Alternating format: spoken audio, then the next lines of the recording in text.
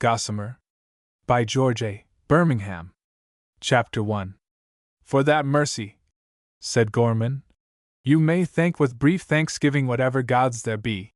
We were discussing, for perhaps the 20th time, the case of poor Asher. Gorman had reminded me, as he often does, that I am incapable of understanding Asher or entering into his feelings, because I am a man of no country, and therefore know nothing of the emotion of patriotism. This seems a curious thing to say to a man who has just had his leg mangled in a battle, but I think Gorman is quite right about his fact. I went out to the fight, when the fight came on, but only because I could not avoid going. I never supposed that I was fighting for my country. But Gorman is wrong in his inference. I have no country, but I believe I can understand Asher quite as well as Gorman does. Nor am I sure that I ought to be thankful for my immunity from the fever of patriotism. Asher suffered severely because at a critical moment in his life a feeling of loyalty to his native land gripped him hard. I have also suffered, a rending of the body at least comparable to Asher's rending of the soul. But I have not the consolation of feeling that I am a hero. I have often told Gorman that if he were as thoroughgoing as he pretends to be he would call himself O'Gorab Hain, or at the very least, O'Gorman. He is an Irishman by birth, sympathy and conviction. He is a member of Parliament, pledged to support the cause of Ireland, and this in spite of the fact that he has brains. He might have been a brilliant, perhaps even a successful and popular novelist. He wrote 2 stories which critics acclaimed, which are still remembered and even occasionally read. He might have risen to affluence as a dramatist. He was the author of one single-act play which made the fortune of a very charming actress 10 years ago. He has made a name for himself as a journalist, and his articles are the chief glory of a leading weekly paper. But the business to which he has really devoted himself is that of an Irish patriot. He says amazingly foolish things in public and, in private, is always quite ready to laugh at his own speeches. He is a genuine lover of Ireland, an inheritor of that curious tradition of Irish patriotism which has survived centuries of disappointed hopes, and a much stranger thing, has never been quite asphyxiated by its own gases.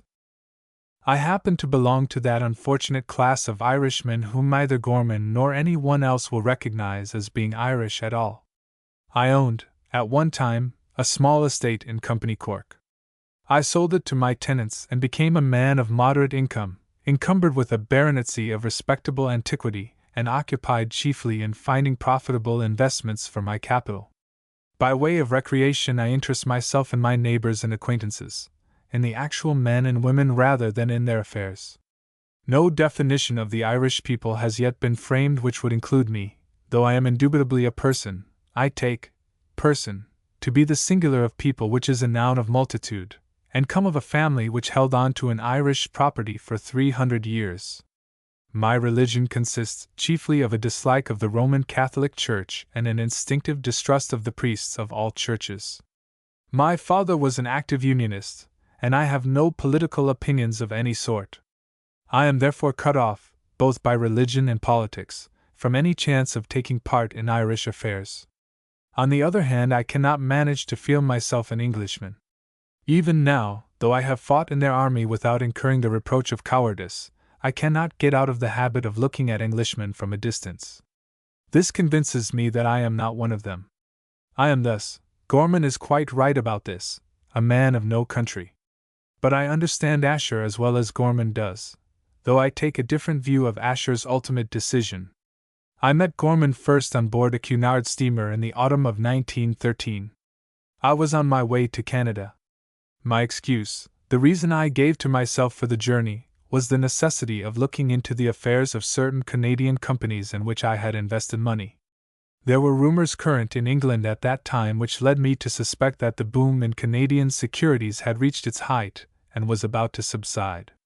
I did not really believe that I was likely to find out anything of value by stopping in an hotel at Montreal or traveling in a train to Vancouver. But I was tired of London and thought the trip might be pleasant. I went to Canada by way of New York, partly because the big Cunarders are comfortable steamers, partly because I find New York an agreeable city. I have several friends there and I like the life of the place, for a fortnight at a time. I do not know whether I should like it for a longer time because I have never had money enough to live in New York for more than a fortnight. As a regular place of residence, it might be too stimulating for me, but I shall probably never know how I should feel about it at the end of 6 weeks. It was Gorman who took the initiative on board the steamer. I do not think that I should ever have made his acquaintance if he had not forced himself on me. He accosted me, introduced himself, carried the acquaintance through to an intimacy by sheer force of personality, and ended by inducing me to like him. He began his attack on me during that very uncomfortable time just before the ship actually starts. It is never possible to settle down to the ordinary routine of life at sea until the screw begins to revolve. There is an hour or two, after the passengers have embarked, which is disquieting and fussy. Mail bags, so I understand, are being put on board. Stewards, carrying cabin trunks, swarm in the corridors. Passengers wander restlessly about or hurry, with futile energy, from place to place. Pushing men hustle each other at the windows of the purser's office, under pretense of expecting letters or dispatching telegrams. Women passengers eye other women passengers with suspicion and distrust. It is very interesting to notice how people who scowl at each other on the first day of a voyage exchange cards and promise to pay each other visits after 6 days as fellow travelers. At the end of another 6 days, such is the usual unfortunate experience, the cards are lost and the promises forgotten. A poet, and following him, a novelist have compared human intercourse to this, speaking of ships that pass in the night. They would have found a more forcible, though perhaps less poetic, illustration of their idea in the friendships formed by passengers in the same steamer. They are intimate, but they are as a rule utterly transitory. However, I have no right to complain. The friendship which Gorman forced on me has lasted 18 months and shows no sign yet of wearing thin. He caught me in the smoking room.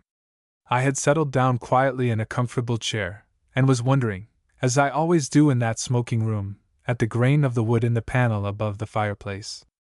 There was no one else in the room except a steward who hovered near the door which leads to the bar.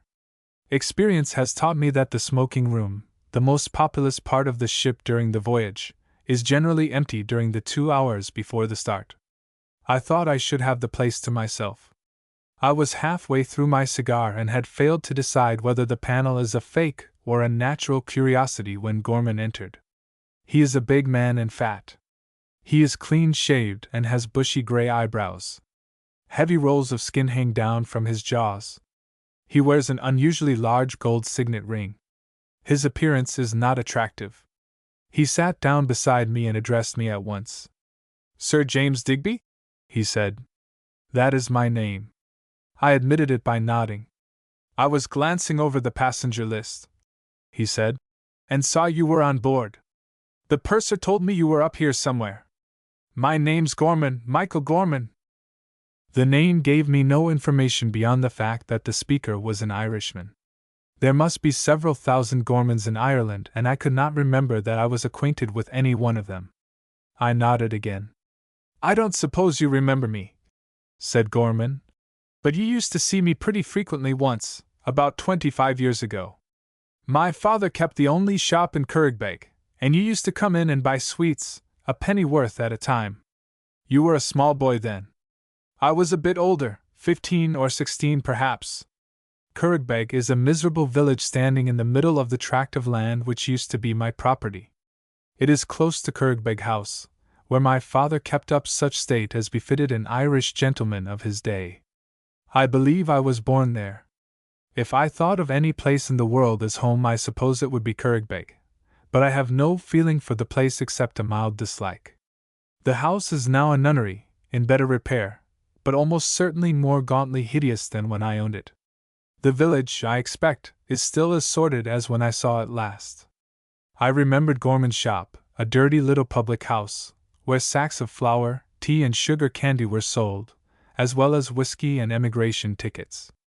I also remembered my father's opinion of Gorman, old Dan Gorman, the father of the man beside me.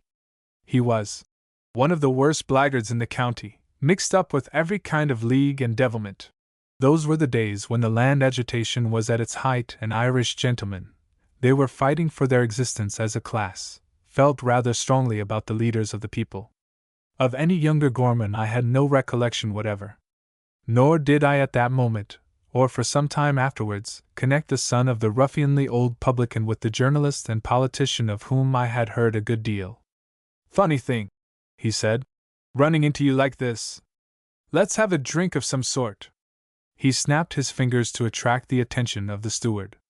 I am not, I fear, thoroughly modernized.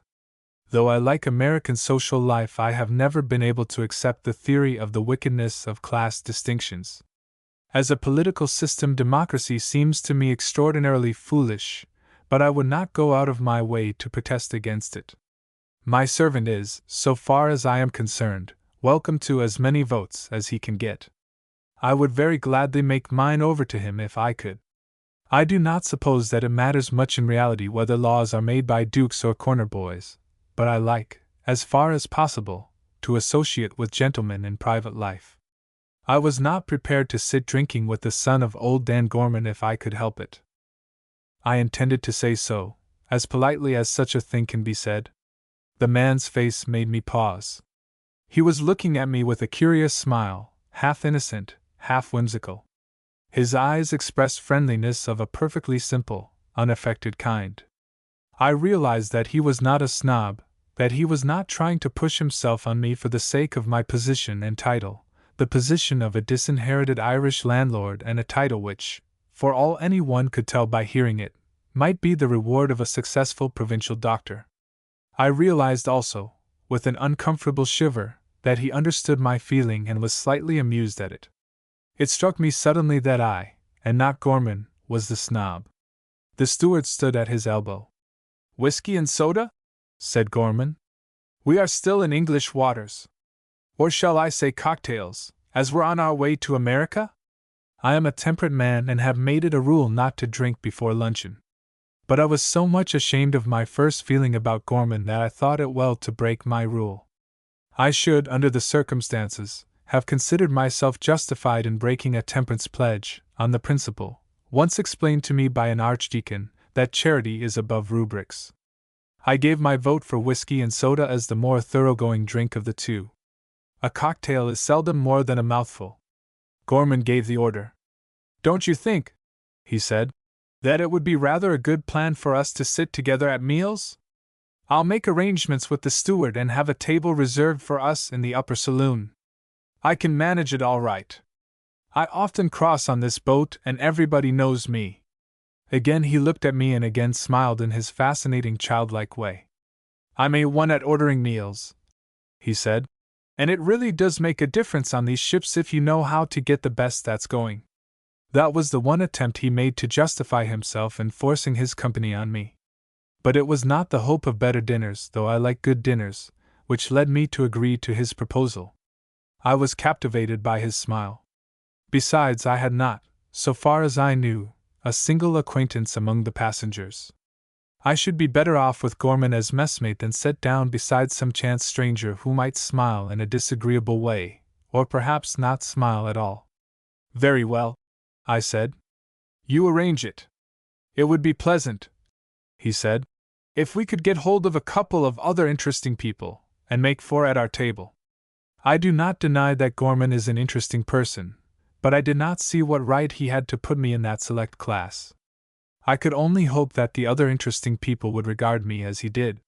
He pulled a passenger list out of his pocket and turned over the pages. "What about the Ashers?" he said. He handed the list to me. There was a pencil mark opposite the name of Mr. Carl Asher.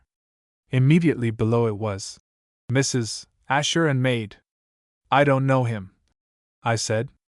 "Who is he? Has he done anything particular?" "Heavens above!" said Gorman. "Who is Asher? But perhaps you don't recognize him apart from the rest of the firm. Ever heard of Asher, Stutz and Company?" I recognized the name then. Asher is a banker, one of those international financiers who manage, chiefly from London offices, a complicated kind of business which no ordinary man understands anything about, a kind of foreign business which for some reason very few Englishmen undertake. "If the man's a millionaire," I said, "he won't care to dine with us, and he's probably a Jew, Not that I've any particular prejudice against Jews. He's not a Jew, said Gorman. He's an Englishman. At least he's as English as any man with a name like that can be. I expect he'll jump at the chance of feeding with us. We're the only people on board the least likely to interest him. I admire Gorman's splendid self-confidence, but I do not share it. I shrank from seeking the friendship of a millionaire. He has his wife with him, I said. Perhaps she. I meant to suggest that Mrs. Asher might not care to be thrown with a couple of stray men of whom she knew nothing. Gorman thought I meant something quite different. She's an American, he said, or was before she married Asher. I hear she goes in for music and pictures and literature and all that sort of thing, which may be boring. But I dare say we shan't see very much of her. She'll probably be seasick the whole time. I have often wondered where Gorman gets all his astonishingly accurate information about people whom he does not know. He was very nearly right about Mrs. Asher.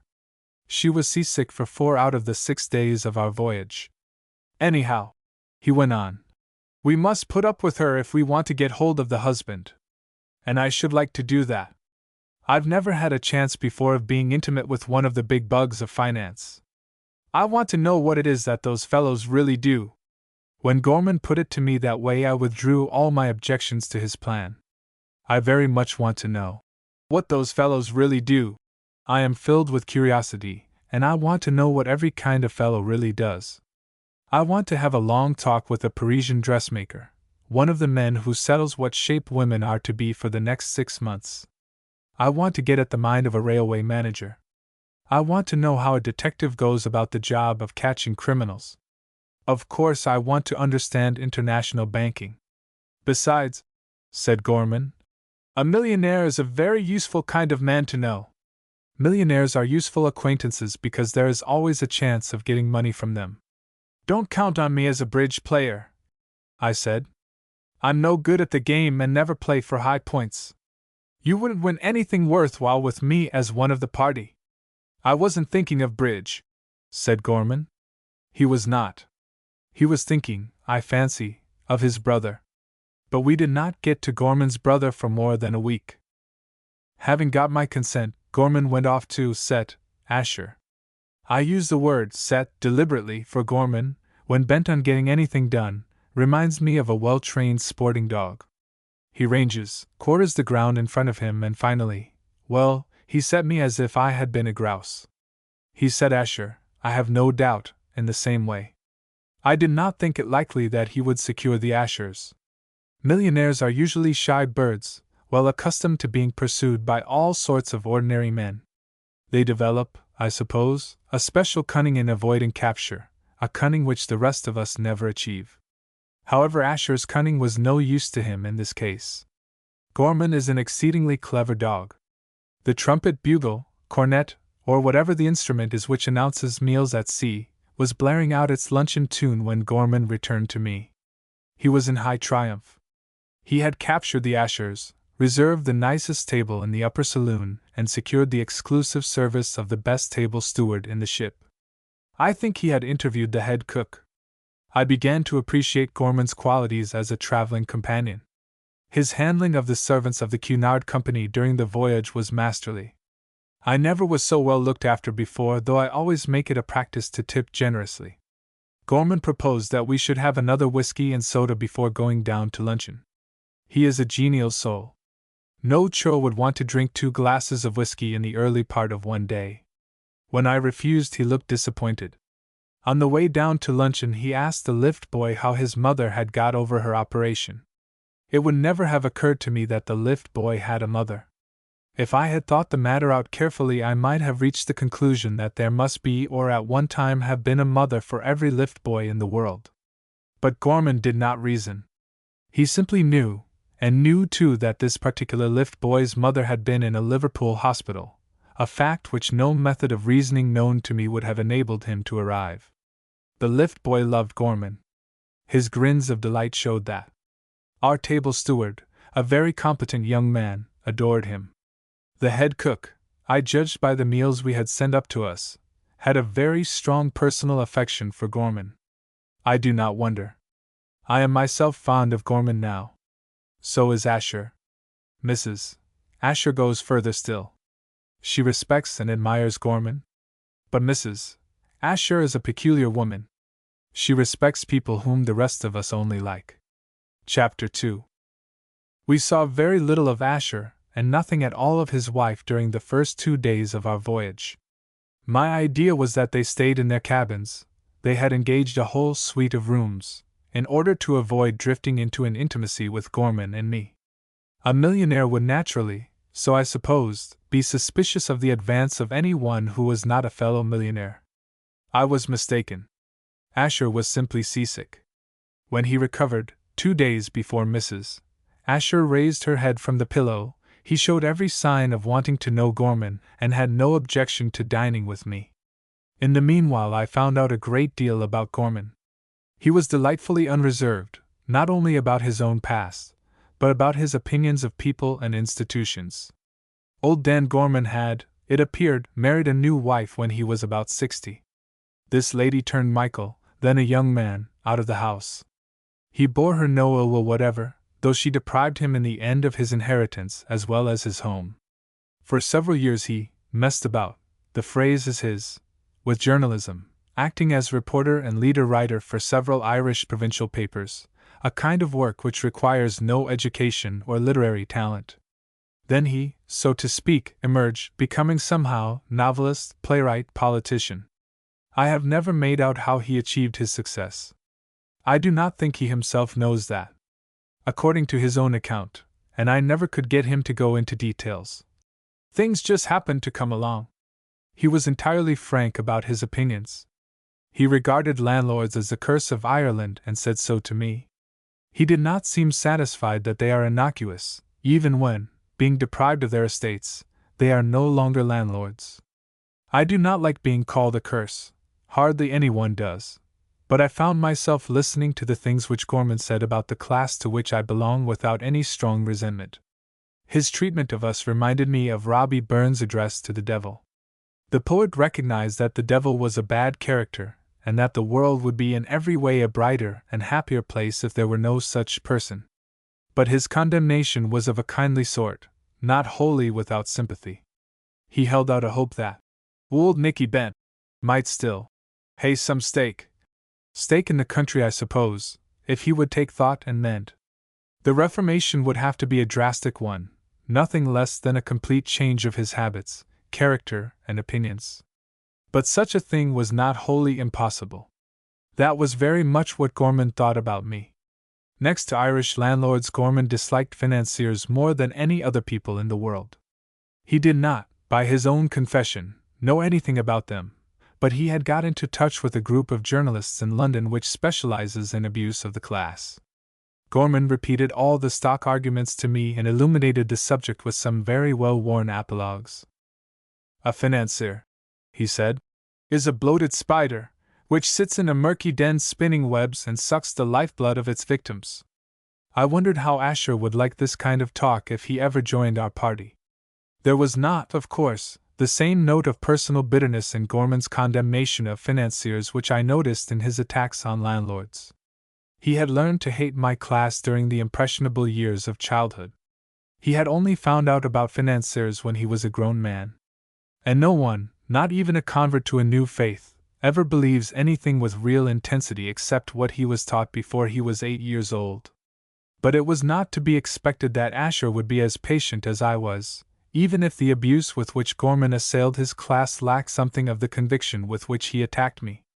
I asked Gorman one evening why, holding the opinions he did, he had chosen as his table mates a banker and an unrepentant landlord. He had a whole shipload of passengers to choose from, most of them, no doubt, believers in democracy, some of them perhaps even socialists, the kind of socialists who travel first class on cracked Cunard steamers. He seemed surprised at the question and did not answer me at once.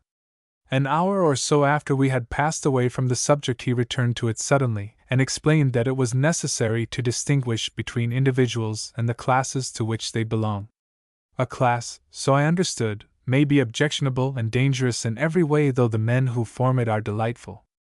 Take the Irish priests, for instance, he said. The minute we get home we'll.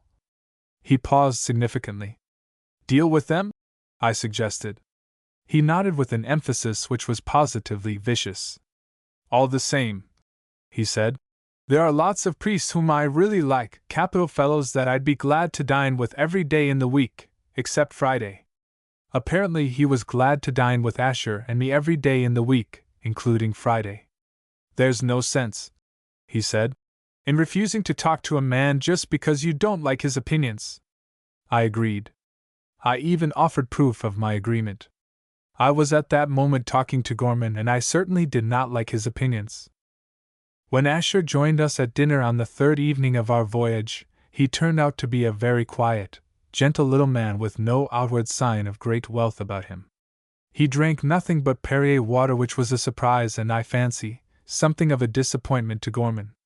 He expected Asher to order champagne, and was quite ready to take his turn in paying for the wine.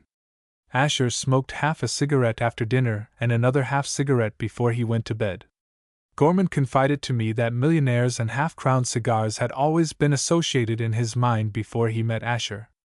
To me, the most surprising thing about the man was the low opinion he had of himself and his own abilities. He was deferential to Gorman, and even seemed to think what I said worth listening to. He knew all about Gorman's 2 novels and his play. He had read many of Gorman's newspaper articles. He used to try and make Gorman talk about literature and art. Gorman, being a man of great intelligence, hates talking about literature, and suspects that anyone who accuses him of art is poking fun at him. Asher took both literature and art quite seriously. He evidently thought that men who write books belong to a superior class. As a matter of fact, Asher has far more brains than any author I have ever met, but he does not know this. Asher lay down without protest under all the outrageous things which Gorman said about financiers. His extreme meekness seemed to stimulate Gorman. No qualities, said Gorman, are required for success as a financier except a low kind of cunning and a totally unscrupulous selfishness. Asher seemed to agree with him. I wanted to point out that, considering the very large number of men who are cunning and the general prevalence of selfishness, the number of successful financiers is surprisingly small. But Gorman did not give me a chance of speaking. Political life in every modern state, said Gorman, is poisoned at its source by the influence of the great financial houses. Democracy is in shackles. Its leaders are gagged. Progress is stopped. Politics are barren. He delivered this oration at dinner one night, and when he came to the barrenness of politics he knocked over Asher's bottle of Perrier water with a sweep of his hand.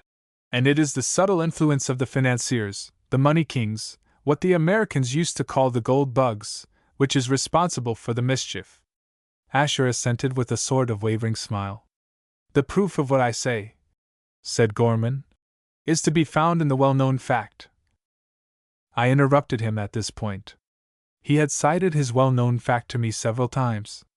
The son of a Liberal cabinet minister married the daughter of a well-known conservative who had been a cabinet minister. It may be my stupidity, but I cannot see how that union proves that financiers control politics. I am not, and never shall be, either a money king or a gold bug, but in mere dread of hearing Gorman produce his well-known fact again, I took up the task of defending the class to which Asher belongs. After all, Gorman, I said, you ought to be a little grateful. You know perfectly well that there wouldn't be any politics if financiers and other capitalists did not pay for them. That's just what I say, said Gorman. No, I said. That's not what you say. You say that financiers poison politics. But there's the greatest difference between paying for a performance and poisoning the performers. Take a theater, for instance. Talking of theaters, said Gorman, there's a rattling good circus going on in New York at present. I'll take you 2 men to see it some night. But I was not going to let Gorman ride away in this manner from an argument in which he was being worsted. Do let me finish what I am saying, I said. All your parliaments and legislative assemblies are simply national theaters kept up for the amusement of the people. Somebody has to put up the money to keep them going. The ordinary man won't do it. You can't even get him to vote without hypnotizing him first by means of a lot of speeches and newspaper articles and placards which stare at him from hoardings. Even after you've hypnotized him, you have to drag him to your polling booth in motor cars. He wouldn't go if you didn't. As for paying for your show, you know perfectly well that there'd be no money for the running of it if it weren't for a few financiers and rich men. One of Gorman's most delightful characteristics is that he bears no malice when an argument goes against him. "Begad, you're right," he said. "Right all the way along. At the present moment I'm on my way to America to get money for the party. There's a man I have my eye on out in Detroit, a fellow with millions and an Irishman. I mean to get a good subscription out of him. That's why I'm on this ship." "Curious," I said. "I'm after money too. I have some investments in Canadian Railway shares, nothing much, just a few thousands, but a good deal to me. I'm a little uneasy." I looked at Asher. A man in his position, the head of one of the great financial houses, ought to be able to give very good advice about my shares. A word from him about the prospects of Canada generally and the companies in which I am interested in particular would be very valuable to me. Gorman was also looking inquiringly at Asher. I dare say a tip on the state of the stock market would be interesting to him. I do not know whether party funds are invested or kept on deposit receipt on a bank, but Gorman is likely to have a few pounds of his own. Asher misinterpreted our glances. He thought we wanted to know why he was going to America. "The condition of Mexico at present," he said, "is causing us all some anxiety. My partner in New York wants to have a consultation with me. That's what's bringing me over." "Ah," said Gorman. "I rather respect those Mexicans. It's pleasant to hear of wealthy men like you being hit sometimes." "It's not exactly that," said Asher. "As a firm, we don't lose directly whatever happens in Mexico. What we have to consider is the interest of our customers, the people, some of them quite small people, who went into Mexican railways on our advice. Banking houses don't put their money into investments. That's not our business. But banking is a very dull subject. Let's talk of something else." He turned to me as he spoke. "You were speaking just now," he said, "about the necessity of putting up money for the support of theaters. If we are to have any real dramatic art in England—" Banking is a fascinatingly interesting subject compared to art, but Asher does not think so, and Asher had taken hold of the conversation. He appealed to Gorman as a man whose services to literature and drama had never been properly recognized. He appealed to me as a member of a cultured class. Neither of us was sympathetic or responsive. Gorman knows that he has never rendered any service to literature at all, that he wrote novels because he wanted money in the days before a grateful country paid him £400 a year for walking round the lobbies of the House of Commons, that he tumbled into his play by accident, and made money out of it because a very charming lady was more charming than usual in the part he wrote for her. Gorman, this is one of the advantages of being an Irishman, has no illusions about himself. I have none about my class. It is not cultured and does not want to be. When Asher had smoked his half-cigarette, we left the dining saloon and went to our special corner in the lounge. Asher talked until nearly 10 o'clock about art and drama and music as if they were the only things of any interest or importance in the world. Then he went to bed. Gorman and I agreed that art, drama, and music are of very little importance and less interesting than anything else. Gorman's weekly articles, quite the best things of their kind then being published, are all about art, so he has a perfect right to express his opinion. What we wanted to hear Asher talk about was money. "I've always wanted to know what high finance really is," I said. "It seems a pity not to be able to find out now we've got a man who understands it." "I'll take him in hand tomorrow," said Gorman. "There's no use our having him to dine with us and looking after him all the way across if we don't get anything out of him." Gorman's words were cryptic. I wanted to get knowledge, the sort of knowledge which would satisfy my curiosity, out of Asher, chiefly knowledge, though I would not have refused a little inside information about Canadian affairs. Gorman might very well want something more. He might want a subscription to the funds of his party. I hoped he would not get it, either out of Asher or out of the man at Detroit of whom he spoke. I am not a member of any political party, but I hate that to which Gorman belongs. If I were attached to a party and if Gorman's friends joined it in a body, I should leave it at once. My opinion, so far as I have any opinion, is that what Ireland wants is to be let alone. But if the Irish Nationalist Party were to adopt a policy of deliberately doing nothing and preventing other people from doing anything, I should not support it. I should then search about for something revolutionary and try to insist on carrying it out. Nothing would induce me to be on the same side as Gorman and his friends. Such is the nature of an Irish gentleman. I lay awake for a long time that night, smoking cigarettes in my berth and meditating on the fact that, of the three of us, I was the one who was going to America for purely selfish purposes. Gorman was trying to get money for his party, for his own ultimate advantage, no doubt, but in the first instance the money was not for himself but for a cause. And Gorman is a politician, a member of a notoriously corrupt and unscrupulous professional class.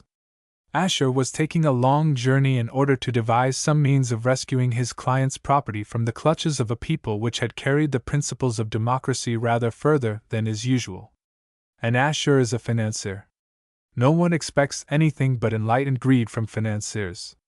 I belong by birth and education to an aristocracy, a class which is supposed to justify its existence by its altruism.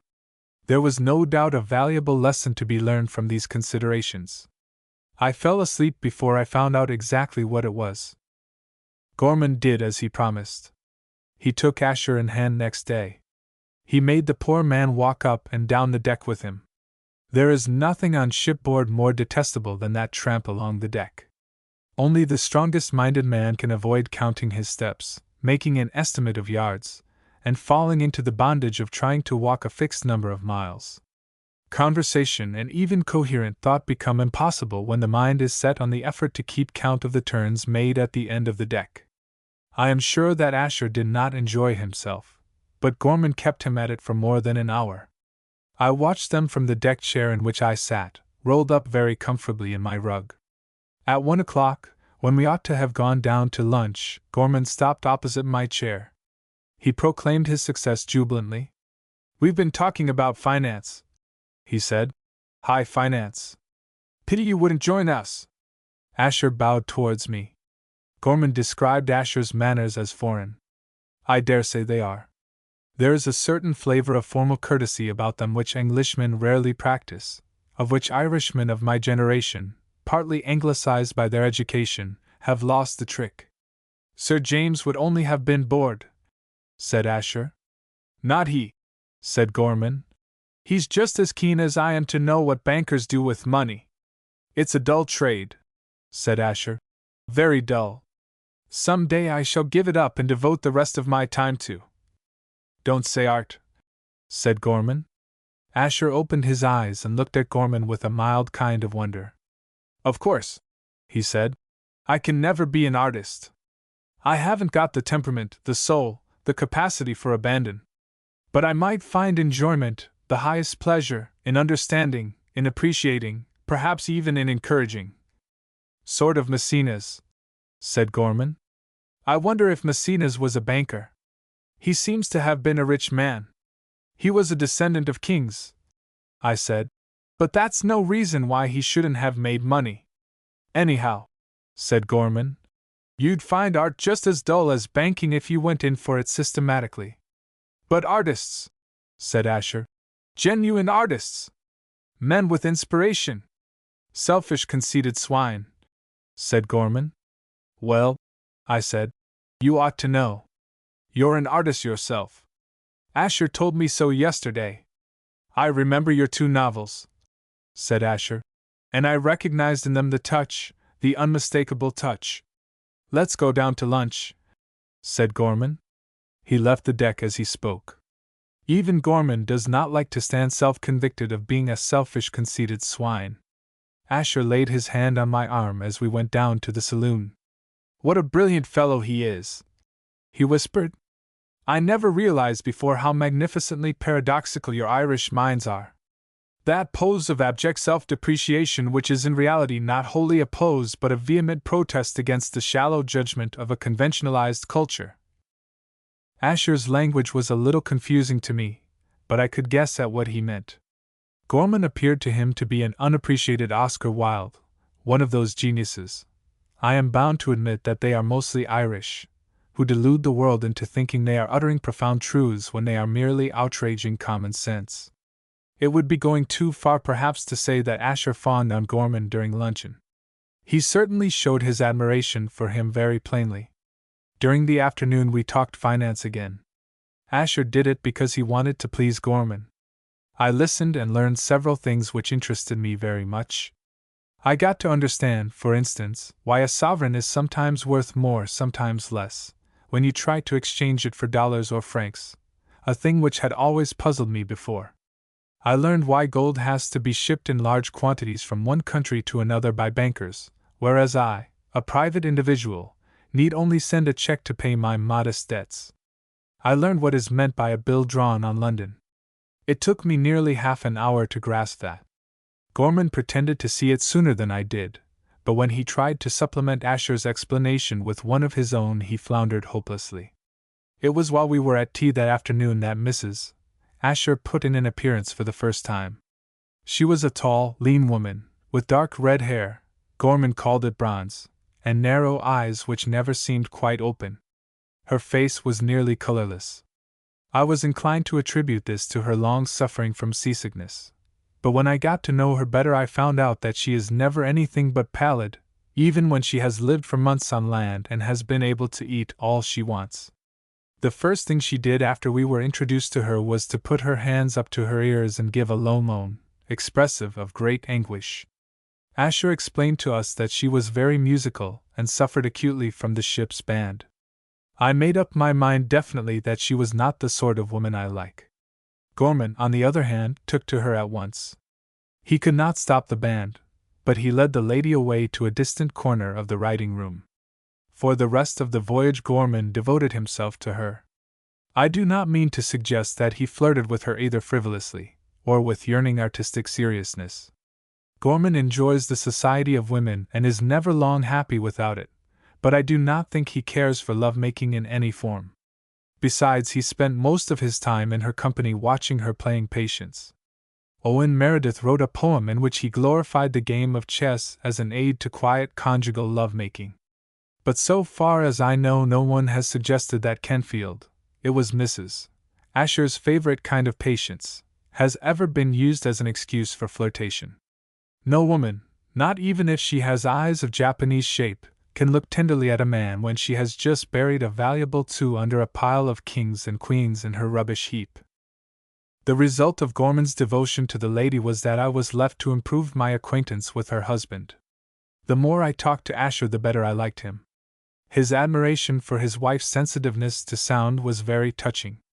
I am convinced that he knew a great deal more about music than she did and appreciated it more. But her sudden outbursts of petulance when the band played seemed to Asher a plain proof that she had the spirit of an artist. He confided in me that it gave him real pleasure to see her and Gorman together because, as artists, they must have much in common. Asher has a very simple and beautiful nature. No one with any other kind of nature could put up with Mrs. Asher as a wife. Mere simplicity of soul and beauty of character would not, I am afraid, have kept me at Asher's side for the rest of the voyage. Virtue, like the innocence of the young, is admirable but apt to be tiresome. What attracted me most to Asher was his ability, the last thing he recognized in himself. When he found out that I was interested in his business, he talked to me quite freely about it, though always with a certain suggestion of apology. There was no need for anything of the sort. He revealed to me a whole world of fascinating romance of which I had never before suspected the existence. Some day, perhaps, a poet, he will have to be a great poet, will discover that the system of credit by means of which our civilization works deserves an epic. Neither the wanderings of Ulysses nor the discoveries of a traveler through paradise and purgatory make so splendid an appeal to the imagination as this vastly complex machine which Asher and men like him guide. The oceans of the world are covered thick with ships. Long freight trains wind like serpents across continents. Kings build navies. Ploughmen turn up the clay. The wheels of factories go round.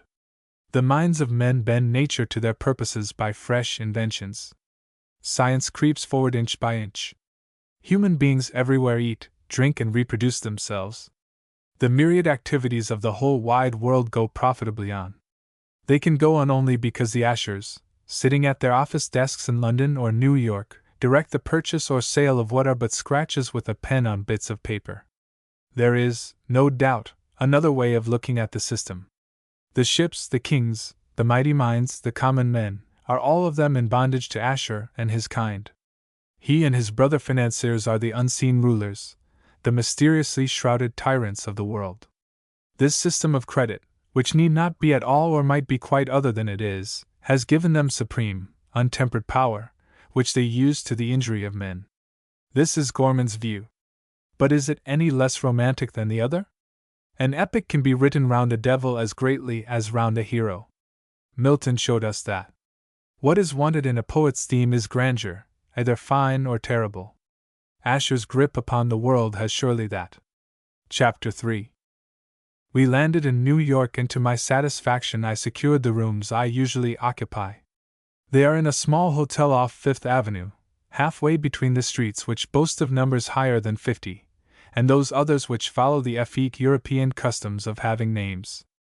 It is one of the paradoxes of New York that the parts of the city where fashionable people live and spend their money are severely businesslike in the treatment of streets, laying them out so as to form correct parallelograms and distinguishing them by numbers instead of names, as if terrified of letting imagination loose for a moment. Downtown, where the money is made and the offices of the money makers are piled one on top of another, the streets are as irregular as those of London or Paris, and have all sorts of fascinatingly suggestive names. My hotel stands in the debatable land between the two districts. Fashionable life is ebbing away from its neighborhood. Business is, as yet, a little shy of invading it. The situation makes an appeal to me. I may be, as Gorman says, a man of no country, but I am a man of two worlds. I cling to the skirts of society, something of an outsider, yet one who has the right of entry, if I choose to take the trouble, the large amount of trouble necessary to exercise the right. I am one who is trying to make money, scarcely more than an amateur among business men, but deeply interested in their pursuits. This particular hotel seems to me therefore a convenient, that is to say a suitable place of residence for me. It is not luxurious, nor is it cheap, but it is comfortable, which is perhaps the real reason why I go to it. I gave Gorman my address before I left the ship, but I did not expect him to make any use of it. I thought that I had seen the last of him when I crossed the gangway and got caught in the whirlpool of fuss which eddied round the custom-house shed. I was very much surprised when he walked in on me at breakfast time on the second morning after our arrival. I was eating an omelette at the time. I offered him a share of it and a cup of coffee. Gorman refused both, but he helped himself to a glass of iced water. This shows how adaptable Gorman is. Hardly any European can drink iced water at or immediately after breakfast during the first week he spends in America. I do not take to the stuff till I have been there about a fortnight. But Gorman, in spite of his patriotism, has a good deal of the cosmopolitan about him. Strange foods and drinks upset him very little. "Doing anything this evening?" he asked. "If not, will you spend it with me? Asher has promised to come. We're going to a circus and on for supper afterwards. You remember the circus I mentioned to you on the steamer?" I hesitated before I answered. I suppose I looked a little astonished. That Gorman should propose an evening out was natural enough. I should not call him a dissipated man, but he has a great deal of vitality, and he likes what he calls a racket, occasionally. What surprised me was that a circus should be his idea of dissipation. A circus is the sort of entertainment to which I send my nephew, a boy of 11, when he spends the night with me in London on his way to school. My servant, a thoroughly trustworthy man, takes him there. I pay for the tickets. Gorman, Asher, and I were 3 grown men, and we could not boast of a child among us to serve as an excuse for going to a circus. "It's quite a good show," said Gorman. I tried to think of Asher at a circus. I failed to picture him, a man educated up to the highest forms of art, gazing in delight, while a lady in short petticoats jumps through a hoop from the back of a galloping horse. I had not been at a circus for about 30 years, since my 10th birthday indeed, but I do not believe that the form of entertainment has changed much since then. The clown's jokes, I judge from my nephew's reports, are certainly the same as they were in my time. But even very great improvements would not make circuses tolerable to really artistic people like Asher. I've got free passes for the best seats, said Gorman. He had mistaken the cause of my hesitation. I was not thinking of the cost of our evening's amusement. You journalists, I said, are wonderful. You get into the front row every time without paying, whether it's a coronation or a funeral. How did you manage it this time? My brother Tim is connected with the show. I dare say you don't remember him at Currigbeg. He was 15 years younger than me. My father married a second time, you know. Tim is my half-brother. I did not remember Gorman himself in Currigbeg. I could not be expected to remember Tim, who must have been still unborn when I left home to join the army. Tim has the brains of our family, said Gorman. His mother was a very clever woman. I never heard Gorman say anything worse than that about his stepmother, and yet she certainly treated him very badly. You're all clever, I said. Your father drove mine out of the country and deprived him of his property. It took ability to do that. You are a member of Parliament and a brilliant journalist. Timothy, I hardly like to speak of him as Tim, owns a splendid circus. He doesn't own it, said Gorman. Well, runs it, I said. I expect it takes more brains to run a circus than to own one. He doesn't exactly run it, said Gorman. In fact, he only takes the money at the door.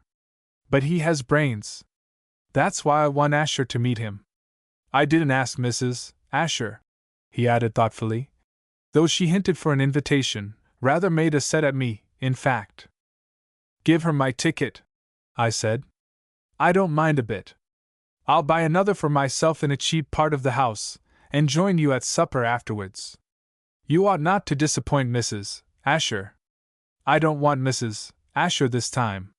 She'd be in the way.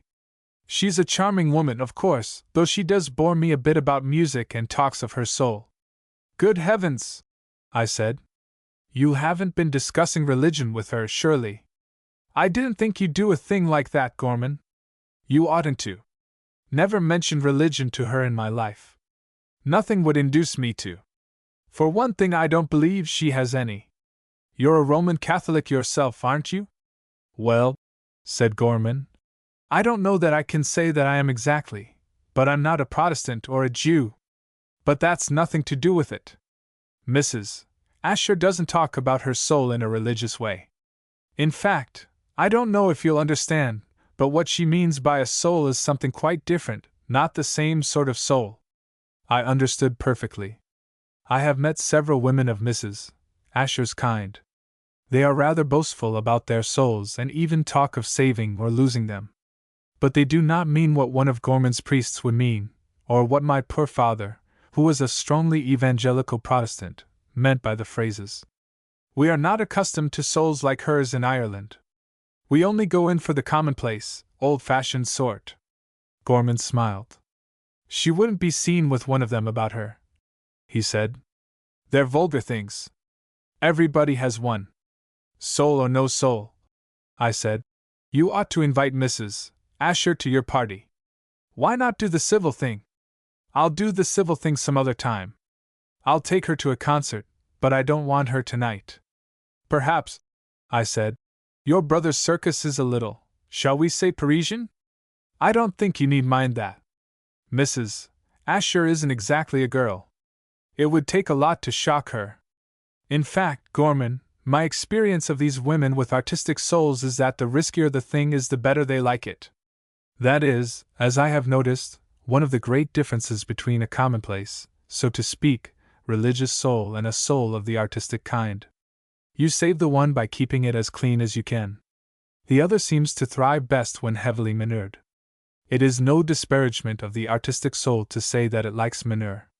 Some of the most delicious and beautiful things in the world are like that, raspberries for instance, which make excellent jam, roses about which poets write, and begonias. I knew a man once who poured bedroom slops into his begonia bed every day, and he had the finest flowers I ever saw.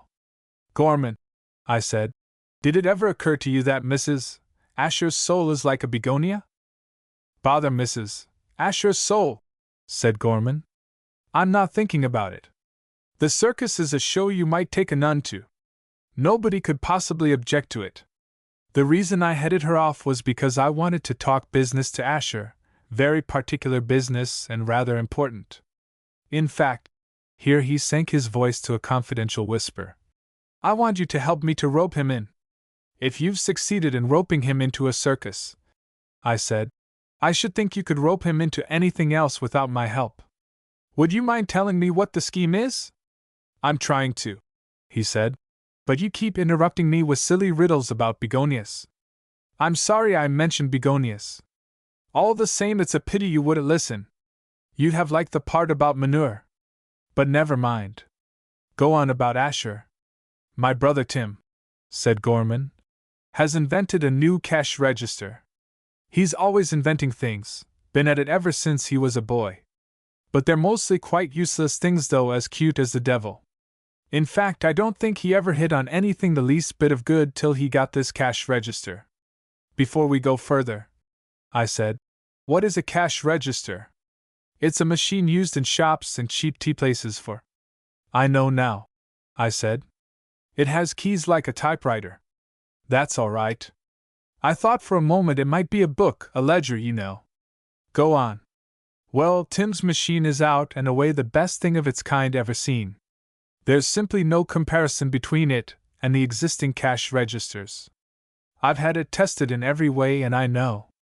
I began, so I thought, to see what Asher was to be roped into. You want money to patent it, I suppose, I said. But that was not it. Gorman had scraped together whatever money was necessary to make his brother's inventions secure in Europe and America. He had done more. He had formed a small private company in which he held most of the shares himself. He had manufactured 100 of the new machines and was prepared to put them on the market. Ah, I said. Now I see what you're at. You want more capital. You want to work the thing on a big scale. I might take a share or two myself, just for the sake of having a flutter. We don't want you, said Gorman. The fewer there are in it, the better.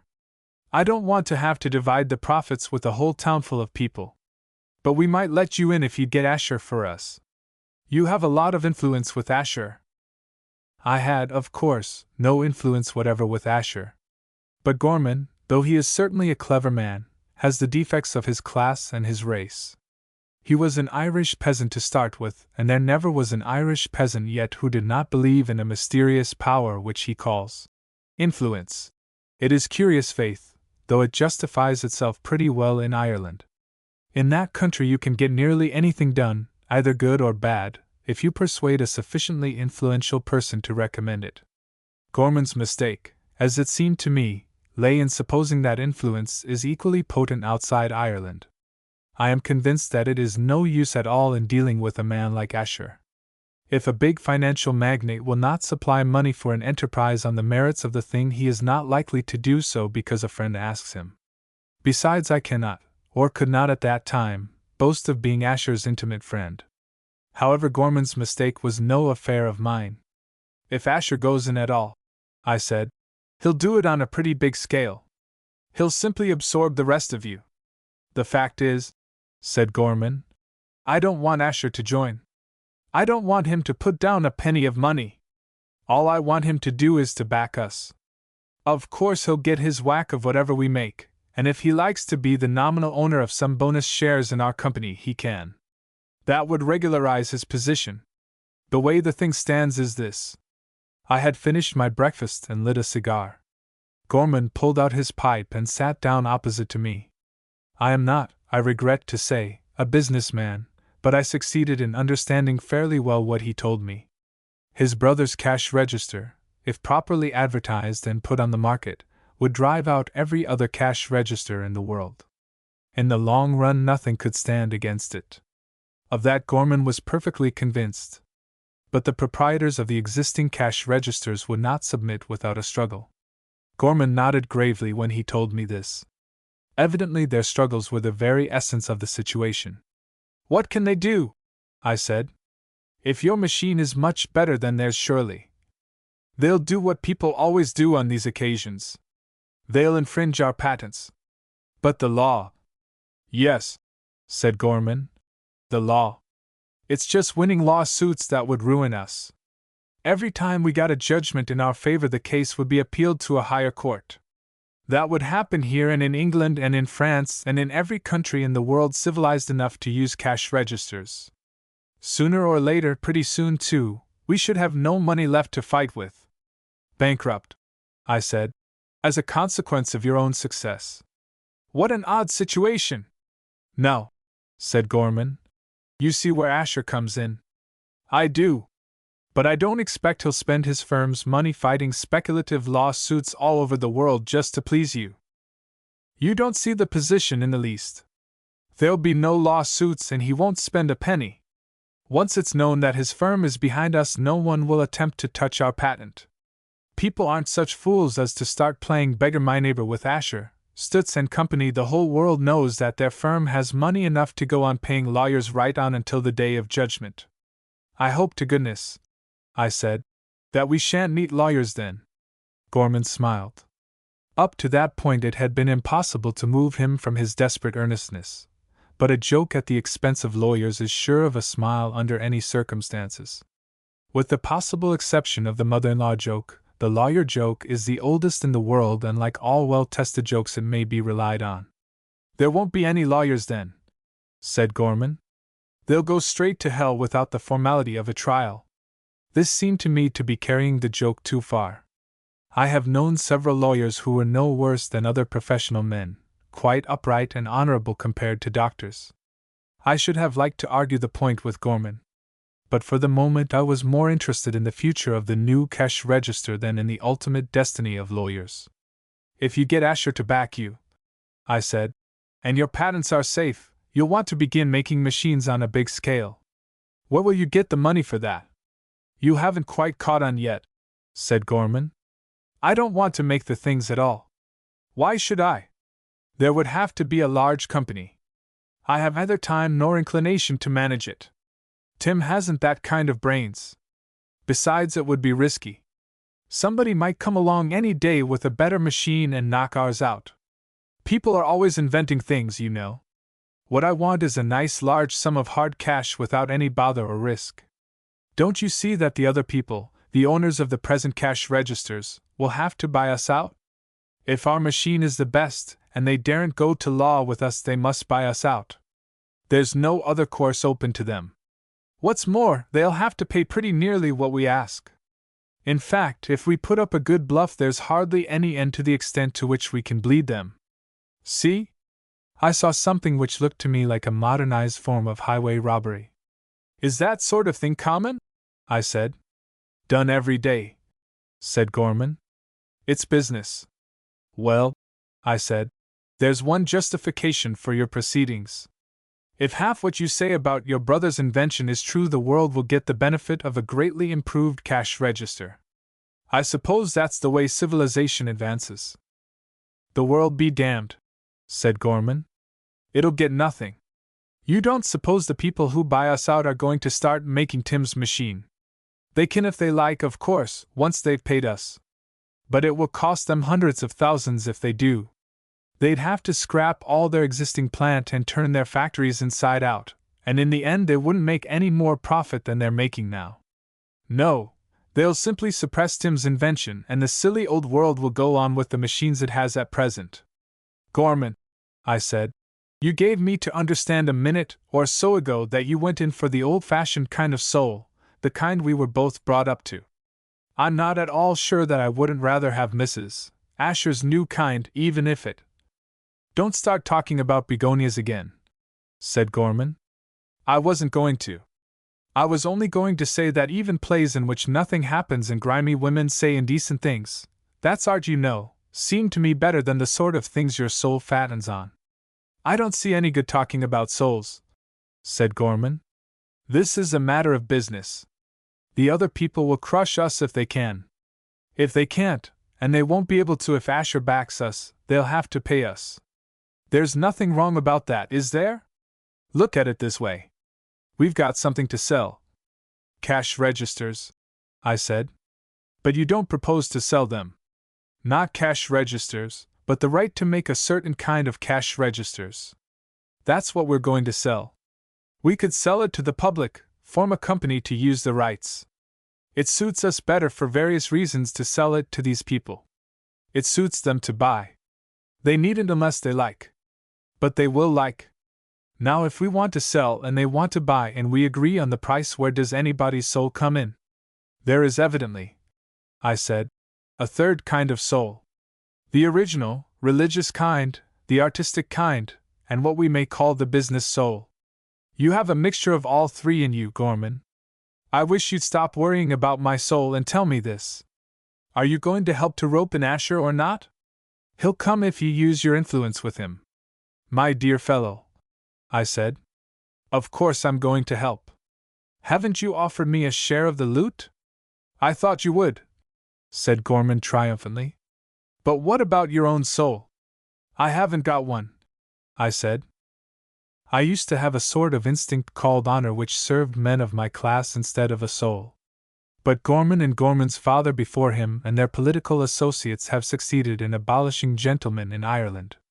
There is no longer the class of gentry in that country, and the few surviving individuals have learned that honor is a silly superstition. I am now a disinterested spectator of a game which my ancestors played and lost. The virtue desirable in a spectator is not honor but curiosity. I wanted very much to see how Asher would take Gorman's proposal and how the whole thing would work out. I promised to sit through the circus, to attend the supper party afterwards, and to do the best I could to persuade Asher to join our robber band. Chapter 4. Mrs. Asher is not the woman to miss an entertainment she desires merely because she lacks an invitation. She arrived at the door of the circus in a taxicab with Asher. Gorman and I were there, and when he first saw Mrs. Asher he swore. However, he was forced to give her some sort of welcome, and he did it pretty well, though I fear Asher might have noticed a note of insincerity in his voice. But that was only at first. Gorman's temper changed when we reached our seats and Mrs. Asher threw off her cloak. She was wearing an evening gown of the most startling design and color. I should have said beforehand that a woman with a skin as pallid as that of a corpse, and so little flesh that her bones stick up jaggedly, would be wise to avoid very low dresses. Mrs.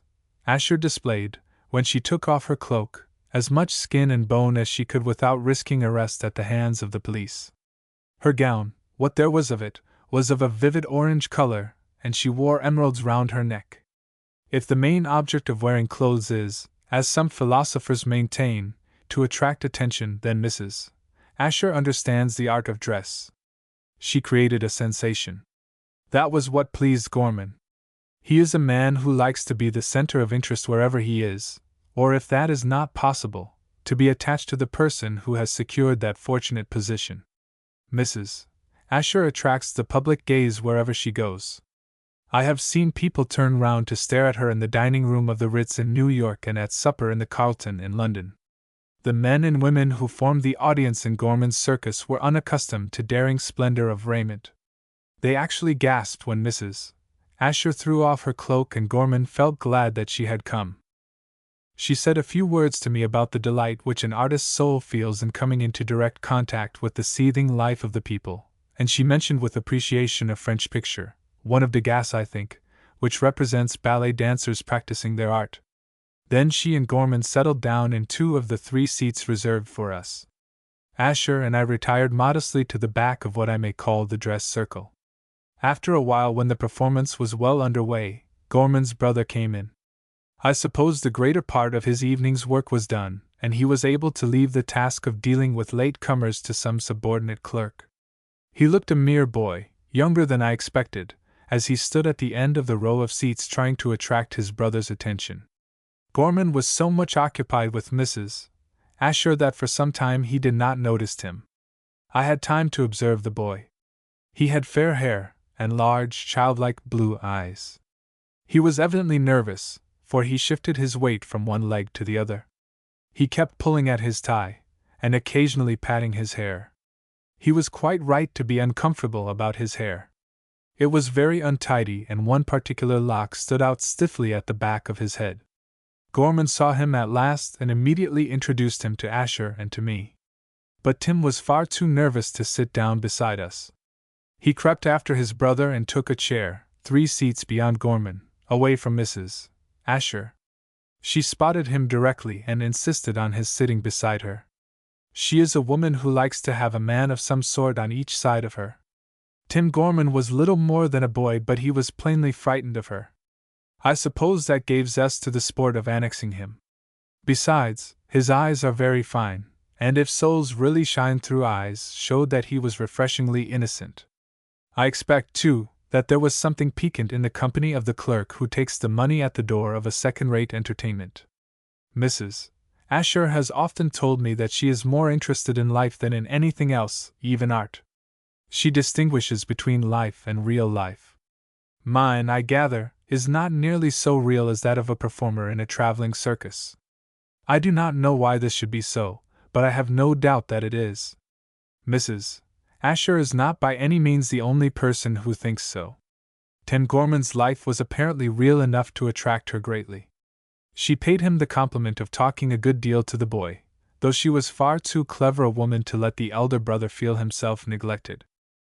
A learned horse had just begun its performance when Tim Gorman entered. It went on for some time, picking out large letters from a pile in front of it and arranging them so as to spell out yes or no in answer to questions asked by a man with a long whip in his hand. The animal used one of its front hoofs in arranging the letters, and looked singularly undignified. Asher sat quite still with an air of grave politeness. I tried to get him to tell me what he thought of the learned horse, but could get nothing out of him. Long silences make me uncomfortable. I felt at last that it was better to talk nonsense than not to talk at all. I suppose, I said, that learned men look almost as grotesque to the angels as learned horses do to us. I can fancy Raphael watching a German professor writing a book on the origin of religion. He would feel all the while that the creature's front paw was meant by nature for nobler uses. Yes, said Asher. Yes. Quite so. He spoke vaguely. I think he did not hear what I said. Or perhaps the learned horse struck him differently. Or his mind may have been entirely occupied with the problem of Mexican railways so that he could pay no attention either to the learned horse or to me. If so, he was wakened from his reverie by the next performance. A company of acrobats in spangled tights, 3 men and 1 young woman, took possession of the arena. At first they tumbled, turned somersaults, climbed on each other's shoulders and assumed attitudes which I should have said beforehand were impossible for any creature with bones. Then a large net was stretched some 6 feet from the ground, and several trapezes which had been tied to the roof were allowed to hang down. The acrobats climbed up by a ladder and swung from one trapeze to another. The business was commonplace enough, but I became aware that Asher was very much interested in it. He became actually excited when we reached the final act, the climax of the performance. The program, at which I glanced, spoke of the flying lady. The woman, her spangles aglitter in a blaze of limelight, did indubitably fly, if rushing unsupported through the air at some height from solid ground is the essence of flying.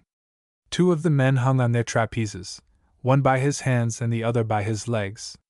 They swung backwards and forwards. The length of the ropes was so great that they passed through large arcs, approaching each other, and then swinging back until there was a long space between them. The young woman, standing on a 3rd trapeze, swung too. Suddenly, at the upward end of a swing, just as her trapeze hung motionless for an instant, she launched herself into the air. The man on the next trapeze came swinging towards her. She caught him by the feet at the very moment when he was nearest to her. He swung back and she dangled below him. When he reached the highest point of the half-circle through which he passed, she was stretched out, making with him a horizontal line. At that moment she let go and shot, feet foremost, through the air.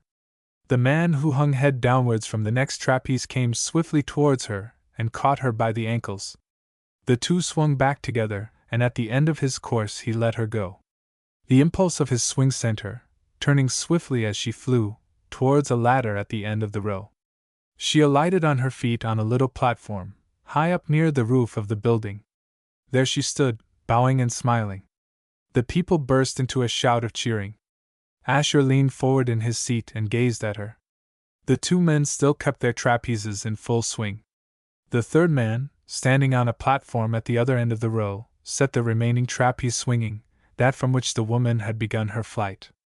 A minute later she flung herself from the platform and the whole performance was repeated. I could hear Asher panting with excitement beside me. "A horribly risky business," I said, "but wonderful, really wonderful. If one of those swings were a fraction late, but of course the whole thing is exactly calculated." Yes, said Asher. "Calculated, of course. It's a matter of mathematics and accurate timing of effort. But if it were worked by machinery, with lay figures, we should think nothing of it. Somebody would do sums and there would be nothing particular in it. The wonderful thing is the confidence. The timing of the swings might be all right, but if the woman hesitated for an instant, or if one of the men felt the slightest doubt about the things coming off, if they didn't all feel absolutely sure that the hands would be there to grasp her at just the proper moment, it's the perfect trust which the people have, of each other, of the calculations, don't you see?" I began to see that Asher was profoundly moved by this performance. I also began to see why. "It's like some things in life," I said, "or what some things ought to be." "It's like what my life is," said Asher. "Don't you see it? I should be rather stupid if I didn't see it, considering the trouble you took to explain the working of international credit to me for 2 whole days. Then you do understand." "I understand," I said, "that you are that woman. Your whole complex business is very like hers. It's the meeting of obligations exactly at the end of their swing, the fact that at the appointed moment there will be something there for you to grasp." "And the confidence," said Asher. "If the bankers in any country doubt the solvency of the bankers in another country, if there's the smallest hesitation, an instant's pause of distrust or fear, then international credit collapses and—" He flung out his arm with a gesture of complete hopelessness. I realized that if anything went wrong between bankers in their trapeze act there would be a very ugly smash. "And in your case," I said, "there's no net underneath." The girl and the 3 men were safe on firm ground again. They were bowing final acknowledgments to the cheering crowd.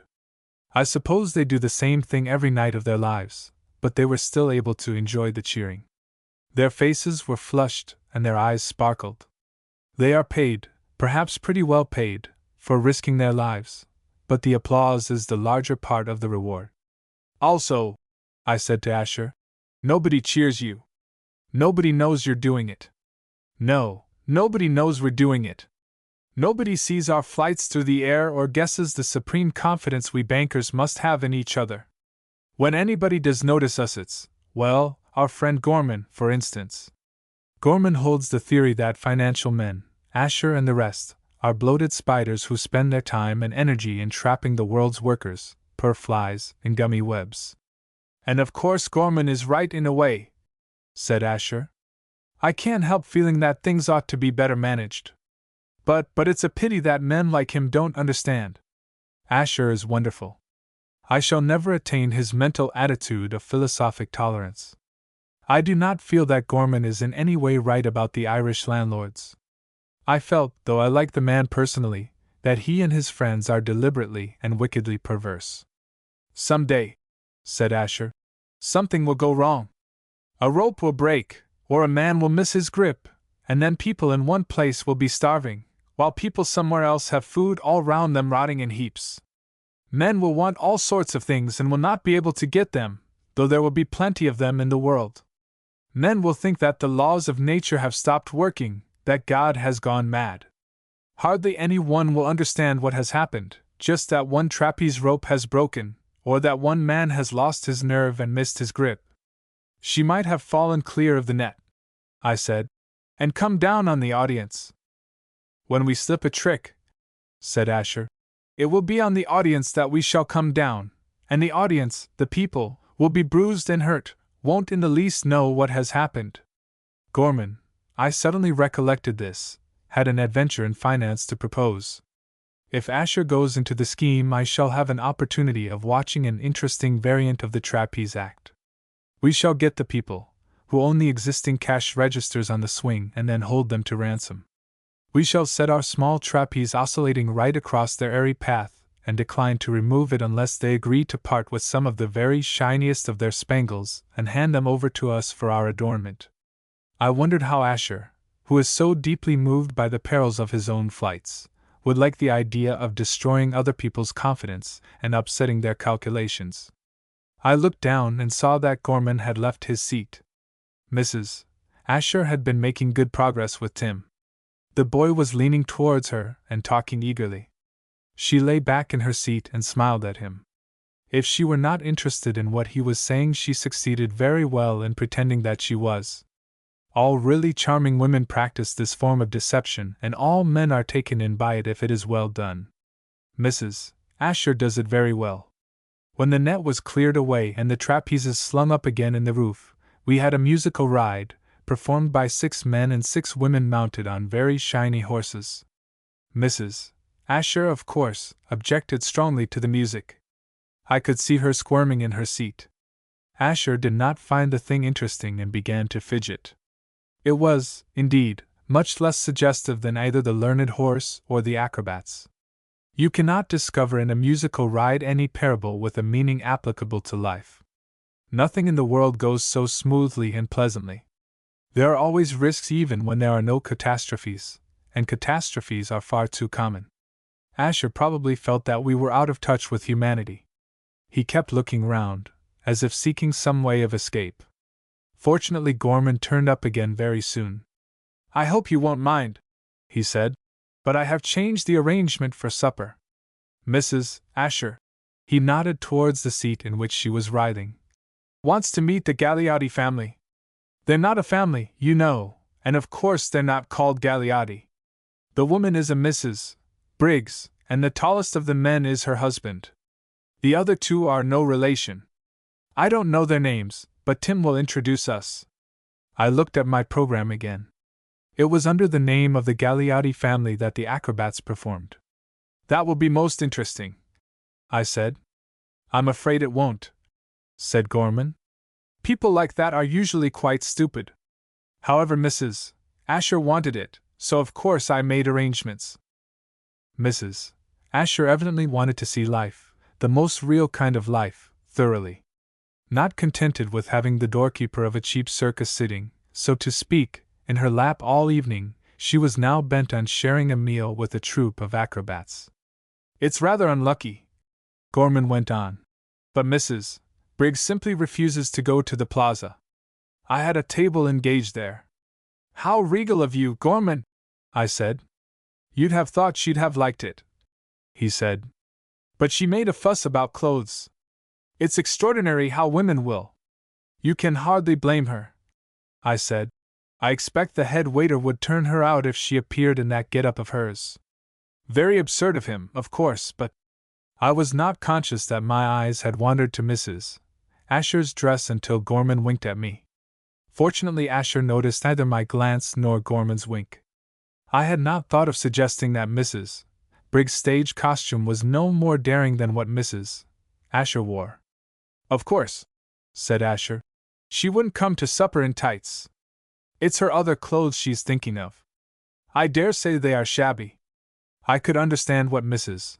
Briggs felt. Gorman could not. I do not think that any feeling about the shabbiness of his coat would make him hesitate about dining with an emperor. "I hope you won't mind," he said to Asher, "but we're going to rather a third-rate little place." Gorman had evidently meant to do us well in the way of supper, champagne probably. He may have had the idea that good food would soften Asher's heart towards the cash register scheme, but Mrs. Asher's insistence on meeting the Gagliotti family spoiled the whole plan. We could not talk business across Mrs. Briggs, so it mattered little what sort of supper we had. Mrs. Asher left her seat and joined us. Tim, looking more nervous than ever, followed her at a distance. "Take me out of this," she said to me. "Take me out of this or I shall go mad. That dreadful band!" She spoke in a kind of intense hiss, and I took her out at once, leaving the others to collect our hats and coats, and to hunt up the Gagliotti family. When we reached the entrance hall, she sank into a seat. I thought she was going to faint and felt very uncomfortable. She shut her eyes and murmured in a feeble way. I bent down to hear what she was trying to say, and was relieved to find that she was asking for a cigarette. I gave her one at once. I even lit it for her, as she seemed very weak. It did her good. When she had inhaled 3 or 4 mouthfuls of smoke, she was able to speak quite audibly, and had forgotten all about the horror of the band.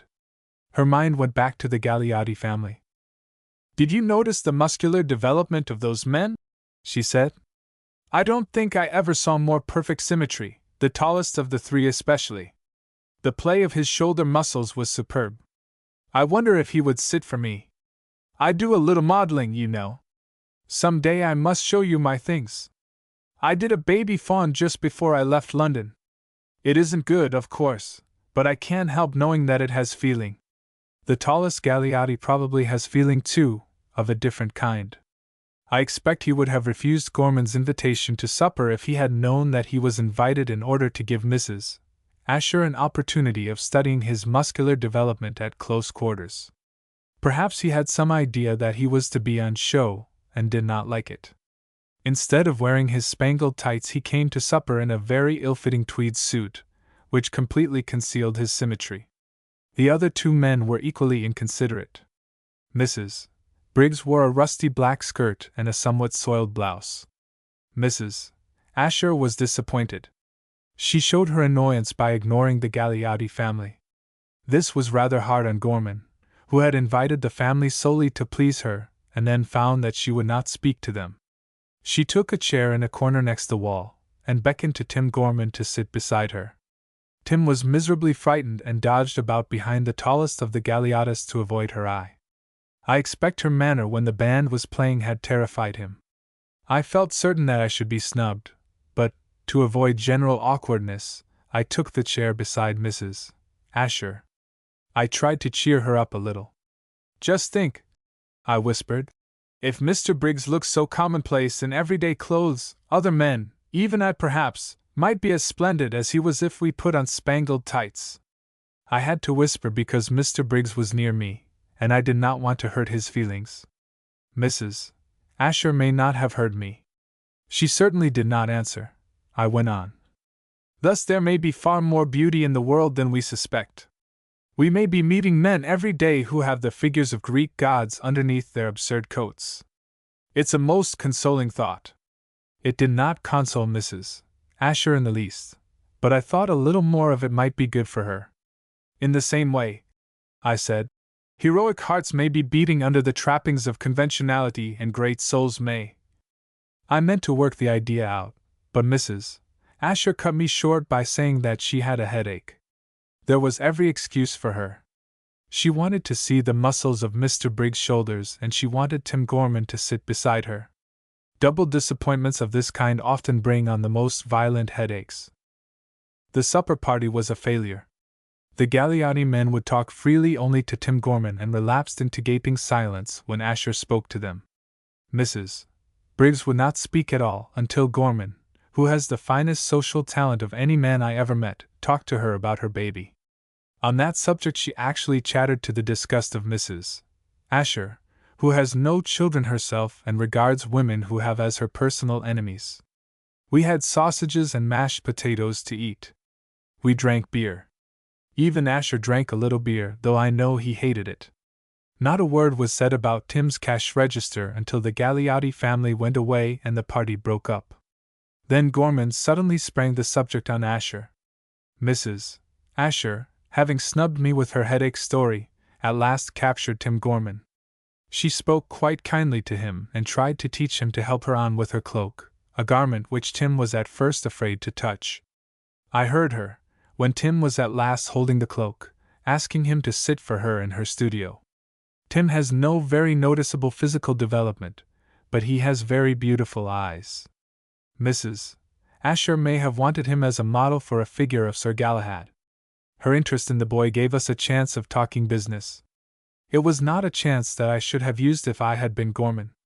It seemed to me foolish to lay a complicated scheme before a man who has just been severely tried in temper by unaccustomed kinds of food and drink.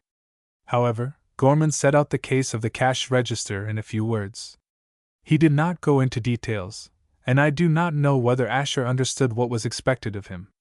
He invited Gorman to bring Tim, and the machine to the bank next day and promised to look into the matter. Gorman, still under the delusion that influence matters, insisted on my being one of the party. He described me as a shareholder in the company. Asher said he would be glad to see me, too, next day. My impression is that he would have agreed to receive the whole circus company rather than stand any longer in that grimy restaurant talking to Gorman. Chapter 5. Gorman called for me at my hotel next morning at 9 o'clock. "Time to start," he said, "if we're to keep our appointment with Asher." I was still at breakfast and did not want to start till I had finished. "Do you think," I said, "that it's wise to tackle him quite so early? Most men's tempers improve as the day goes on, up to a certain point, not right into the evening. Now I should say that noon would be the very best hour for business of our kind. But Gorman is very severe when he is doing business." He took no notice whatever of my suggestion. He pulled a long envelope out of his pocket and presented it to me. It contained a nicely printed certificate, which assured me that I was the owner of 1,000 ordinary shares in the new Excelsior Cash Register Company. Limited. The face value of the shares was $5 each. "I did not mean to take quite so many shares," I said. "However, I don't mind. If you will work out the rate of exchange while I finish my coffee, I'll give you an English check for the amount." Gorman laughed at the proposal. "You needn't pay anything," he said. "All we want from you is your name on our list of directors and your influence with Asher. Those shares will be worth a couple of $100 each at least when we begin our squeeze, and you don't run the slightest risk of losing anything. The owning of shares of this kind seems to me the easiest way there is of making money." I thanked Gorman effusively and pocketed the certificate. We went downtown by the elevated railway, and got out at Rector Street. Tim Gorman met us at the bottom of the steps which lead to the station. He was carrying his cash register in his arms. We hurried across Broadway and passed through the doors of a huge skyscraper building. I thought we were entering Asher's office. We were not. We were taking a short cut through a kind of arcade like one of the covered shopping ways which one sees in some English towns, especially in Birmingham. There was a large number of little shops in it, luncheon places, barbers' shops, newspaper stalls, tobacconist stalls, florist stalls, and sweet shops, which displayed an enormous variety of candies. We were in the very center of the business part of the city, a part to which women hardly ever go, unless they are typists or manicure girls. Above our heads were offices, tiers and tiers of them. I wondered why there were so many florist shops and sweet shops. The American businessman must, I imagine, have a gentle and childlike heart. No one who has lost his first innocence would require such a supply of flowers and chocolate at his office door. There were lifts on each side of this arcade, dozens of them, in cages.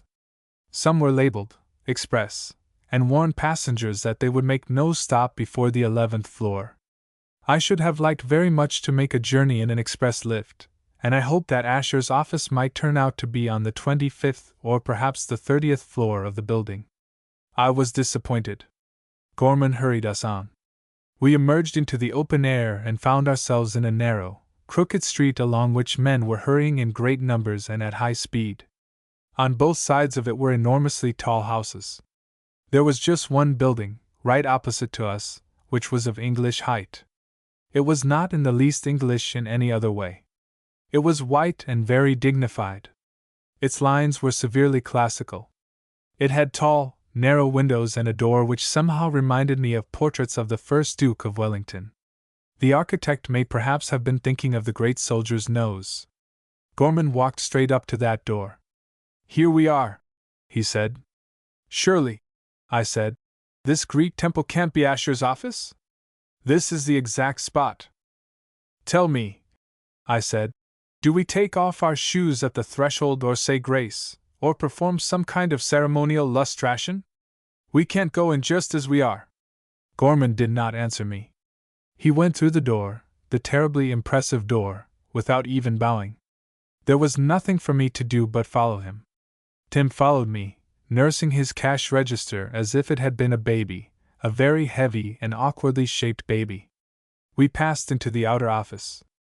At the first glance it seemed to me like a very orderly town.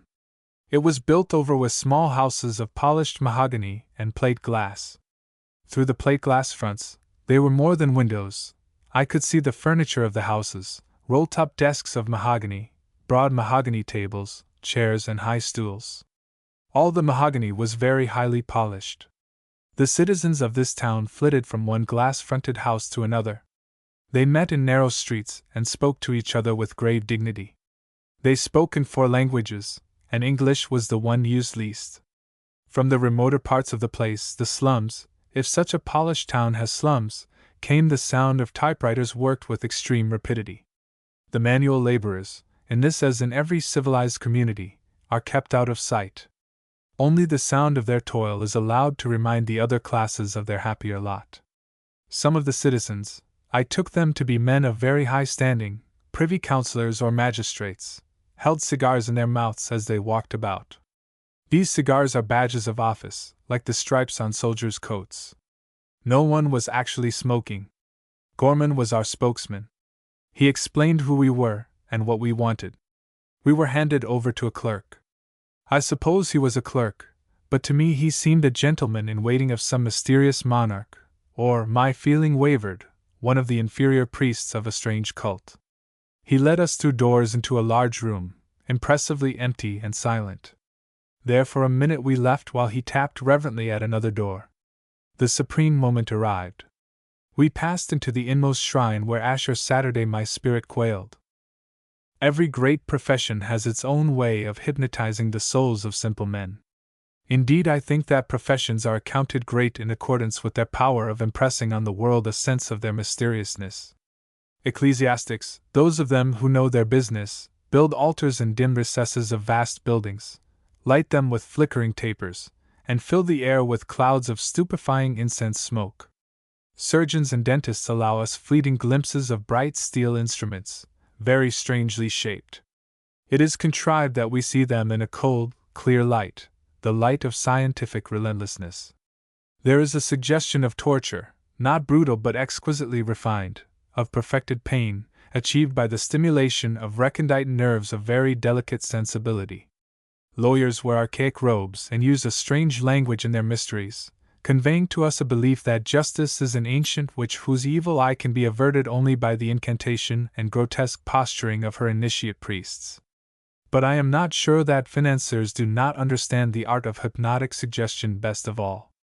I have worshipped in cathedrals, sweated cold in operating theaters, trembled before judges, but there is something about large surfaces of polished mahogany and very soft, dimly colored Turkey carpets which quells my feeble spirits still more completely. There was a heavy deadening silence in Asher's private office, and our voices, when they broke it, sounded like the cheeping of ghosts. There was an odor more oppressive than the smell of incense or the penetrating fumes of iodoform. Someone, many hours before, must have smoked a very good cigar in the room, and the scent of it lingered. The doors of huge safes must have been opened. From the recesses of these steel chambers had oozed air which had lain stagnant and lifeless round piles of gold bonds and rich securities for years and years. The faint, sickly odor of sealing wax must have been distilled from immense sticks of that substance, and sprinkled overnight upon the carpets and leather-seated chairs. I breathed and my very limbs felt numb. But certain souls are proof against the subtlest forms of hypnotism. Gorman had escaped from the influence of his church. He would flip a sterilized lancet across a glass slab with his finger and laugh in the face of the surgeon who owned it. He walked with buoyant confidence into Asher's office. My case was different. I stood and then sat, the victim of a partial anesthetic. I saw and heard dimly as if in a dream, or through a mist. Poor Tim trembled as he laid his cash register down on one of Asher's mahogany tables. I could hear the keys and bars of the machine rattling together while he handled it. Asher spoke through a telephone receiver which stood at his elbow. Another man entered the room. We all shook hands with him. He was Stutz, the New York partner of the firm. Then Asher spoke through the receiver again, and another man came in. With him we did not shake hands, but he bowed to us and we to him. He was Mr. Mildmay. He stood near the door, waiting for orders. Tim Gorman unpacked his machine and exhibited it. I have not the remotest idea what its peculiar virtues are, but Tim believed in them. His nervousness seemed to pass away from him as he spoke about his invention with simple-minded enthusiasm. Love casts out fear, and there is no doubt that Tim loved every screw and lever of the complicated mechanism. Mr. Mildmay left his place near the door and came forward. His deferential manner dropped off from him. He revealed himself as a mechanical expert with a special knowledge of cash registers. He and Tim Gorman pressed keys, twisted handles, and bent together in absorbed contemplation over some singular feature of the machine's organism. Gorman, the elder brother, watched them with a confident smile. Asher and Stutz sat gravely silent. They waited Mildmay's opinion. He was the man of the moment. A few minutes before he had bowed respectfully to Asher. In half an hour he would be bowing respectfully to Asher again. Just then, while he handled Tim Gorman's machine, he was Asher's master, and mine of course. They were all my masters. The inspection of the machine was finished at last. Tim stood flushed and triumphant. The child of his ingenious brain had survived the tests of an expert. Mildmay turned to Asher and bowed again. "It's a wonderful invention," he said. "I see no reason why it should not be a commercial success." "Perhaps, Mr. Mildmay," said Asher, "you will study the subject further and submit a report to us in writing." Mr. Mildmay left the room. I had no doubt that he would report enthusiastically on the new cash register. Mechanical experts do not, I suppose, write poetry, but there was without doubt a lyric in Mildmay's heart as he left the room. Tim packed the thing up again. Now that the mechanical part of the business was over, he relapsed into shy silence in the corner. His brother took out a cigarette and lit it. I would not have ventured to light a cigarette in that sanctuary for £100. But Gorman is entirely without reverence. "Well," he said, "there's no doubt about the value of the invention." "We shall wait for Mr. Mildmay's report," said Asher, "before we come to any decision, but in the meanwhile we should like to hear any proposal you have to make." "Yes," said Stutz, "your proposals. We are prepared to listen to them." Stutz seemed to me to speak English with difficulty. His native language was perhaps German, perhaps Hebrew or Yiddish or whatever the language is which modern Jews speak in private life. "The matter is simple enough," said Gorman. "Our machine will drive any other out of the market. There's no possibility of competition. The thing is simply a dead cert. It can't help going. A large capital would be required," said Stutz. "A very large capital." "Yes," said Gorman. "A very large capital, much larger than I should care to see invested in the thing. I may as well be quite frank with you gentlemen. At present the patents of my brother's invention are owned by a small company in which I am the chief shareholder. If we ask the public for $1 million and get them, I don't say we can't get them. We may. But if we do, I shall be a very small shareholder. I shall get 5%, or 6%, or perhaps 10% on my money. Now I want more than that. I'm speaking quite frankly, you see. I believe in frankness." He looked at Asher for approval. Stutz bowed, with an impassive face. On Asher's lips there was the ghost of a mournful little smile. I somehow gathered that he had come across frankness like Gorman's before and had not altogether liked it. Gorman went on. He explained, as he had explained to me, the plan he had made for forcing the owners of existing cash registers to buy his company out. At last he got to the central, the vitally important point. "All we want, gentlemen, is your backing. You needn't put down any money. Your names will be enough. I will make over to you such bonus shares as may be agreed upon. The only risk we run is lawsuits about our patent rights. You understand how that game is worked. I needn't explain." It was evident that both Asher and Stutz understood that game thoroughly. It was also plain to me, though not, I think, to Gorman, that it was a game which neither one nor other of them would be willing to play. "But if we have your names," said Gorman, "that game's off. It simply wouldn't pay. I don't want to flatter you, gentlemen, but there isn't a firm in the world that would care to start feeing lawyers in competition with Asher, Stutz and Company." "That is so," said Stutz. "And your proposal?" said Asher. If they can't crush us, said Gorman. And they can if you're behind us, they must buy us. I need scarcely say that your share in the profits will be satisfactory to you. Sir James Digby is one of our directors. There are only 4 others, and 3 of them scarcely count. There won't be many of us to divide what we get. I felt that my time had come to speak. If I was to justify Gorman's confidence in me as an influence, I must say something. Besides, Asher was looking at me inquiringly. I'm not a businessman, I said, and I'm afraid that my opinion isn't worth much, but I think. I hesitated. Asher's eyes were fixed on me, and there was a curiously wistful expression in them. I could not understand what he wanted me to say. I think, I said, that Gorman's plan sounds feasible, that it ought to work. But your own opinion of it? Said Asher.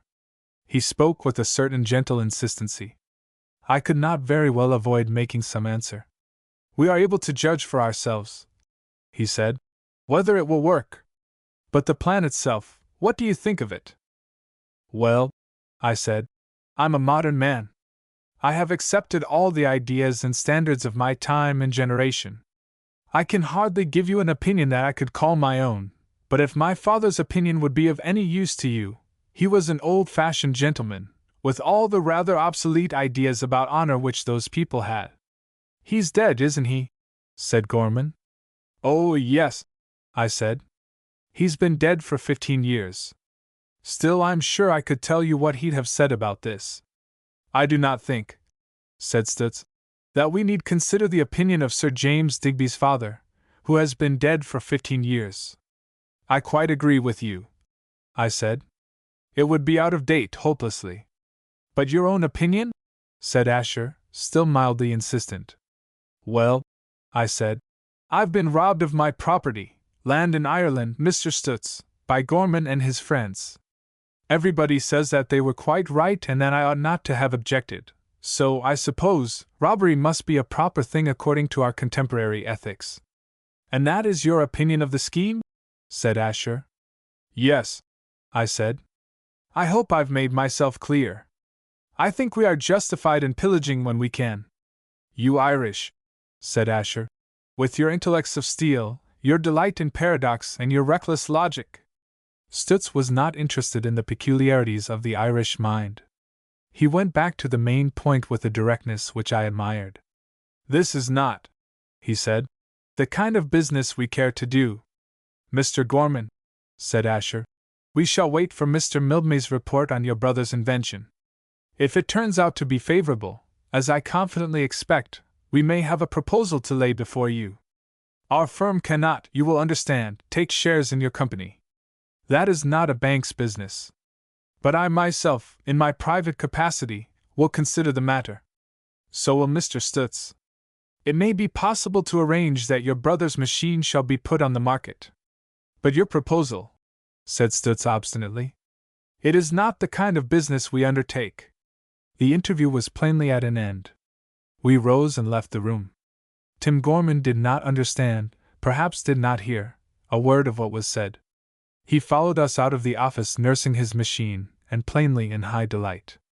Curiously enough, the elder Gorman seemed equally pleased. We've got them, he said when we reached the street. We've got Asher, Stutz and Co. quite safe. I don't see what's to stop us now. My own impression was that both Asher and Stutz had definitely refused to entertain our proposal, or fall in with our plans. I said so to Gorman. Not at all, he said. You don't understand business or businessmen. Asher and Stutz are very big bugs, very big indeed, and they have to keep up appearances. It wouldn't do for them to admit to you and me, or even to each other, that they were out for what they could get from the old company. They have to keep up the pretense that they mean legitimate business.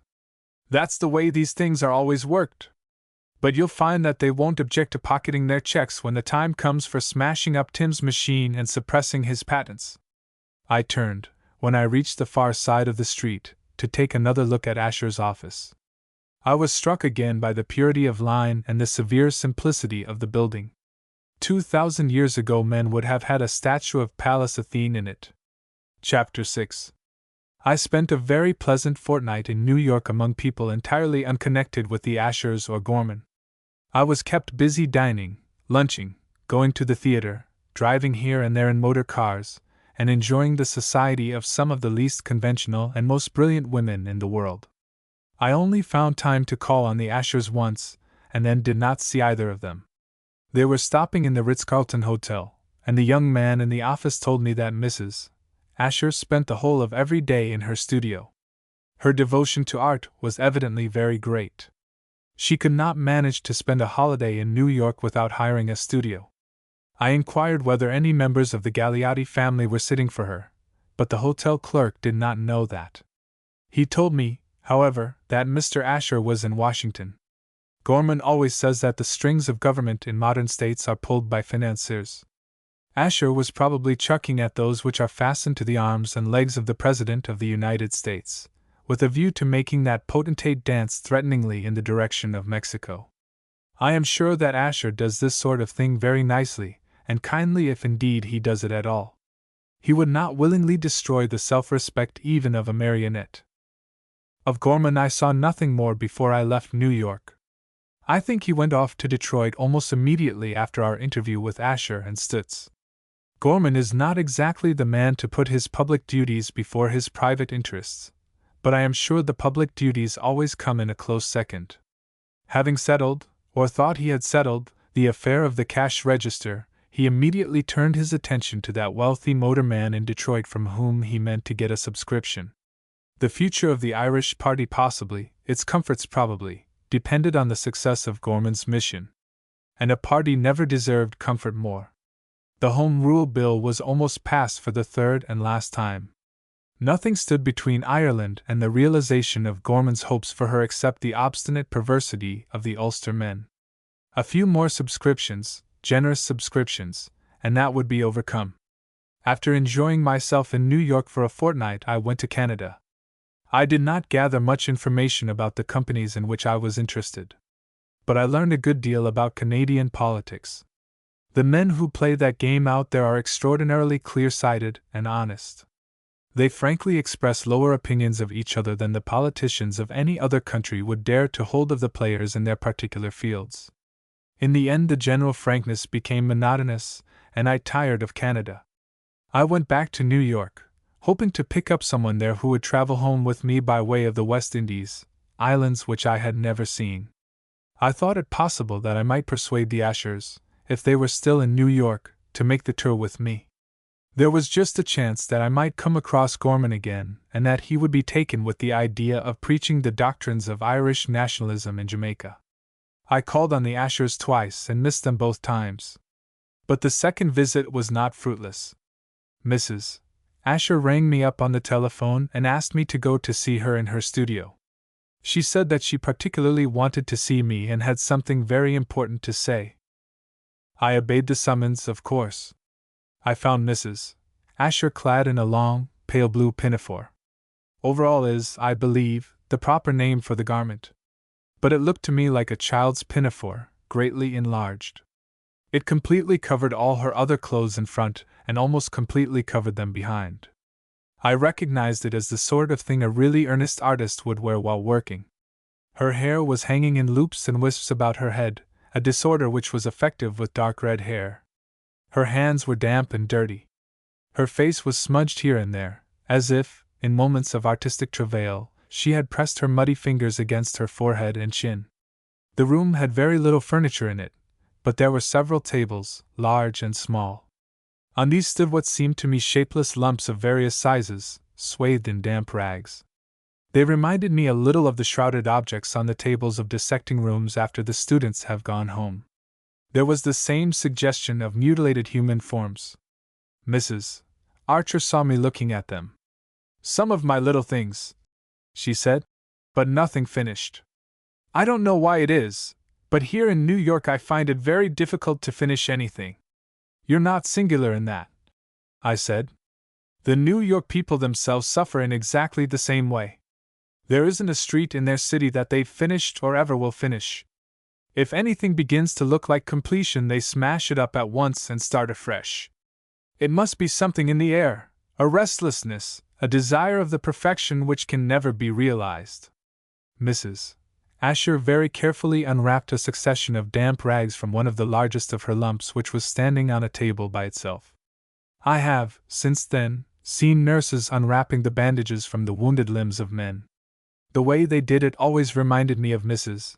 Asher. The removal of the last bandage revealed to me a figure about 18 inches high of a girl who seemed to me to be stretching herself after getting out of bed before stepping into her bath. "Psyche," said Mrs. Asher. I had to show my admiration in some way. The proper thing, I believe, when shown a statue by a sculptor, is to stroke it with your fingers and murmur. Ah! I was afraid to stroke Psyche because she was certainly wet and probably soft. A touch might have dinted her, made a dimple in a wrong place. I dared not risk it. It became all the more necessary to speak. The first thing I thought of was a quotation from Edgar Allan Poe. I pacified Psyche and kissed her, I murmured, and tempted her out of the gloom. I said the lines in what I am convinced is the proper way, as if they were forced from me, as if I spoke them to myself and did not mean them to be heard. I do not think Mrs. Asher knew them. I fear she suspected me of making some sort of joke. I hastened to redeem my character. "Psyche," I said, "the soul." I was right so far. Psyche is the Greek for the soul. I ventured further. The human soul, the artistic soul. Mrs.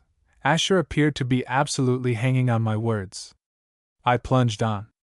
"Aspiring," I said, "reaching after the unattainable." I would not have said, "hoping for a yawn," for anything that could have been offered me, but the young woman who stood for Mrs. Asher's Psyche must have longed for that relief. The attitude in which she was posed suggested yawning all the time, and we all know how fatal it is to think of a yawn. "Quite unfinished," said Mrs. Asher with a sigh. "The fault of New York," I said. "When you get home again." I hesitated. I did not wish to commit myself to a confession of ignorance, and I do not know whether a damp, soft Psyche can be packed up and transported across the Atlantic to be finished in London. "But the aspiration is there," I said, "and you owe that to New York.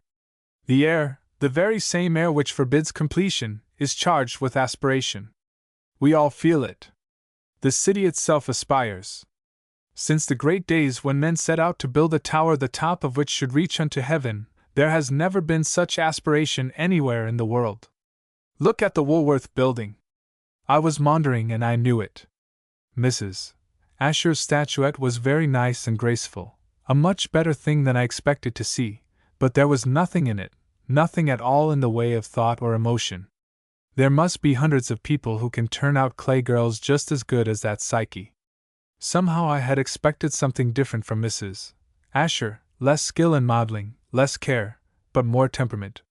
"There's nothing else worth showing," she said, "except perhaps this." "Yes, except this." She unwrapped more bandages. A damp, pale gray head appeared. It was standing in a large saucer or soup plate. At first I thought she had been at John the Baptist, and had chosen the moment when his head lay in the charger ready for the dancing girl to take to her mother. Fortunately I looked at it carefully before speaking. I saw that it was Tim Gorman's head. "He sat to me," said Mrs. Asher, "and by degrees I came to know him very well. One cannot help it, talking to a person every day and watching, always watching. Do you think?" "I think it's wonderful," I said. This time I spoke with real and entire conviction.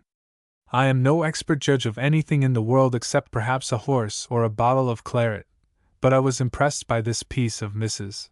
Asher's work. Tim Gorman's fine eyes were the only things about him which struck me as noticeable. No artist can model eyes in clay. But Mrs. Asher had got all that I saw in his eyes into the head before me, all and a great deal more. She had somehow succeeded in making the lips, the nostrils, the forehead, the cheekbones, express the fact that Tim Gorman is an idealist, a dreamer of fine dreams and at the same time innocent as a child which looks out at the world with wonder. I do not know how the woman did it. I should not have supposed her capable of even seeing what she had expressed in her clay, but there it was. You really like it? She spoke with a curious note of humility in her voice. My impulse was to say that I liked her, for the first time saw the real good in her, but I could not say that. Like it, I said. It isn't for me to like or dislike it. I don't know anything about those things. I am not capable of judging. But this seems to me to be really great. Ah, said Mrs. Asher, and this time you are sincere.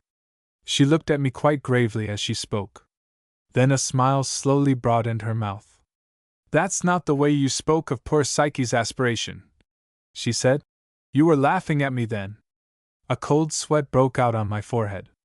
The woman had understood every word I said to her, understood what I meant as well as what I wanted to convey to her, two very different things. She was immensely more clever than I suspected or could have guessed. Mrs. Asher, I said, I beg your pardon. You were quite right, she said. That other thing isn't Psyche.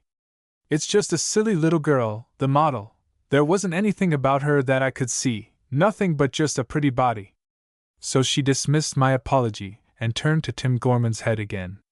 She ran her finger lightly round the rim of the saucer. What shall I do with this? She said. What is his head to stand on, to rise from? I was thinking of water lily leaves as if the head were emerging. I felt that I owed Mrs. Asher some frankness in return for my first insult to her intelligence. Besides, I was moved. I was, as I had not been for years, emotional. Tim Gorman's head gripped me in a curious way. Good God, woman, I said. Anything in the world but that. Wrap up that chorus girl of a Psyche in leaves if you like. Sprinkle rose petals over her or any other damned sentimentalism. But this man is a mechanic. He has invented a cash register. What in the name of all that's holy has he got to do with water lily leaves? Put hammers round his head, and pincers, and long nails. I stopped. I realized suddenly that I was making an unutterable fool of myself. I was talking as I never talked in my life before, saying out loud the sort of things I have carefully schooled myself neither to feel nor to think. After all, said Mrs. Asher, you have an artist's soul. I shuddered. Mrs. Asher looked at me and smiled again, a half-pitiful smile. I suppose I must have, I said. But I won't let it break loose in that way again. I'll suppress it. This is rather an insulting thing to say to you, but it's a humiliating discovery to make that I have. Mrs. Asher nodded. My husband always says that you Irish. He's quite wrong, I said. Quite wrong about me at all events. I hate paradoxes. I'm a plain man. The only thing I really admire is common sense. I understand, she said. I understand exactly what you feel. She is a witch and very likely did understand. I did not. No, she said. Now I can talk to you. Sit down, please. She pulled over a low stool, the only seat in the room. I sat on it. Mrs. Asher stood, or rather drooped in front of me, leaning on one hand, which rested, palm down, on the table where Tim Gorman's image stood. I doubt whether Mrs. Asher ever stands straight or is capable of any kind of stiffness. But even drooping, she had a distinct advantage over me. My stool was very low and my legs are long. If I ventured to lean forwards, my knees would have touched my chin, a position in which it is impossible for a man to assert himself. I am so very glad, she said, that you like the little head. I was not going to be caught again. One lapse into artistic fervor was enough for me. Even at the risk of offending Mrs. Asher beyond forgiveness, I was determined to preserve my self-respect. I wish you wouldn't take my word for its being good, I said. Ask somebody who knows. The fact that I like it is a proof that it's bad art, if it's a proof of anything. I never really admire anything good, simply can't bear old masters, or I dimly recollected some witty essays by my brilliant fellow countryman Mr. George Moore. I detest Corot. My favorite artist is Leader. Mrs. Asher smiled all the time I was speaking. I know quite well, she said, that my work isn't good. But you saw what I meant by it. You can't deny it now, and you know that the boy is like that. I don't know anything of the sort. I don't know anything at all about him. The only time I ever came into touch with him, he was helping his brother to persuade Mr. Asher to go into a doubtful, well, to make money by what I'd call sharp practice. I don't think he was, said Mrs. Asher. The elder brother may have been doing what you say, but Tim wasn't. He was in the game, I said. I spoke all the more obstinately because I knew that Tim was not in the game. I was determined not to be hysterical again. I've had that poor boy here day after day, said Mrs. Asher, and I really know him. He has the soul of an artist. He is a creator. He is one of humanity's mother natures. You know how it is with us. Something quickens in us. We travail and bring to the birth. Mrs. Asher evidently included herself among the mother natures. It seemed a pity that she had not gone about the business in the ordinary way. I think she would have been happier if she had. However, the head of Tim Gorman was something. She had produced it. That is art, she said dreamily. Conception, gestation, travail, birth. It does not matter whether the thing born is a poem, a picture, a statue, a sonata, a temple, or a cash register, I said. The thing born might apparently be anything except an ordinary baby. The true artist does not think much of babies. They are bourgeois things. Or a cash register, she said. It makes no difference. The man who creates, who brings into being, has only one desire, that his child, whatever it may be, shall live. If it is stifled, killed, a sword goes through his heart. It seemed to me even then, with Mrs. Asher's eyes on me, that it was rather absurd to talk about a cash register living. I do not think that men have ever personified this machine. We talk of ships and engines by the names we give them and use personal pronouns, generally feminine, when we speak of them. But did anyone ever call a cash register Minnie, or talk of it familiarly as she? He thinks, said Mrs. Asher. Indeed he is sure, he says his brother told him. I know, I said. The machine isn't going to be put on the market at all. It is to be used simply as a threat to make other people pay what I should call blackmail. That must not be, said Mrs. Asher. Her voice was pitched a couple of tones higher than usual. I might almost say she shrieked. It must not be, she repeated. Must not. It is a crime, a vile act, the murder of a soul. Cash registers have not got souls. I am as sure of that as I am of anything. That boy, she went on. That passionate, brave, pure boy, he must not be dragged down, defiled. His soul. It was Tim Gorman's soul then, not the cash registers, which she was worrying about. Having seen her presentation of the boy's head, having it at that moment before my eyes, I understood what she meant. But I was not going to let myself be swept again into the regions of artistic passion to please Mrs. Asher. Well, I said, it does seem rather a shady way of making money. But after all, I have mentioned that Mrs. Asher never stands upright. She went very near it when I mentioned money. She threw her head back, flung both her arms out wide, clenched her fists tightly, and, if the expression is possible, drooped backwards from her hips. A slightly soiled light blue overall is not the garment best suited to set off the airs and attitudes of high tragedy. But Mrs. Asher's feelings were strong enough to transfigure even her clothes. Money, she said. Oh, money! Is there nothing else? Do you care for, hope for, see nothing else in the world? What does it matter whether you make money or not, or how you make it? It is only those who are very rich indeed, or those who are on the outer fringe of extreme poverty, who can despise money in this wholehearted way.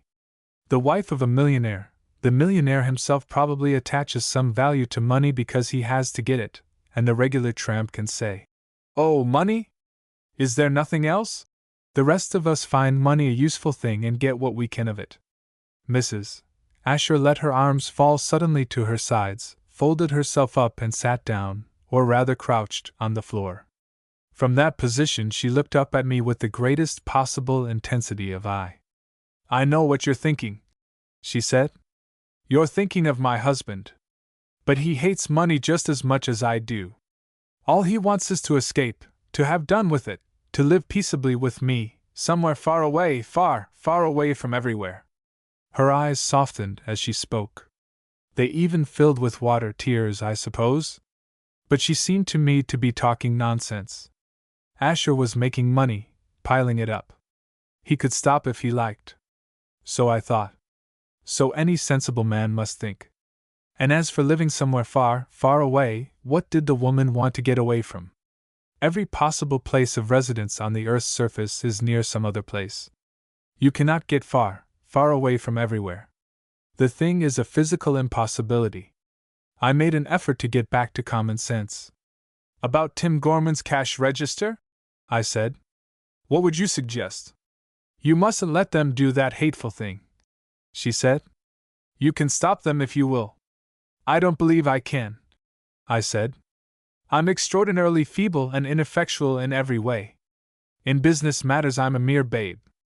"Mr. Gorman will listen to you," she said. "He will understand if you explain to him. He is a writer, an artist. He must understand." I shook my head. "Gorman can write. I admit that. His writing is a great deal better than Mrs. Asher's modeling, though she did do that head of Tim. I do not hail Gorman's novels or his plays as great literature, though they are good. But some of his criticism is the finest thing of its kind that has been published in our time. But Gorman does not look at these matters as Mrs. Asher does. I do not believe he ever wrote a line in his life without expecting to be paid for it. He would not write at all if he could find any easier and pleasanter way of making money. There was no use saying that to Mrs. Asher. All I could do when she asked me to appeal to Gorman's artistic soul was to shake my head. I shook it as decisively as I could. "And my husband will listen to you," she said. "My dear lady! Wouldn't he be much more likely to listen to you? But we never talk about such things," she said. "Never, never. Our life together is sacred, hallowed, a thing apart." It surprised me to hear Mrs. Asher quote Milton. I did not somehow expect to find that she knew or liked that particular poet. I am nearly sure he would not have liked her. "We cannot desecrate our union," she said, "by talking about money." The subject to be discussed with Asher was plainly not money, but Tim Gorman's soul. Money only came incidentally. However, there was no use arguing a point like that. There was no use arguing any point. I gave in and promised to see Asher about the matter. I prefer Asher to Gorman if I have to persuade anyone to act midwife at the birth of a cash register. Gorman would be certain to laugh. Asher would at all events listen to me courteously. "Tomorrow," said Mrs. Asher. "Certainly," I said. "Tomorrow, quite early." Mrs. Asher uncoiled herself and rose from the floor. I struggled to my feet rather stiffly, for my stool was far too low. She took my hand and held it. I feared for a moment that she meant to kiss it. "Thank you," she whispered. "Thank you again and again." I took a long walk after I left the studio. I wanted to assimilate a new fact, to get my mental vision into focus again. Ever since I thought about things at all, I have regarded the artist's outlook upon life as a pose, and the claim to artistic temperament as an excuse for selfishness and bad temper in private life. Mrs. Asher had convinced me that, in her case at least, the artist's soul is a reality. She was hysterical and ridiculous when she talked to me, but she was sincere. She was not posing even when she crumpled herself upon the floor and looked like a sick serpent. She was in simple earnest when she mouthed her lines about money, money.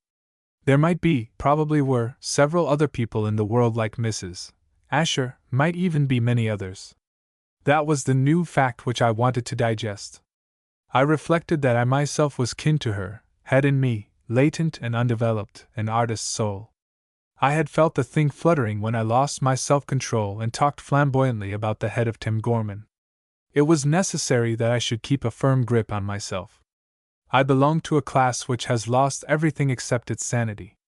I think it is true of the Irish aristocracy that even its period of greatest glory, even when Grattan was waving his arms and shouting, Esto perpetua! It remained saying.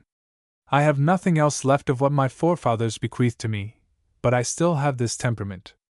A man clings desperately to the last remnants of his heritage. The artist's soul is a reality. I admitted that. But it is also a disease. I had learned to believe in it as a man learns to believe in influenza when his temperature runs up to 104 degrees and his bones ache furiously. But there is a difference between admitting the existence of a disease and deliberately cultivating the germs of it.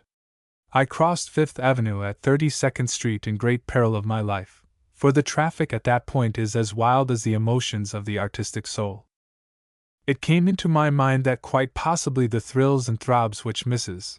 Asher enjoys, of which I myself had a brief and mild experience, are not only real, but worthwhile. There may after all be something greater in the world than common sense. I fell to dreaming of what life might be like to the man who refused to take it as it is, who insisted on seeing above him, not silly little twinkling stars, but great worlds coursing through the infinite spaces of eternity. I ran into a boy carrying books, while I was thinking about eternity. His books were scattered over the pavement, and I hurt my knee. I decided that my faint longing for what Mrs. Asher would call higher possibilities is a temptation, something to be conquered.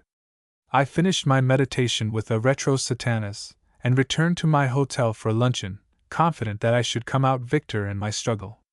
Asher has certainly far more determination and force of character than I have, but he does not seem able to break himself of the habit of making money.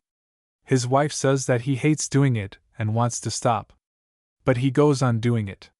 He has formed a habit of making money, and habit is almost unconquerable. It was plainly the path of wisdom for me to check my tendency towards art at the very beginning, not to allow the habit of feeling artistically, indeed of feeling at all, to form itself. Chapter 7. I had no idea of breaking the promise I made Mrs. Asher, but I felt a certain hesitation about entering again the holiest of holies in the office of Asher, Stutz and Company. I was a little afraid of Stutz, who seemed to me a severe man, very little tolerant of human folly. Still, I would have faced Stutz without shrinking, especially in a good cause. What I really disliked was the idea of suggesting a business policy to Asher. The man was immeasurably my superior in natural ability and in experience. I felt that I should be guilty of insolence if I offered him any advice, and of something worse than insolence if I insisted on my advice being taken. Yet it was just this which Mrs. Asher expected of me, and I did not want to disappoint her. It is true that I was a shareholder in the new Excelsior Cash Register Company. I may have been a director. Gorman said something about my being a director. I had accepted the office, pledged beforehand to the approval of Gorman's policy, and therefore had no right to intervene. What claim had I to insist on Asher's doing this or that? I should not feel myself justified in calling on an archbishop and insisting on drastic alterations in the Apostles' Creed. Asher is at least an archbishop, possibly a patriarch, or even a cardinal, in that truly Catholic church which worships Mammon. But I had promised. I went to the office next morning early. Having forgotten to make an appointment with Asher beforehand, I had to wait some time before I saw him. I sat in the large anteroom through which I had passed when I first visited the office with Gorman. Through the glass door I was able to see the public office outside where men went busily to and fro. I understood just enough about this business of Asher's to be able to read romance, the romance which was certainly there, in the movements of the quiet men who passed and repassed before my eyes, or bent with rarely lifted heads over huge ledgers, or turned over with deft fingers piles of papers and stuffed filing boxes. These men were in touch with the furthest ends of the earth. Coded telegrams fluttered from their hands and went vibrating across thousands of miles of land or through the still depths of oceans, over unlighted tracts of ooze on the sea bottom. In London the words were read and men set free pent-up, damned streams of money. In Hong Kong the words were read and some steamer went out, laden, from her harbor. Gold was poured into the hands of tea planters in Ceylon. Scanty wages and strange coins dribbled out to factory workers in Russian cotton mills. Gangs of navvies went to work laying railway lines across the veldt in Bechuanaland. There was no end to the energy controlled, directed by these cable messages, nor any bounds to the field of their influence. Somewhere in Ireland a farmer would go home along a desolate road, crossing brown bogs, thirsty and disconsolate, his lean beast unsold at a fair where buyers were scarce or shy. What did he know of Asher or Asher know of him? Yet the price which he might take or must refuse for those hardly reared bullocks of his depended at the end of a long chain on what the Ashers in their office said and did. Perhaps hardly one of all the busy men I watched quite knew what he was doing. They juggled with figures, made précis of the reports of money markets, dissected and analyzed the balance sheets of railway companies, decoded messages from London or from Paris, transcribed formulae as abstract, as remote from tangible things as the x and y of algebraic equations. These men all worked. The apologue of the quadratic equation held my mind, moving their symbols here and there, extracting roots, dissolving close-knit phrases into factors, cancelling, simplifying, but always dealing with symbols meaningless, unreal in themselves. Behind them was Asher and I suppose Stutz, who expressed realities in formulae, and when the sums were done, extracted realities from the formulae again, achieving through the seemingly sterile processes new facts, fresh grasp of the things which are, greater power to deal with them. They knew and understood and held the whole world in leading strings, delicate as silk, invisible and palpable, but strong. The door of Asher's private office opened and a man passed out. I glanced at him.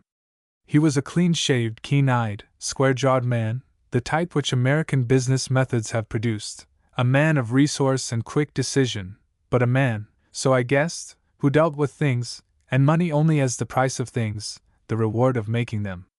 He lacked, so I felt, something of the fine spirituality of Asher, the scientific abstraction of the man who lives in a rarer atmosphere of pure finance.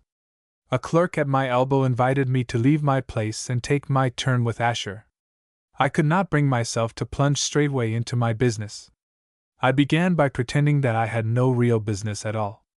"Any chance," I asked, "of our being traveling companions again? I am leaving New York almost at once." "I'm afraid not," said Asher.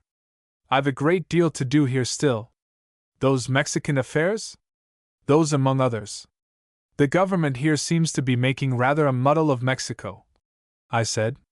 Opinion on this subject was, so far as I knew, nearly unanimous among business men. Every one who owned shares in Mexican companies, every one who had invested hopefully a little while before in Mexican railways, every one who had any kind of interest in Mexico was of the same opinion about the inaction of the American government. "I think it is a muddle," said Asher, "but the idea in the minds of the men who are making the muddle is a fine one. If only the world could be worked on those principles. But it can't." "Not yet," said Asher. "Perhaps never. Yet the idea on which the government in Washington proceeds is a noble one. Respect for constitutional order should be a greater thing as a principle of statesmanship than obvious expediency." The man's unnatural detachment of view worried me. It was the same when Gorman blared out his stereotyped abuse of financiers, his well-worn clichés about money kings and poison spiders. Asher agreed with him. Asher, apparently, had some approval for the doctrinaire constitutionalism of university professors turned diplomats. I could not follow him to those heights of his. "I was thinking," I said, "of going home by way of the West Indies." "Yes? You will find it very agreeable. I was there in 1903 and remember enjoying myself greatly. I wish you and Mrs. Asher would come too. It would be much pleasanter for me if I had you with me." "It's very kind of you to say so, but besides," I said, "I should see so much more. If I go by myself, I shall step from a steamer into an hotel and from an hotel into a steamer. I shall be forced to buy a Baedeker, if there is a Baedeker for those regions. I shall be a tourist of the ordinary kind. But if I traveled with you, I should really see things." Asher took up the telephone receiver. "If you like," he said, "I can give you letters of introduction to our correspondents wherever you go. They are bankers, of course, but you will find them intelligent men." He summoned a clerk. "If you give me an idea of your route," he said. "At present," I said, "my plans are very vague. I haven't settled anything. Perhaps you will give me your advice. He drew a sheet of paper towards him and began to write. You ought to see the work at Panama, he said. It is very interesting and of course of immense importance. Certainly you must see that. Afterwards, he scribbled on his sheet of paper, making lists of place names and adding notes about ways of traveling. If you go further south still, he said, I don't recommend the Amazon, a huge river of course, but unless you are interested in rubber or entomology. The insect life, I believe. I'm interested in everything, I said, even insects which bite. Well, perhaps then south again. The South American ports are worth seeing. A clerk entered while he was speaking. Asher handed him the list he had written.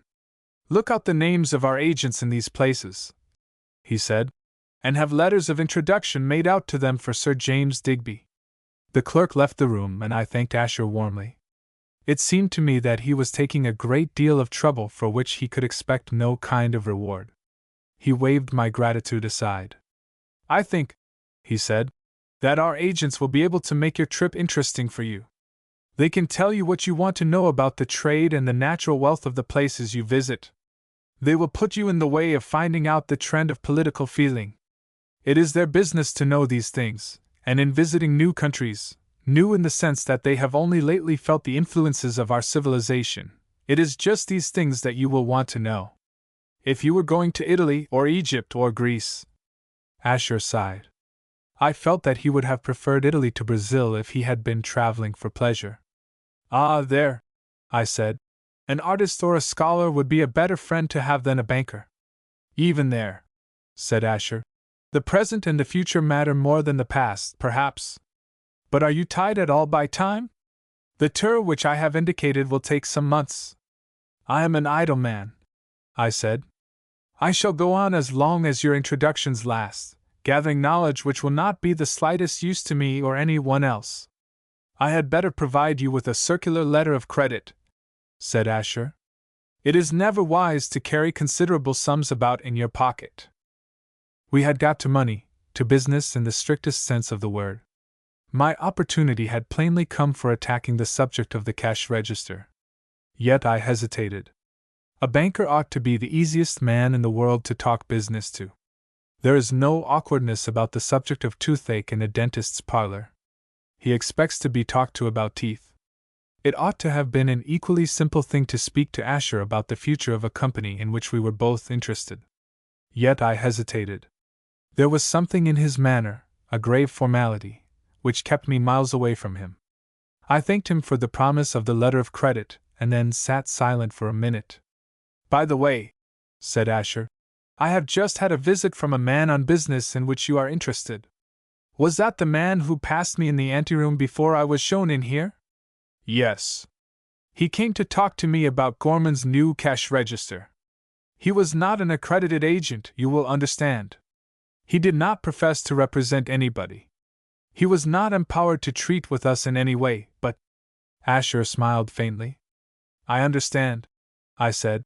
A sort of informal ambassador who could easily be disowned if anything he said turned out to be inconvenient.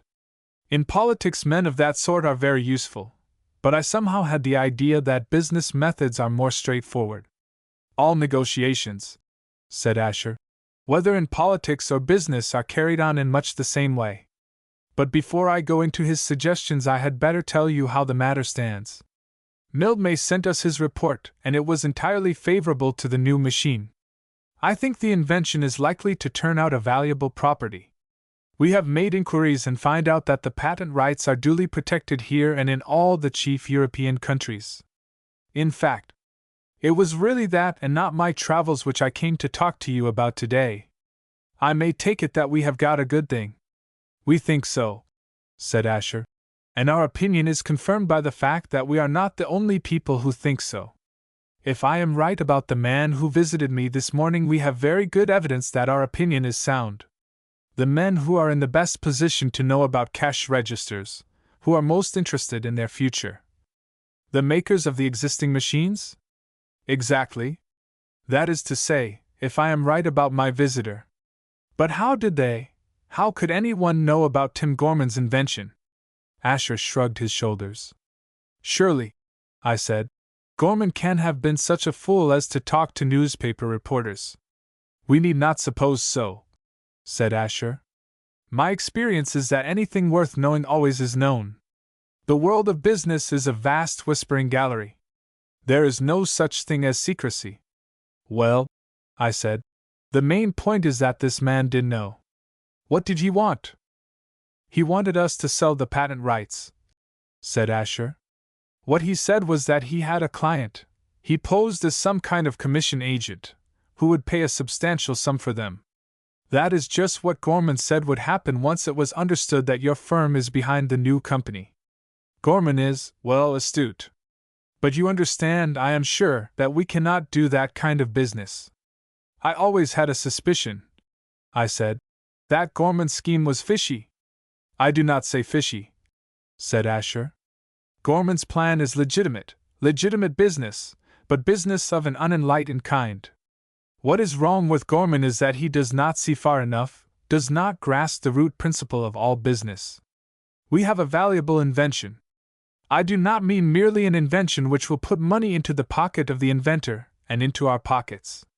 If it were valuable only in that way, Gorman would be quite right, and our wisest course would be to take what we could get with the least amount of risk and trouble, in other words, to accept the best price which we could induce the buyers to give us.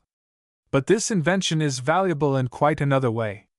The new machine, if we are right about it, is going to facilitate the business of retail sellers all over the world. It will save time, increase accuracy, and being cheaper, make its way into places where the old machines never went. Ah, I said. Curiously enough, I looked at the matter in that way when Gorman first mentioned it to me.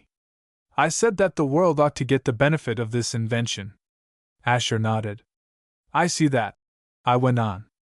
I understand that way of looking at it. But surely that's altruism, not business. Businessmen don't risk their money with the general idea of benefiting humanity. That isn't the way things are done. I agree, said Asher. It's not the way things are done or can be done at present, though there is more altruism in business than most people think. Even we financiers. I know you subscribe to charity, I said. Largely, enormously. That's not what I mean, said Asher. But we need not go into that.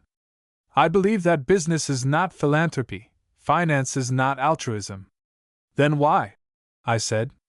On strict business principles, altruism apart, why not take what we can get out of Tim Gorman's invention and let the thing itself drop into the dust heap? On business principles, said Asher. On the strictest business principles, it would be foolish to do that. From time to time men hit on some improvement in the way of making things or in the way of dealing with things after they are made, that is to say, in business methods. Every such improvement increases the wealth of the world, tends to make everybody richer. This invention which we have got hold of is a small thing. It's only going to do a little, a very little to make the world richer, but it is going to do something, for it is going to lessen the labor required for certain results and therefore is going to increase men's power. A little, just a little.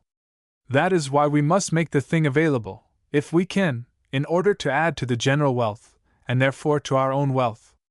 Those are business principles. Asher paused. I had nothing to say for a moment.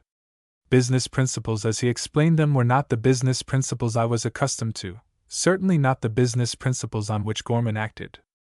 After a minute's silence, Asher went on. The mistake which is most often made in business, he said, is to suppose that we grow rich by taking riches from other men, or that nations prosper by depriving other nations of prosperity. That would be true if riches consisted of money, and if there were just so much money and no more in the world. Then business and finance would be a scramble, in which the roughest and strongest scrambler would get most. But that is not so. Isn't it? I said. I should have thought that business just is a scramble. No, said Asher. It is not. Nations grow rich, that is to say, get comfort, ease, and even luxury, only when other nations are growing rich too, only because other nations are growing rich. The way to grow rich, I said, is to make other people rich. Is that it? It sounds rather like one of the, what do you call them, counsels of perfection in the gospel. Perhaps it is a religious truth too, said Asher. I don't know. I have never studied religion. Some day I think I shall. There must be a great deal that is very interesting in the New Testament. Confound you, Asher! Is there anything in heaven or earth that you don't look at from the outside, as if you were some kind of superior Epicurean god? I beg your pardon. I ought not to have spoken in that way. You are, no doubt, a Christian. Of course I am, in a general way. I have often thought, said Asher slowly, that I should like to be. But from the little I know of that religion. I expect you know as much as I do, I said. It must be, said Asher, very hard to be a Christian. I was not going to discuss that point with Asher. It was bad enough to have an artistic soul awakened in me by Mrs. Asher. I could not possibly allow her husband to lead me to the discovery that I had the other kind of soul. Nor was it any business of mine to work out harmonies between Christian ethics and the principles of modern banking. I detest puzzles of all kinds. It is far better, at all events far more comfortable, to take life as one finds it, a straightforward, commonplace affair. I have the greatest respect for Christianity of a moderate, sensible kind, and I subscribe to the funds of the Church of Ireland. But when it comes to practical matters I find myself in agreement with Wordsworth's Rob Roy. So long, of course, as one does not do anything shady. I do not like lying or theft. Asher sat looking at me as if he expected me to tell him exactly how hard it is to be a Christian. I made a determined effort to get back again to cash registers. Tim Gorman's invention will get its chance then? Yes. If we can manage it, the thing will get its chance.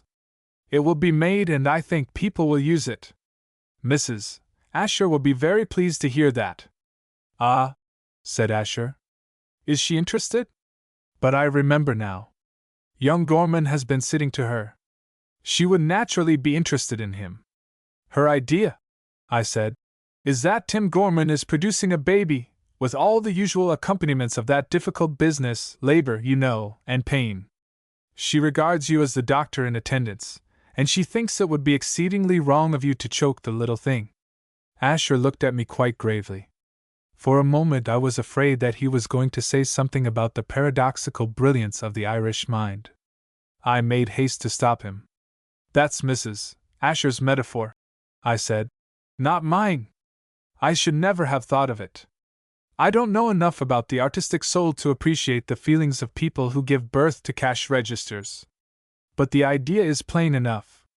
Tim Gorman will be bitterly disappointed if he does not see girls in cheap restaurants putting actual shillings into those machines of his. From my wife's point of view, said Asher, and from mine too, that ought to be an important consideration. It's the artist's feeling, but business and art, unfortunately business and art. I don't see why they shouldn't kiss and be friends, I said. They're not nearly such irreconcilable enemies as business and religion. Now that those two have lain down together like a lion and a lamb, I don't quite see how they do it, but in that new philosophy of yours it seemed quite a simple matter. There's no real reason why art shouldn't come in too. But Asher shook his head. He did not seem hopeful of a marriage between art and business. He knows a good deal about both of them, far more, by his own confession, than he knows about religion. Chapter 8. Asher was very generous to me in the matter of letters of introduction. A large bundle of them arrived at my hotel 2 days after I paid my visit to his office. There must have been 50 or 60 of them altogether. I sent for an atlas and found that I had a friend ready-made for me in every port of any importance in the West Indies and on the east coast of South America as far down as Buenos Aires, and in a good many places inland. I was fascinated by the idea of such a tour, but it was plainly not an excursion to be undertaken without care and consideration. I lingered in New York for a fortnight, buying some additional clothes, getting together a few books on the South American republics, and working out steamboat routes. I saw young Tim Gorman. He called on me, sent by Mrs. Asher, to thank me for my good offices. I deserved no thanks, but on the general principle of taking what I could get I allowed the boy to pour gratitude all over me. I think, I said, You ought to do fairly well out of the thing, financially, I mean. I don't care about that, said Tim. At least not exactly. I. He hesitated for a moment and then blurted out. I don't particularly want to be rich. That, I said, is precisely how you ought to feel at your age, but when you get to be 40, I'm 40, so I know, you'll probably be glad enough to have some money. I want some money now, said Tim. Do you think I could get? How much do you think I'll get out of my cash register? Well, I said, it's hard to name an exact figure, but it will be something pretty substantial. $1,000? said Tim anxiously. A great deal more than that. If Mr. Asher makes the arrangements he contemplates, you'll get a great deal more. I had only the vaguest idea what Asher meant to do, and could make no kind of guess at how much Tim would ultimately get, but I felt pretty safe in promising £200. Do you think I could get it at once? said Tim. Or even $500? I think I could manage with $500. The fact is, you want to get out of that circus, I said. I don't wonder. It must be a very tiresome job. Oh, no, I don't mind the circus. It's rather a nuisance, of course, moving about, and we always are moving. But I have plenty of time to myself. It isn't to get away from the circus that I want the money. The fact is that I'm making some experiments. Another invention? I said. What a prolific creature you are. No sooner have you perfected a cash register than you start. Oh, I've been at this for some time, for years. I believe I've hit on a dodge. I say, do you know anything about movies? The word, though common on our side of the Atlantic now, was at that time peculiar to the American language. Cinematographs? I said. I've seen them, of course. You have them in your circus, haven't you, as part of the show? Yes. That's what set me thinking about them. I've always felt that the next step in perfecting the cinematograph would be doing away with the screen, putting the figures on the stage, that is to say reflections of them, so that they would actually move about backwards and forwards instead of on a flat surface. You understand? When I was a boy there was a popular entertainment known as Pepper's Ghost. What appeared to be a real figure moved about before the eyes of the audience, was pierced by swords and otherwise ill-treated without suffering any inconvenience. The thing was worked by some arrangement of mirrors. Tim evidently had a plan for combining this illusion with the cinematograph.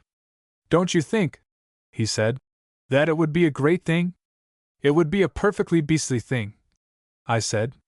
The cinematograph is bad enough already. If you add a grosser realism to it. Tim looked at me. I am nearly sure that there were tears in his eyes. That's just what Mrs. Asher thinks, he said. I dare say she does. She probably regards the cinematograph as a sin against art. What you propose would be an actual blasphemy. Oh, said Tim, that's exactly what she said. Blasphemy. Do you really think so too? I wouldn't go on with my experiments if I thought that. But I don't believe you can be right. I went round to see Father Burke. That was after Mrs. Asher said it was blasphemy, and I really wanted to know. Father Burke is one of the priests at St. Gabriel's. I consulted him. Well, I said, what did he tell you? He said it was all right and that I needn't bother about what Protestants said was blasphemy. They don't know. At least Father Burke seemed to think they couldn't know. You go by what Father Burke says and you'll be safe. I should particularly like to hear Father Burke and Mrs. Asher arguing out the subject of blasphemy together. They might go on for years and years before either of them began to understand what the other meant by the word. But it would be little less than a crime to involve the simple soul of Tim Gorman in the maze of two separate kinds of casuistry. In any case, I said, I don't take Mrs. Asher's view of the matter. I don't agree with her. I don't see, said Tim, how cinematographs can be blasphemy so long as there aren't any pictures of religious things. I'm sure it must be all right and I can go on with what I want to do. If I can succeed in making the figures stand out from one another, as if they were really there. You'll add a new terror to life, I said. But that needn't stop you doing it if you can. I think I can, he said eagerly. You see, it's the next thing to be done. The cinematograph is perfect up to that point. It must make a new start if it's to go any further. I should like to be the man who makes the next step possible. What's wanted now is the illusion of distance. That's it. That's what I mean. It's a matter of optics. Just making a few adjustments, and I think I see the way to manage it. If you do, I said, you'll make an immense fortune. The world will pay anything, absolutely anything, to the man who provides it with a new torture. It's an odd twist in human nature, though I don't know why I should say that. Oddness is really the normal thing in human nature. But I want $1,000, said Tim, or $500 at the very least. I must try experiments. If you ask your brother, I said. Michael isn't nice to me about it, said Tim. He isn't nice at all. When I asked him for $1,000, he said he'd get it for me on condition that I allowed him to manage my cash register in his own way.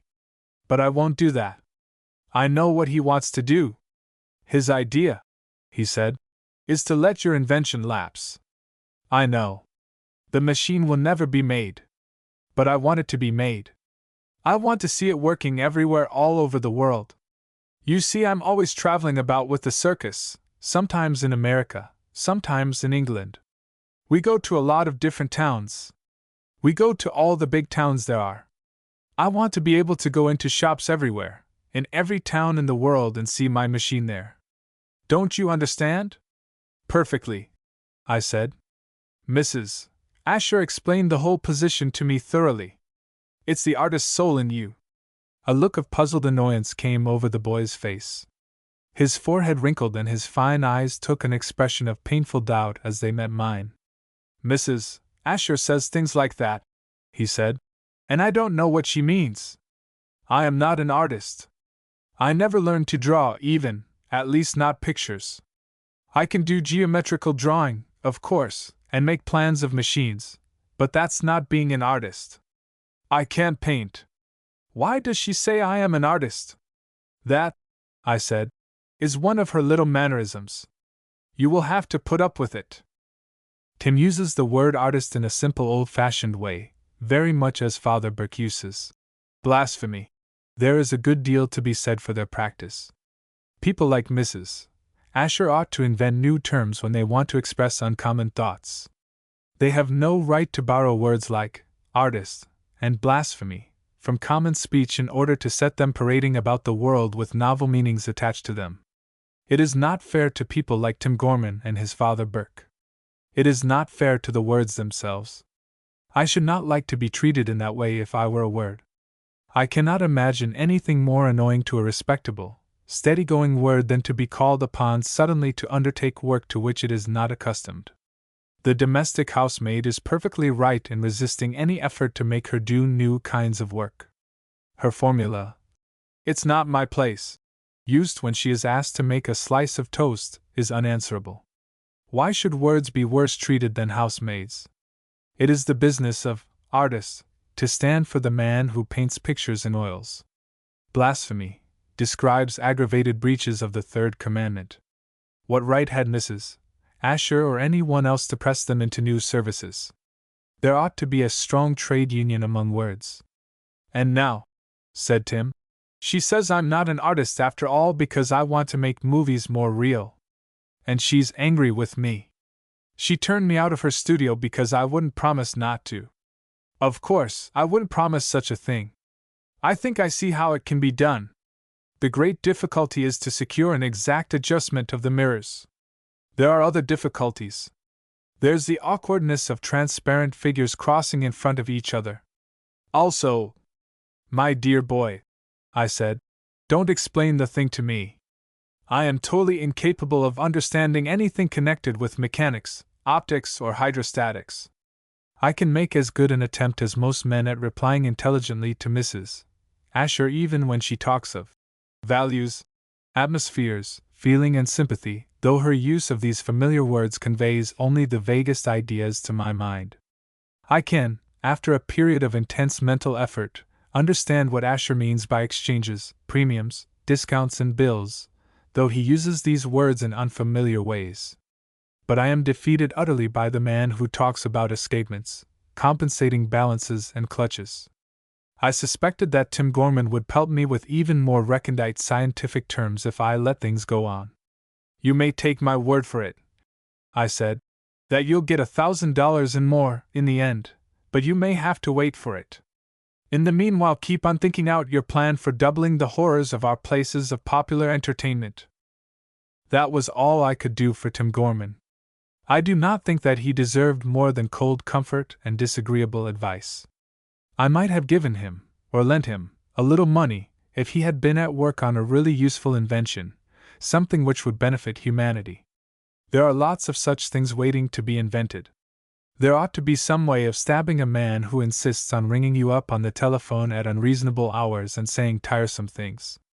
We cannot claim to be civilized until we have some weapon for legitimate self-defense attached to every telephone, something which could be operated easily and swiftly by pressing a button at the side of the receiver. It is not necessary that the man at the other end of the wire should be struck dead, but he ought to suffer severe physical pain. If Tim Gorman would turn his inventive genius in that direction, I should not hesitate to advance money to him, even to the half of my possessions. I called on Mrs. Asher again before I left New York. I wanted to hear her version of the misunderstanding with Tim. I went, of course, to the studio, not to the hotel. Mrs. Asher is at her best in the studio. Besides, I was much more likely to find her there than anywhere else. She was hard at work when I entered on a figure, at least 2 feet high, of a man of very fine muscular development. I glanced at it, and then asked where Tim Gorman's head was. You know, I said, that I admired that piece of work greatly. Mrs. Asher waved her hand towards a table in the darkest corner of the room. It's not finished, she said, and never will be. I've lost all interest in it. If you like it, take it away. I'll give it to you with pleasure.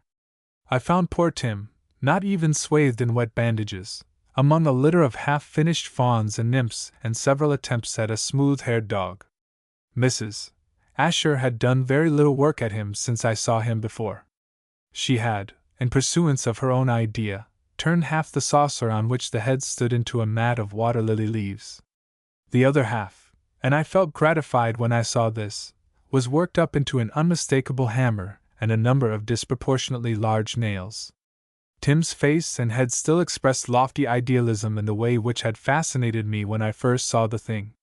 But Mrs. Asher had evidently neglected some necessary precaution in dealing with her material. The neck, and Tim's neck is an unusually long one, had collapsed. A jagged crack ran half round it close under the right ear. The left side of the neck was curiously crumpled. The head leaned rakishly towards the water-lily side of the saucer. I remember hearing once of an irreverent choir boy. At a Christmas party, a sort of feast of an abbot of unreason held in the less sacred parts of the cathedral precincts, the brat decorated the statue of an archbishop with a pink and blue paper cap taken from a cracker. The effect must have been much the same as that produced by the subsidence of Tim Gorman's neck. Do you really mean to give it to me? I said. I should like to have it very much. I should set it up on my writing table and call it Disillusion, but do you think it will collapse any more?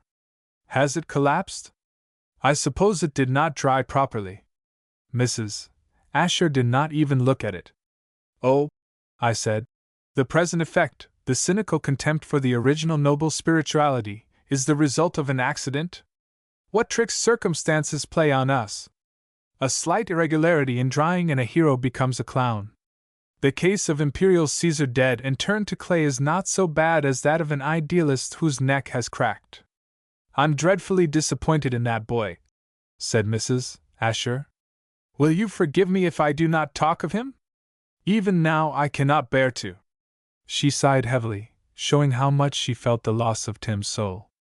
Then she turned to me with one of those bright smiles, one of those charmingly bright smiles, which are the greatest achievements of serious women. Very religious women, women with artist souls and the intenser suffragists have these bright smiles. They work them up, I suppose, so as to show that they can be as cheerful as anyone else when they choose to try. Come and see what I'm doing now, she said. I looked very carefully at the man's figure in front of her.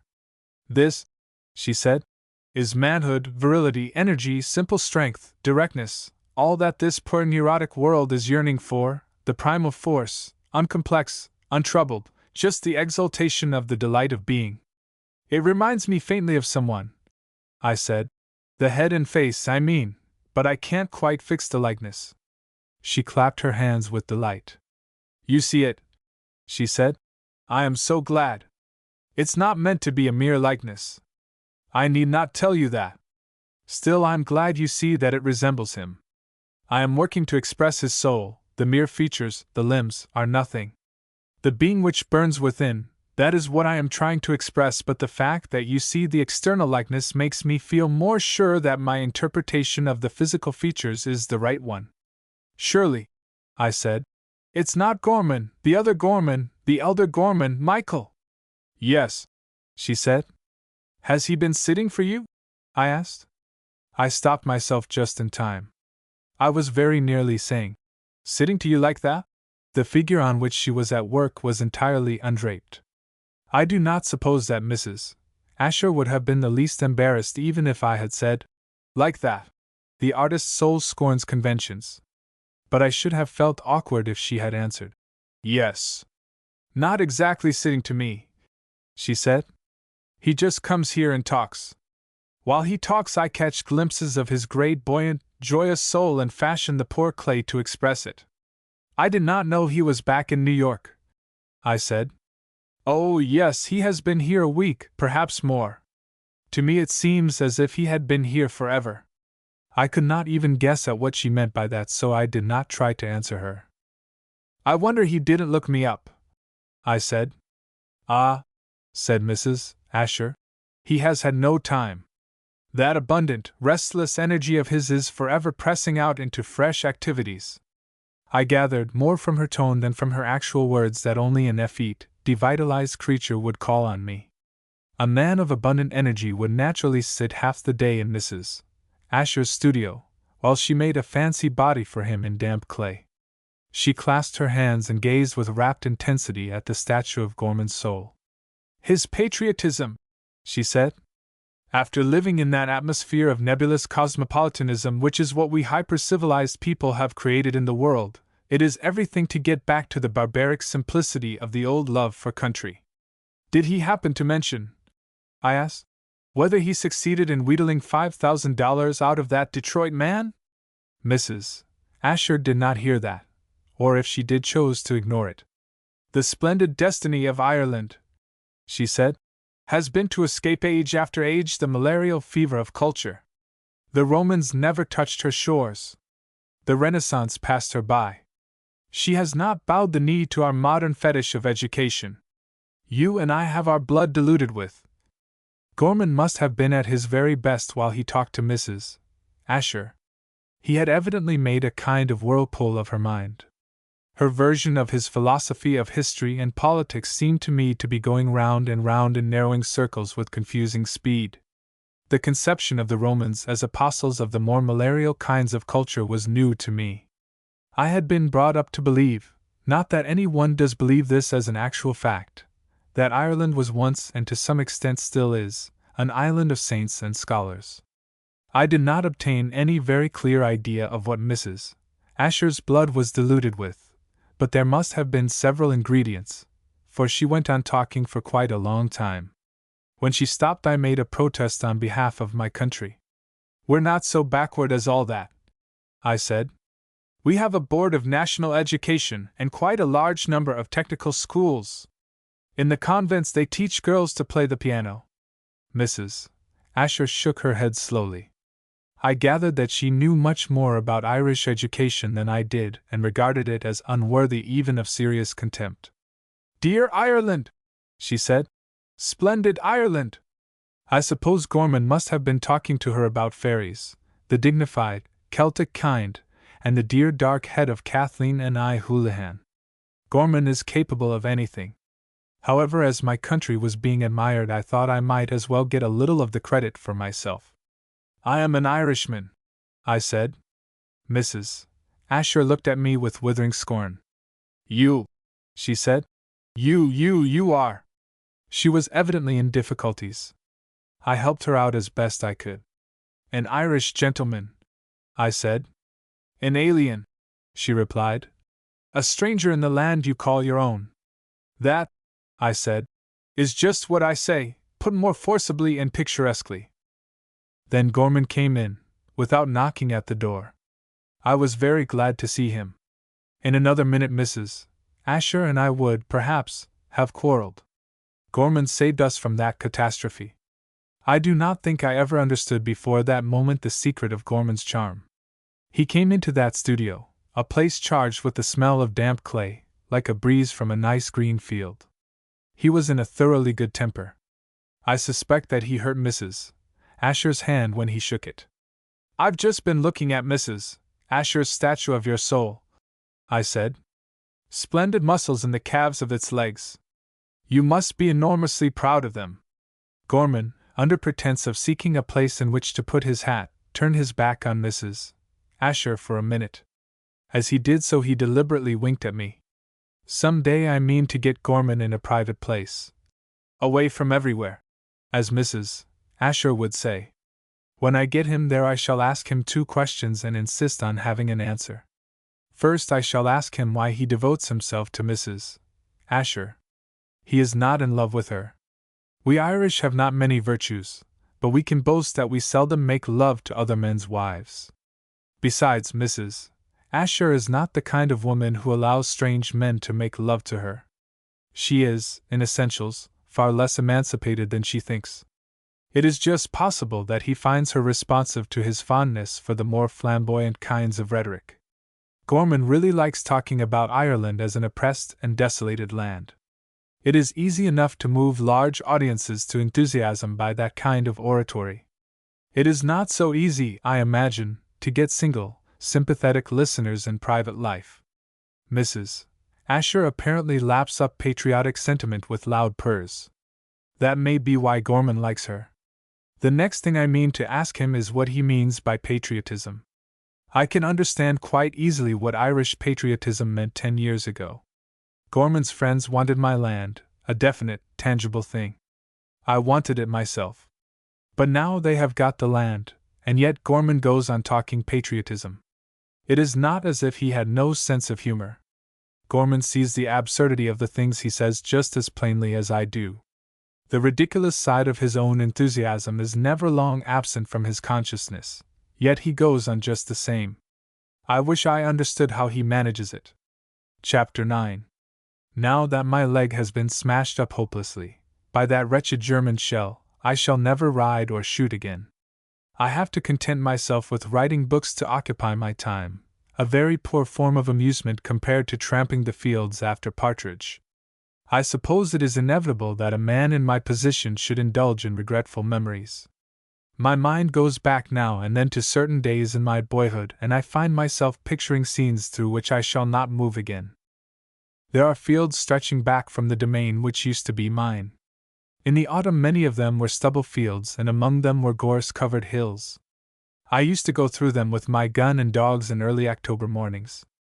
There were, no doubt there still are, though I shall not see them, very fine threads of gossamer stretching across astonishingly wide spaces. The dew hung on them in tiny drops and glittered when the sun rose clear of the light mist and shone on them.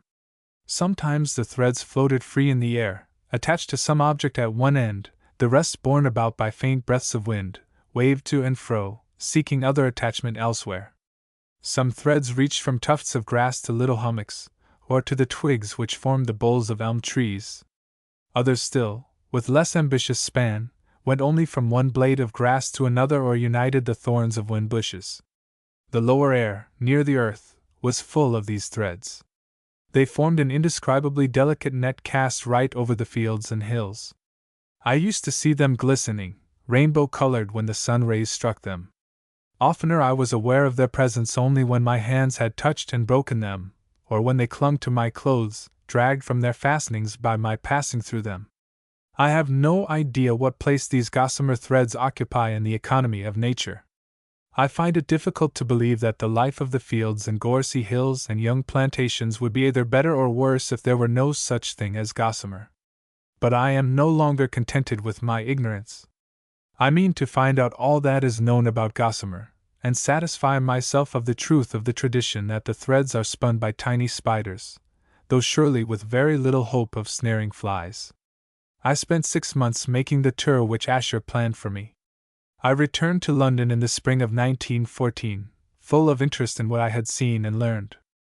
I intend some day to write a book of travels, to give an account of my experiences.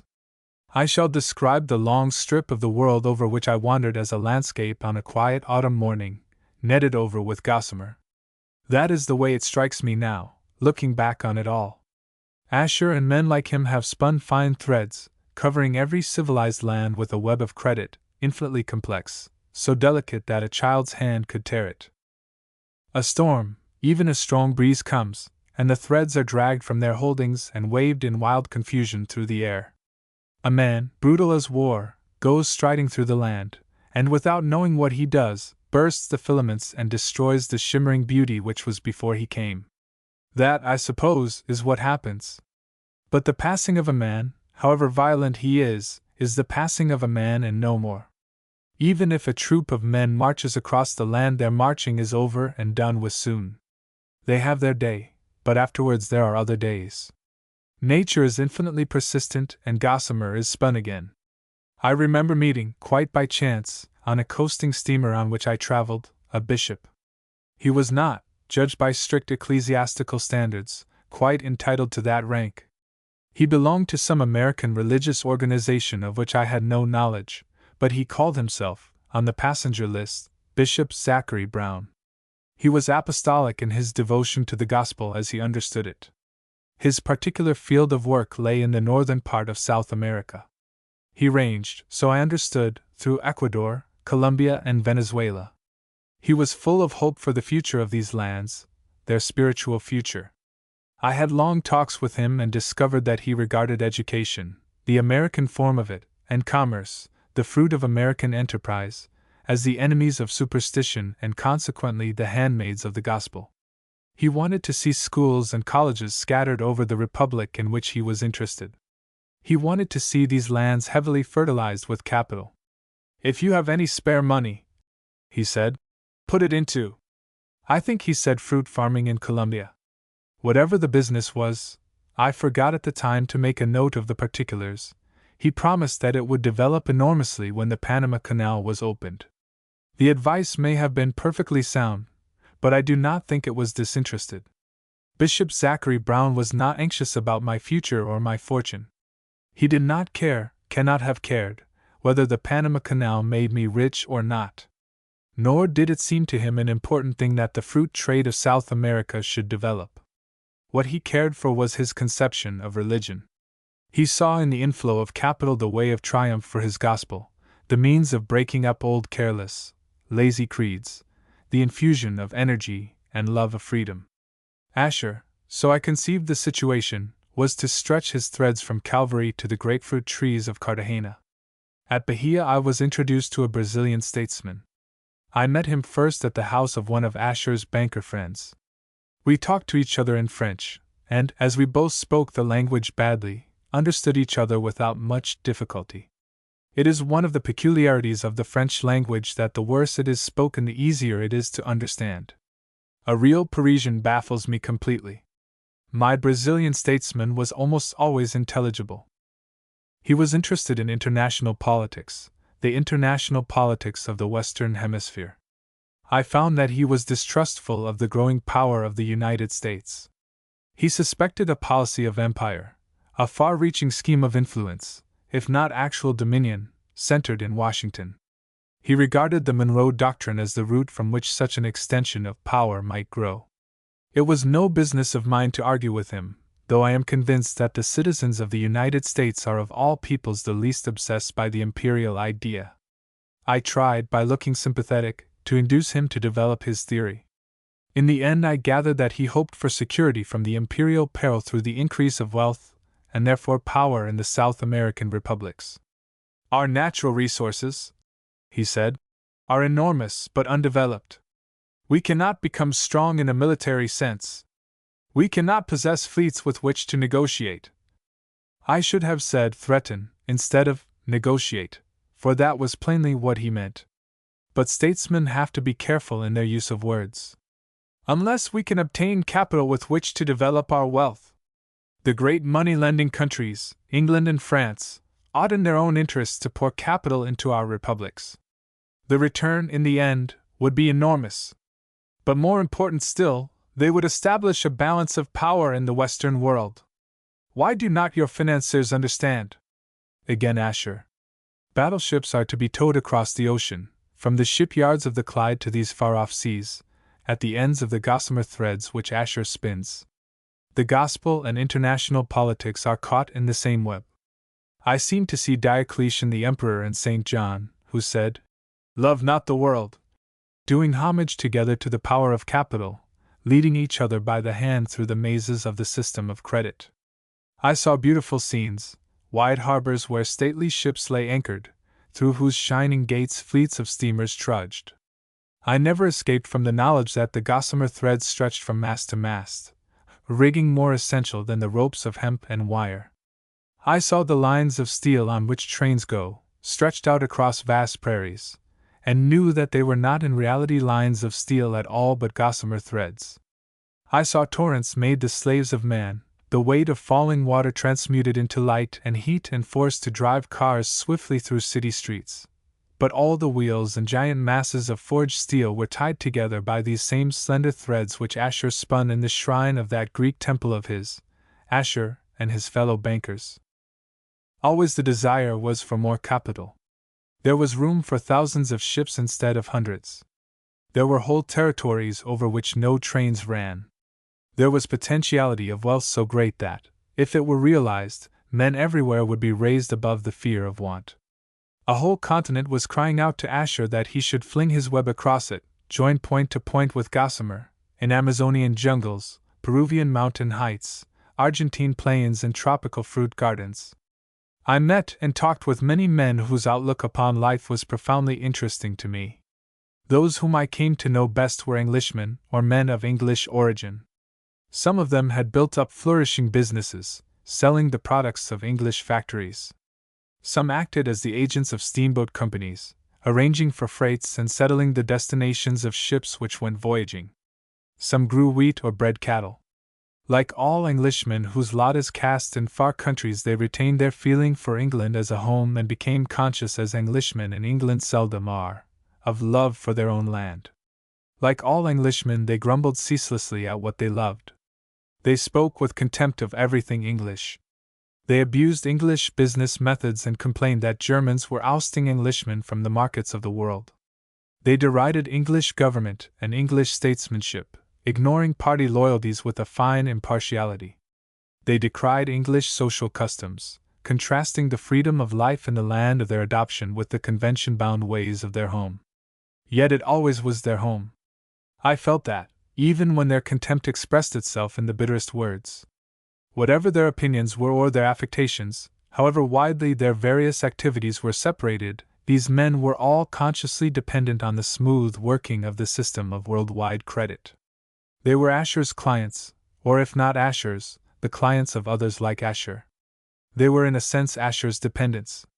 They were united to England, to Europe, to each other, by Asher's threads.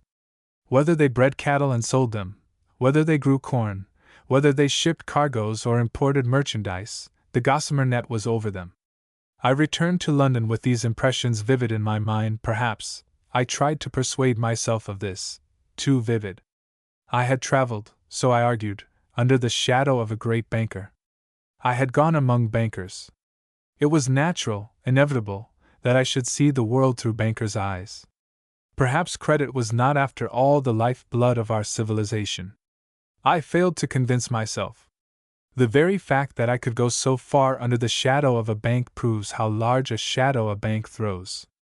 The fact that Asher's correspondence brought me into touch with every kind of man goes to show that banking has permeated, leavened life, that human society is saturated with finance. In a very few months, before the end of the summer which followed my homecoming, I was to see the whole machine stop working suddenly.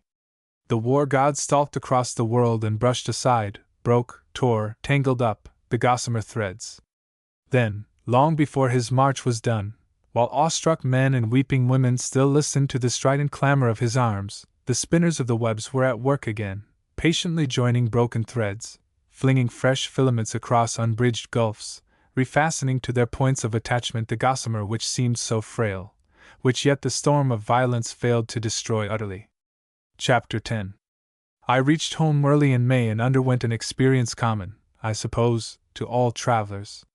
The city clerk, returning after a glorious week in Paris, finds that his family is still interested in the peculiarities of the housemaid, the Maud, or Ethel of the hour. To him, with his heart enlarged by nightly visits to the Folies Bergères, it seems at first almost impossible that any one can care to talk for hours about the misdeeds of Maud. He knows that he himself was once excited over these domestic problems, but it seems impossible that he ever can be again. Yet he is. A week passes, a week of the old familiar life. The voluptuous joys of Parisian music halls fade into dim memories. The realities of life, the things on which his mind works, are the new lace curtains for the drawing-room window, the ridiculous swank of young Jones in the office, and the question of the dismissal of Maud the housemaid. I found London humming with excitement over Irish affairs, and for a while I wondered how any one could think that Irish affairs mattered in the least. Fresh from my wanderings over a huge continent, Ireland seemed to me a small place. It took me a week to get my mind into focus again. Then I began once more to see the Home Rule question as it should be seen. South America and Asher's web of international credit sank into their proper insignificance. I met Malcolmson in my club a week after my return. He very nearly pulled the buttons off my waistcoat in his eagerness to explain the situation to me. Malcolmson has a vile habit of grabbing the clothes of any one he particularly wants to speak to. If the subject is only moderately interesting, he pulls a sleeve or a lappet of a coat. When he has something very important to say, he inserts 2 fingers between the buttons of your waistcoat and pulls. I knew I was in for something thrilling when he towed me into a quiet corner of the smoking room by my 2 top buttons. I have known Malcolmson for nearly 20 years. He was adjutant of my old regiment when I joined. He was senior major when I resigned my commission. He became colonel a few years later and then retired to his place near Belfast, where he has practiced political Protestantism ever since. I have never met any one more sincere than Malcolmson. He believes in civil and religious liberty. He is prepared at any moment to do battle for his faith. I do not know that he really deserves much credit for this, because he is the sort of man who would do battle for the love of it, even if there were no faith to be fought for. Still, the fact remains that he has a faith, rather a rare possession. When he had me cornered near the window of the smoking room, he told me that the hour of battle had almost come. Ulster was drilled, more or less armed, and absolutely united.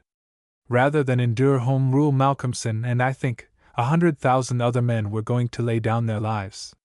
It took Malcolmson more than an hour to tell me that because he kept wandering from the main point in order to abuse the government and the Irish party. Of the 2, he seemed to dislike the government more.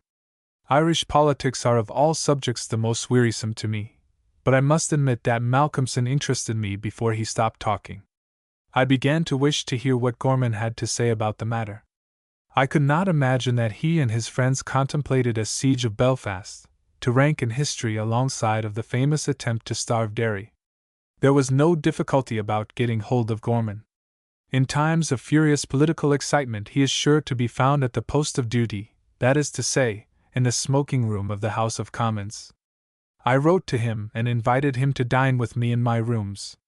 It would have been much more convenient to give him dinner at one of my clubs. But I was afraid to do that. I belong to 2 clubs in London, and unfortunately Malcolmson is a member of both of them. I do not know what would have happened if he had found himself in the same room with Gorman. The threatened civil war might have begun prematurely, and Malcolmson is such a determined warrior that a table fork might easily have become a lethal weapon in his hands. I did not want to have Gorman killed before I heard his opinion about the Ulster situation, and I disliked the thought of having to explain the circumstances of his death to the club committee afterwards. There is always an uncertainty about the view which a club committee will take of any unusual event.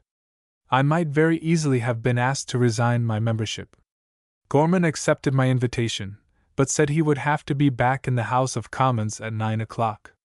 I fixed dinner for 7:30, which gave me nearly an hour and a half with Gorman, more time than Malcolmson had required to state his side of the case. But Gorman was very much more difficult to deal with. He was not inclined to discuss Home Rule or the Ulster situation. He wanted to talk about Tim's cash register, and later on, about the new way of putting cinematograph pictures on the stage. "I have been wandering about since I saw you last," I said, "and I've been in all sorts of strange places. I've lost touch with things at home. Hardly ever saw an English newspaper. I want you to tell me." "Interesting time you must have had," said Gorman. "Run across the trail of our friend Asher much?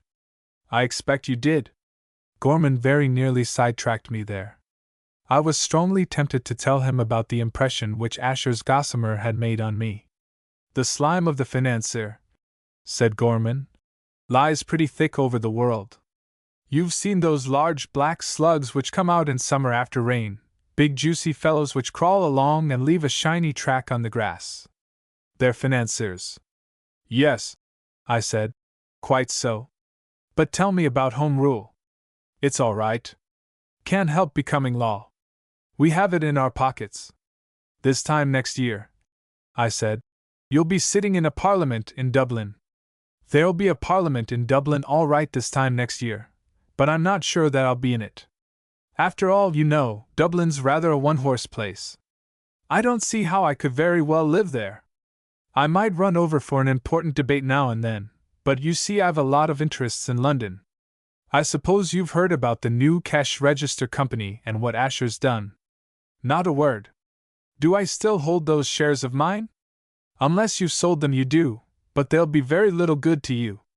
Asher has simply thrown away a sure thing. We might have had, well, I needn't mention the sum, but it was a pretty big one. I had the whole business arranged. Those fellows would have paid up. But nothing would do Asher except to put in his spoon.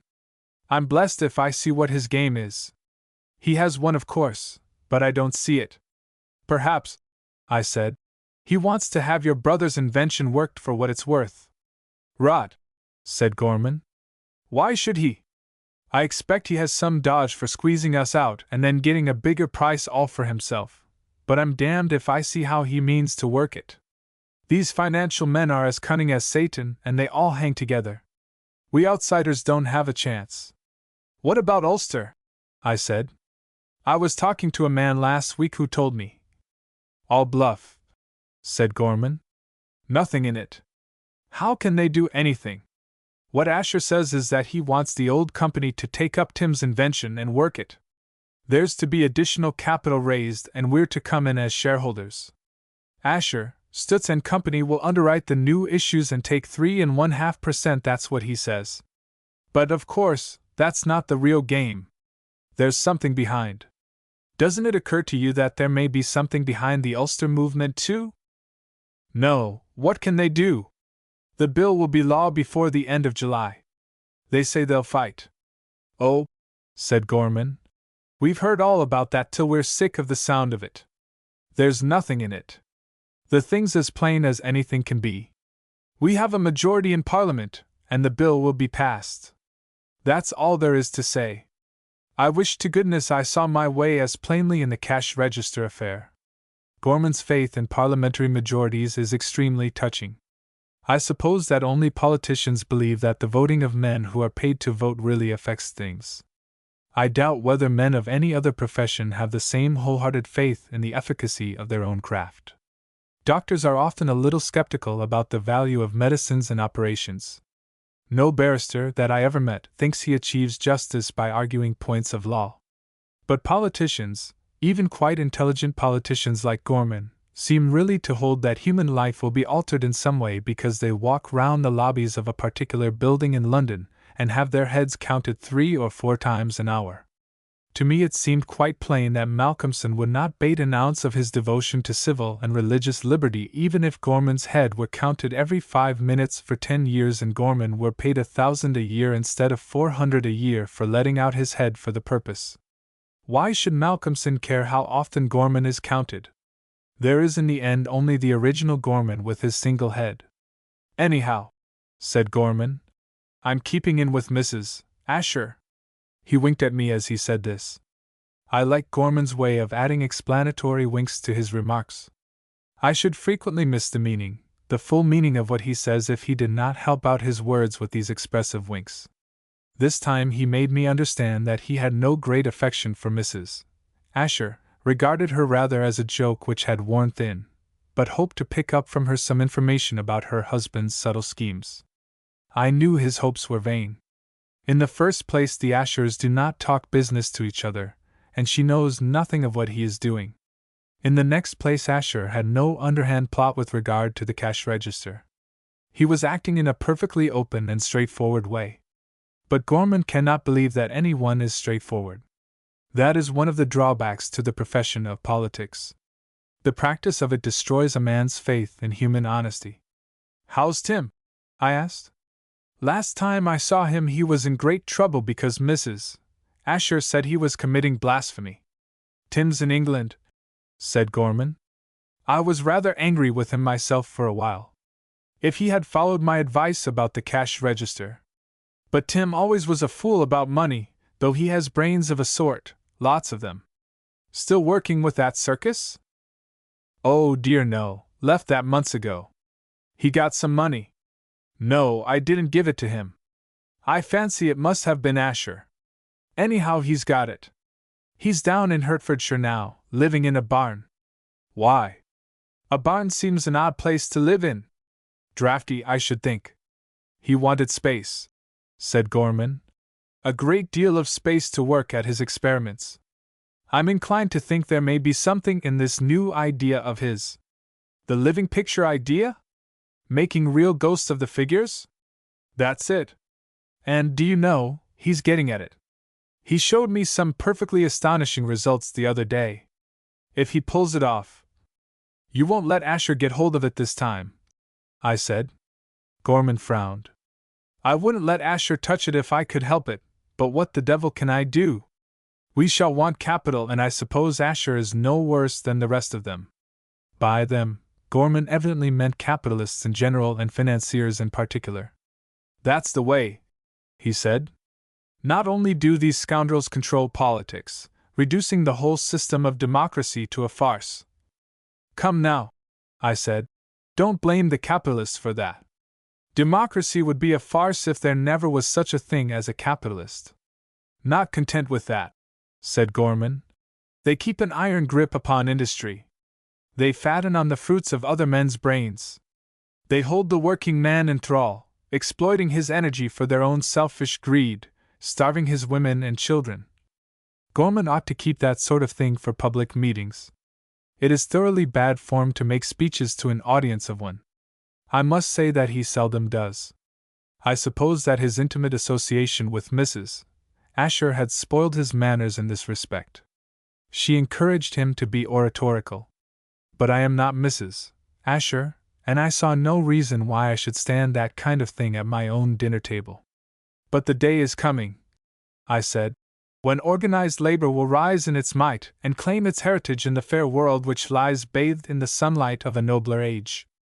Gorman looked at me doubtfully for an instant, only for a single instant. Almost immediately his eyes twinkled and he smiled good-humoredly. You ought to go in for politics, he said. You really ought. I apologize. Can't think what came over me to talk like that. I cannot resist Gorman when he smiles. I felt that I too owed an apology. After all, I said, you must practice somewhere. I don't blame you in the least, though I don't profess to like it. No one can do that sort of thing extempore, and if it happens to suit you to rehearse at dinner. Nonsense, said Gorman. There's not the slightest necessity for practice. I could do it by the hour and work sums in my head at the same time. Anyone could. Gorman is modest. Very few people can make speeches like his, fortunately for the world. All the same, he said, reverting abruptly to the starting point of his speech, it's a pity we have to let Asher into this new cinematograph racket, but we can't help it. In fact, I expect he's in already. Lending money to Tim for experiments? He wouldn't do that, said Gorman, unless he'd made sure of his share of the spoil afterwards. Gorman, I said, why don't you make a law to suppress Asher? You believe in making laws, and according to your own showing, that would be a very useful one. Gorman gave me no answer.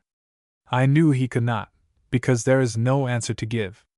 If laws had any effect on life, as Gorman pretends to believe, he would make one which would do away with Asher. But he knows in his heart that he might just as well make a law forbidding the wind to blow from the east.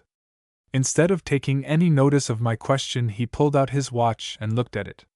9 o'clock, he said. I must be off to the house at once. An important division has been arranged for 1:15. Just ask your man to call a taxi, will you? Why go? I said. If the division is arranged, the result will be arranged too. Of course it is, said Gorman. You don't suppose the whips leave that to chance? I must say you manage these things very badly. Here you are smoking comfortably after dinner, not in the least inclined to stir, and yet you say you have to go. Why don't you introduce a system of writing checks? Pay the whip of my party or bearer 150 votes. Signed Michael Gorman, M.P. That's rather a good idea, said Gorman. It would save a lot of trouble. The check could be passed into some sort of clearing house where a competent clerk, after going over all the checks, would strike a balance and place it to the credit of your side or the other. That would be the government's majority, and you wouldn't have to go near the House of Commons at all except when you wanted to make a speech. I don't think you need go even then. You might make your speeches quietly in your own home to a couple of reporters. It would simplify parliamentary life enormously, said Gorman. There's no doubt of that. But I don't think it would do. I don't really. The people wouldn't stand it. If the people stand the way you go on at present, they'll stand anything. I wish, said Gorman, that you'd ring for a taxi. I rang the bell, and 5 minutes later Gorman left me. He had not told me anything about Home Rule, or how his party meant to deal with a recalcitrant Ulster. He seemed very little interested in Ulster. Yet Malcolmson was indubitably in earnest. I felt perfectly sure about that. Chapter 11. I intended to call on the Ashers as soon as I could after I returned to London. I owed Asher some thanks for his kindness in providing me with letters of introduction for my tour. However, they heard that I was home again before I managed to pay my visit. I dare say Gorman told them. He sees Mrs. Asher 2 or 3 times a week, and he must get tired talking about Ireland. A little item of gossip, like the news of my return, would come as a relief to Gorman, and perhaps even to Mrs. Asher, after a long course of poetic politics mixed with art. I had a note from Mrs. Asher, in which she invited me to dinner. Very quietly, she said, I know my husband would like to have a talk with you, so I shall not ask anyone to meet you. Please fix your own night. We have no engagements this week. I got the note on Monday and fixed Wednesday for our dinner. I could not think that Asher really wanted to talk to me. I did not see what he had to talk to me about, but I wanted to talk to him. I wanted to tell him about my tour, and to give him some idea of the effect which my glimpse at his business had produced on my mind. I also wanted to find out what he thought about Irish affairs. I had heard a good deal more talk about the Ulster situation. Malcolmson got at me nearly every day, and several other men, much more level-headed than Malcolmson, seemed to regard the situation as serious. I heard it hinted that the army would not relish the idea of shooting the Ulster men.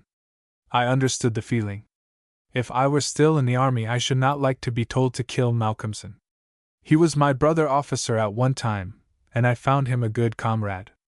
The same feeling must exist among the rank and file. Northeast Ulster was, at one time, a favorite recruiting ground for the Guards. Malcolmson's volunteer army was leavened with old Guardsmen, reservists, many of them quite well known to the men still serving in the brigade. I could not, of course, expect Asher to be much interested in Irish affairs. Ireland is the one country in the world over which financiers have not cast their net, possibly because they would catch next to nothing there. So we, who escaped the civilization of Roman law, almost escaped the philosophy of the medieval church, were entirely untouched by the culture of the Renaissance, remained a kind of Gideon's fleece when the dew of the industrial system of the 19th century was moistening Europe, are now left untouched by the new civilization of international finance. Yet Asher, if not personally interested in our destiny, has a cool and unprejudiced mind. His opinion on Irish affairs would be of the greatest interest to me. I was not satisfied with Gorman's reading of the situation. Nor did I feel sure that Malcolmson, though he was certainly in earnest, quite understood what a big thing he was letting himself in for. The Ashers live near Golders Hill, a part of London totally unknown to me. They have a large old-fashioned house with a considerable amount of ground round it. Some day when Asher is dead the house will be pulled down, and the grounds cut up into building plots. In the meanwhile Asher holds it. I suppose it suits him. Neither he nor Mrs. Asher cares for fashionable life, and a Mayfair address has no attraction for them. The few artistic and musical people whom they wish to know are quite willing to go to Hampstead. Everyone else who wants to see Asher, and a good many people do, calls at his office or dines with him in a club. Asher knows most of the chief men in the political world, for instance, but even prime ministers are not often invited to the house at Golders Hill. If Asher really controls them, as Gorman says, he does so without allowing them to interfere with his private life. The house and its appointments impressed me greatly. The architecture was Georgian, a style familiar to any one who has lived much in Dublin. It gave me a feeling of spaciousness and dignity. The men who built these houses knew what it was to live like gentlemen. I can imagine them guilty of various offenses against the code of Christian morality, but I do not think they can ever have been either fussy or mean. There is a restlessness about our fashionable imitations of the older kinds of English domestic architecture. Our picturesque gables, dormer windows and rooms with all sorts of odd angles, our finicky windows stuck high up in unexpected parts of walls, our absurd leaded diamond panes and crooked metal fastenings, all make for fussiness of soul. Nor can I believe that people who live under ceilings which they can almost touch ever attain a great and calm outlook upon life. There was nothing artistic about Asher's house. This surprised me at first. I did not, of course, expect that Mrs. Asher would have surrounded herself with the maddening kind of furniture which is distinguished by its crookedness and is designed by men who find their inspiration by remembering the things which they see in nightmares. Nor did I think it likely that she would have crammed her rooms with those products of the East which are imported into this country by house furnishers with reputations for aestheticism. I knew that she had passed that stage of culture. But I did expect to find the house full of heavily embroidered copes of medieval bishops, hung on screens, candlesticks looted from Spanish monasteries, standing on curiously carved shelves, chairs and cabinets, which were genuine relics of the age of Louis XV, and pictures by artists who lived in Italy before the days when Italians learned to paint. I found myself in a house which was curiously bare of furniture. There were a few pictures in each of the rooms I entered, modern pictures, and I suppose good, but I am no judge of such things. There were scarcely any ornaments to be seen and very few tables and chairs. My own feeling is that a house should be furnished in such a way as to be thoroughly comfortable. I like deep soft chairs and sofas to sit on. I like to have many small tables on which to lay down books, newspapers and pipes. I like thick carpets and curtains which keep out drafts. I would not live in Asher's house, even if I were paid for doing so by being given Asher's fortune. But I would rather live in Asher's house than in one of those overcrowded museums which are the delight of very wealthy New York Jews. I should, in some moods, find a pleasure in the fine proportions of the rooms which Asher refuses to spoil. I could never, I know, be happy in a place where I ran the risk of dropping tobacco ashes on 13th-century tapestry and dared not move suddenly lest I should knock over some priceless piece of china. We ate at a small table set at one end of a big dining room, a dining room in which, I suppose, 30 people could have sat down together comfortably. There was no affectation of shaded lights and gloomy, mysterious spaces. Asher had aimed at and achieved something like a subdued daylight by means of electric lamps, shaded underneath, which shone on the ceiling. I could see all the corners of the room, the walls with their pictures and the broad floor across which the servants passed. The dinner itself was very short and simple. If I had been actually hungry, as I am in the country after shooting, I should have called the dinner meager. For a London appetite there was enough, but not more than enough. I might, a younger and more vigorous man would, have got up from the table hungry. But the food was exquisite. The cook must be a descendant of one of those artists whom Lord Beaconsfield described in Tancred, and he has found in Asher's house a situation which ought to satisfy him. Asher does not care for sumptuousness or abundance, but he knows how to eat well. We had one wine, a very delicately flavored white Italian wine, perhaps from Capri, the juice of some rare crops of grapes in that sunny island. We found ourselves in a little difficulty, said Asher, when you fixed on tonight for your visit to us. I hope, I said, that I haven't lit on an inconvenient evening. Had you any other engagement? I was eating a very small piece of fish when he spoke to me, and was trying to guess what the sauce was flavored with. It occurred to me suddenly that I might have broken in upon some sort of private anniversary, a day which Asher and his wife observed as one of abstinence. There was, I could scarcely fail to notice it, a sense of subdued melancholy about our proceedings. Oh, no, said Asher, but on Wednesdays we always have some music. I was inclined to think that you might have preferred to spend the evening talking, but my wife. He looked at Mrs. Asher. I should very much have preferred talk to music. It was chiefly in order to hear Asher talk that I had accepted the invitation. I know, said Mrs. Asher, that Sir James likes music.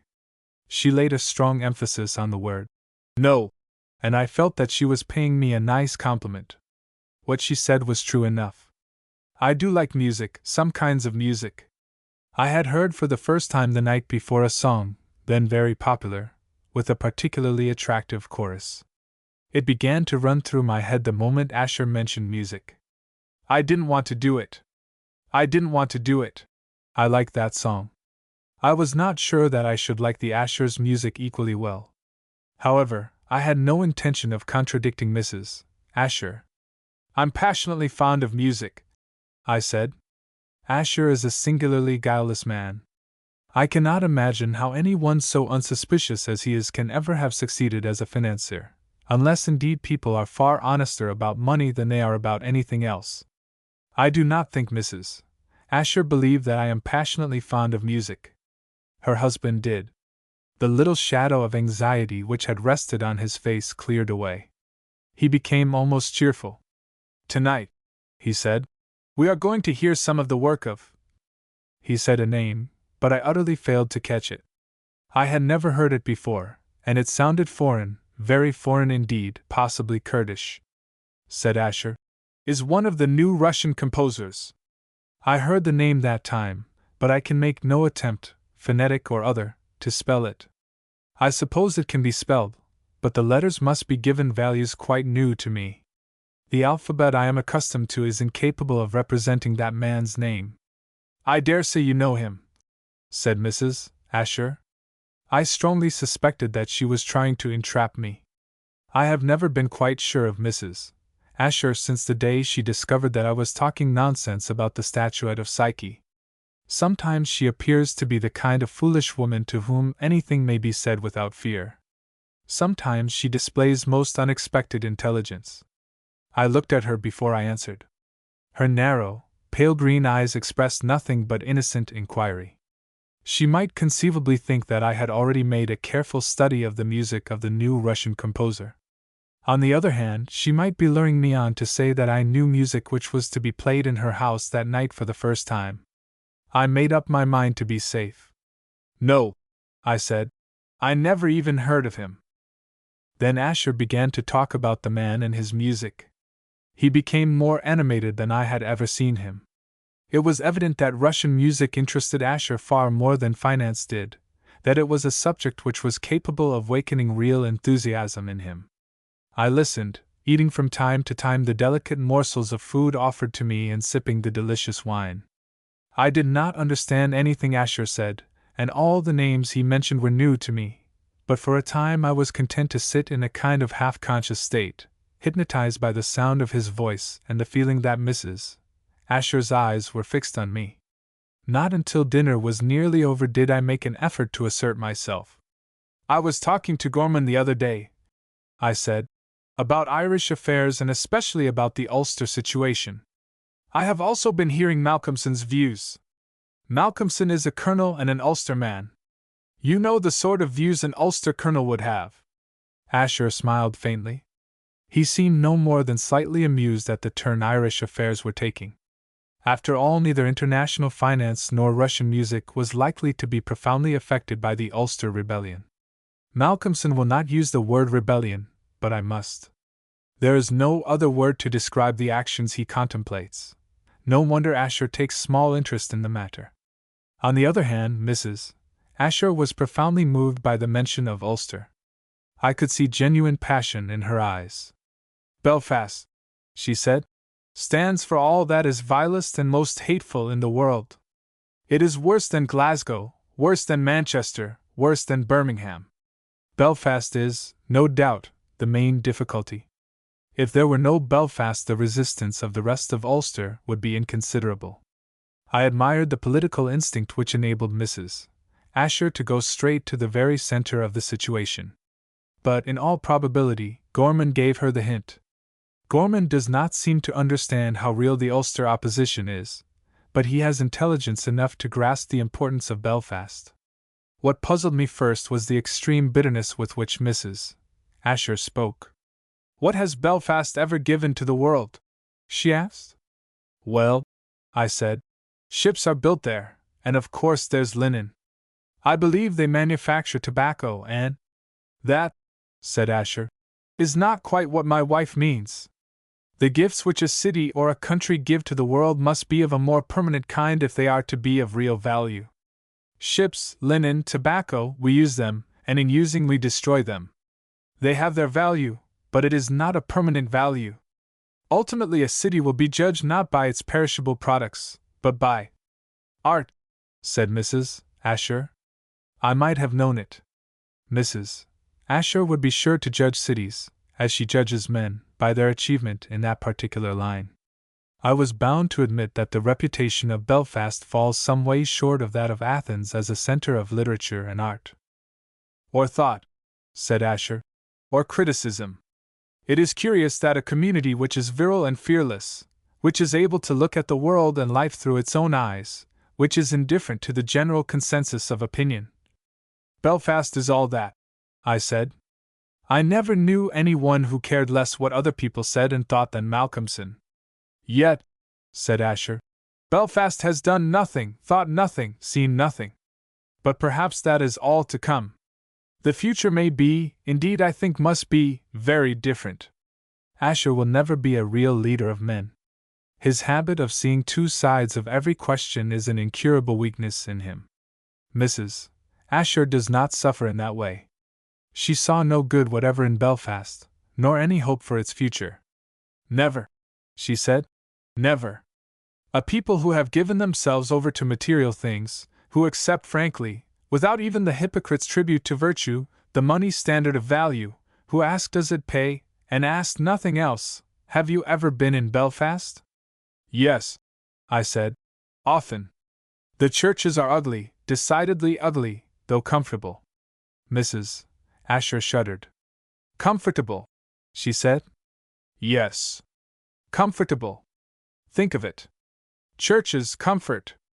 Irredeemable hideousness and the comfort of congregations as a set-off to it. Mrs. Asher panted. I could see the front of her dress. She wore a very floppy scarlet tea-gown, rising and falling rapidly in the intensity of her passion. I understood more or less what she felt.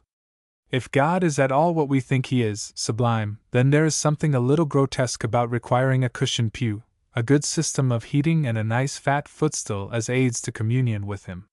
Yet I am not convinced that man is incapable of the highest emotion when his body is at ease. Some degree of physical comfort seems to be required if the excursions of the soul are to be successful. I cannot, for instance, enjoy the finest kinds of poetry when I am very thirsty, nor have I ever met anyone who found real pleasure in a statue when he had toothache. There is something to be said for the theory of the skeptical bishop in Browning's poem, that the soul is only free to muse of lofty things. The whole Irish question, said Mrs. Asher, and she spoke with the most tremendous vehemence, is a struggle not between political parties. What are political parties? Rotten things, I said. I quite agree with you there. Not between conceptions of religion. What is religion but the blind gropings of the human soul after some divine perfection vaguely guessed? That is not what religion is in Ireland. There is nothing either dim or vague about it there, and nobody gropes. Every one, from the infant school child to the greatest of our 6 archbishops, is perfectly clear and definite in his religious beliefs and suffers no doubts of any kind. That is why Ireland is recognized everywhere as an island of saints. But of course Mrs. Asher could not be expected to know that.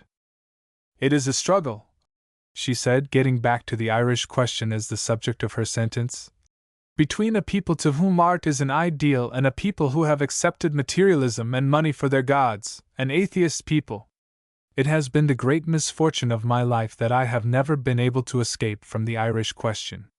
It was discussed round my cradle by a nurse whom my parents selected for her sound Protestant principles.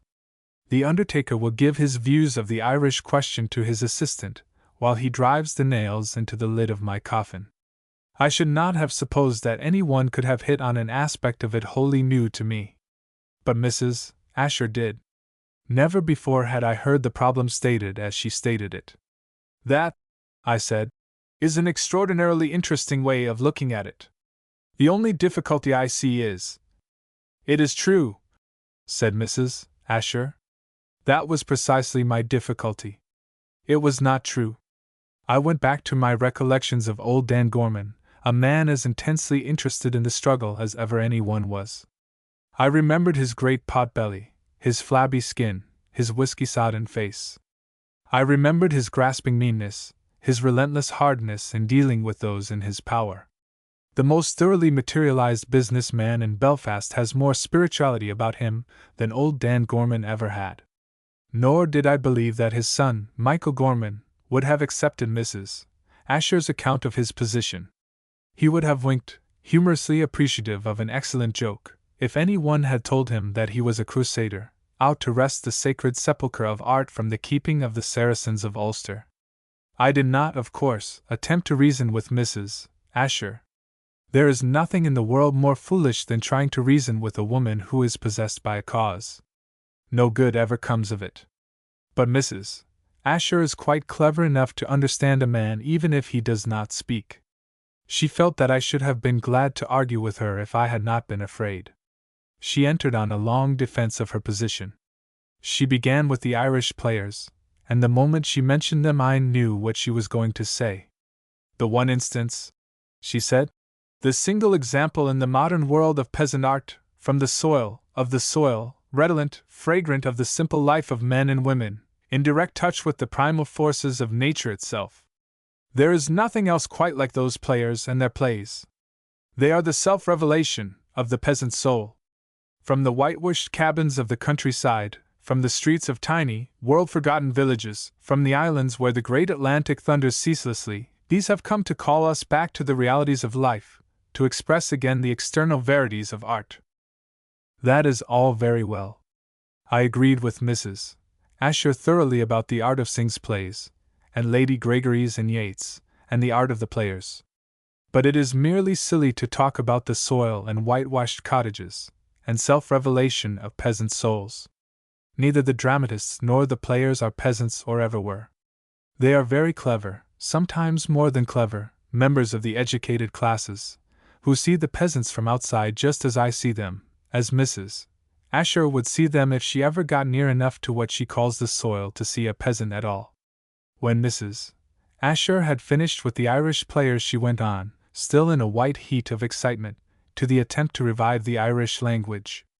Where else, she said, will you find such devotion to a purely spiritual ideal? Here you have a people rising enthusiastically to fight for the preservation of the national language. And its language is the soul of a nation. These splendid efforts are made in defiance of materialism, without the remotest hope of gain, just to keep, to save from destruction, a possession felt instinctively to be the most precious thing of all, far above gold and rubies in price. The only flaw in that theory, I said, is that the people who still have this most precious possession don't want to keep it in the least. Nobody ever heard of the Irish-speaking peasants taking the smallest interest in their language. The whole revival business is the work of an English-speaking middle class, who never stop asking the government to pay them for doing it. That was the second occasion on which I came near quarreling with Mrs. Asher. Yet I am not a man who quarrels easily. Like St. Paul's friends at Corinth, I can suffer fools gladly. But Mrs. Asher is not a fool. She is a clever woman with a twist in her mind. That is why I find myself saying nasty things to her now and then. I suppose it was Gorman who taught her to be an Irish patriot. If she had been content to follow him as an obedient disciple, I should have put up with all she said politely. But once started by Gorman, she thought out Ireland for herself and arrived at this amazing theory of hers. Her artistic children of light and death grips with mercantile and manufacturing materialists. No wonder she irritated me. Asher saved us from a heated argument. Dinner was over. He had smoked his half-cigarette. He rose from his chair. "I expect Mr. Wendell is waiting for us," he said to Mrs. Asher. Her face softened as he spoke. The look of fanatical enthusiasm passed out of her eyes. She got up quietly and left the room. Asher held the door open for her and motioned me to follow her. He took my arm as we passed together down a long corridor. "Mr. Wendell," he said, "is a young musician who comes to play to us every week. He is a man with a future before him. I think you will enjoy his playing. We are going to the music room." We went through a small sitting room, more fully furnished than any other in Asher's house. It looked as if it were meant to be inhabited by ordinary human beings. It was reserved, so I learned afterwards, for the use of Asher's guests. We ascended a short flight of stairs and entered the music room. Unlike the dining room, it was only partially lit. A single lamp stood on a little table near the fireplace, and there were 2 candles on a grand piano in the middle of the room. These made small spots of light in a space of gloom. I felt rather than saw that the room was a large one. I discerned the shapes of 4 tall, curtainless windows. I saw that except the piano and a few seats near the fireplace there was no furniture. As we entered I heard the sound of an organ, played very softly, somewhere above me. "Mr. Wendell is here," said Asher. He led me over to the fireplace and put me in a deep soft chair. He laid a box of cigarettes beside me and set a vase of spills at my right hand. I gathered that I might smoke, so long as I lit my tobacco noiselessly, with spills kindled in the fire, but that I must not make scratchy sounds by striking matches. Mrs. Asher sank down in a corner of a large sofa. She lay there with parted lips and half-closed eyes, like some feline creature expectant of sensuous delight. The light from the lamp behind her and the flickering fire played a strange game of shadow-making and shadow-chasing among the folds of her scarlet gown. Asher sat down beside her. The organ was played very softly. I found out that it was placed in a gallery above the door by which we had entered. I saw the pipes, like a clump of tall spears, barely discernible in the gloom. There was no light in the gallery. Mr. Wendell was no doubt there and was able to play without seeing a printed score. I supposed that he was playing the music of the new Russian composer. Whatever he played he failed to catch my attention, though the sounds were vaguely soothing. I found myself thinking that Mrs. Asher had no right to be furiously angry with the people of Belfast for making their churches comfortable. This was her form of worship, and never were any devotees more luxuriously placed than we were. If her soul can soar to spiritual heights from the depths of silken cushions, surely a linen draper may find it possible to pray in a cushioned pew. I was mistaken about the music I was listening to. Mr. Wendell was only soothing his nerves with organ sounds while he waited for us. When he discovered our presence he left the gallery and descended to the room in which we sat, by a narrow stairway. No greeting of any kind passed between him and the Ashers. He went straight to the piano without giving any sign that he knew of our presence. I lit a cigarette and prepared to endure what was in store for me. At first the new Russian music struck me as merely noisy. I found no sense or rhythm in it. Then I began to feel slightly excited. The excitement grew on me in a curious way. I looked at the Ashers. He was sitting nearly bolt upright, very rigid, in a corner on the sofa. She lay back, as she had lain before, with her hands on her lap.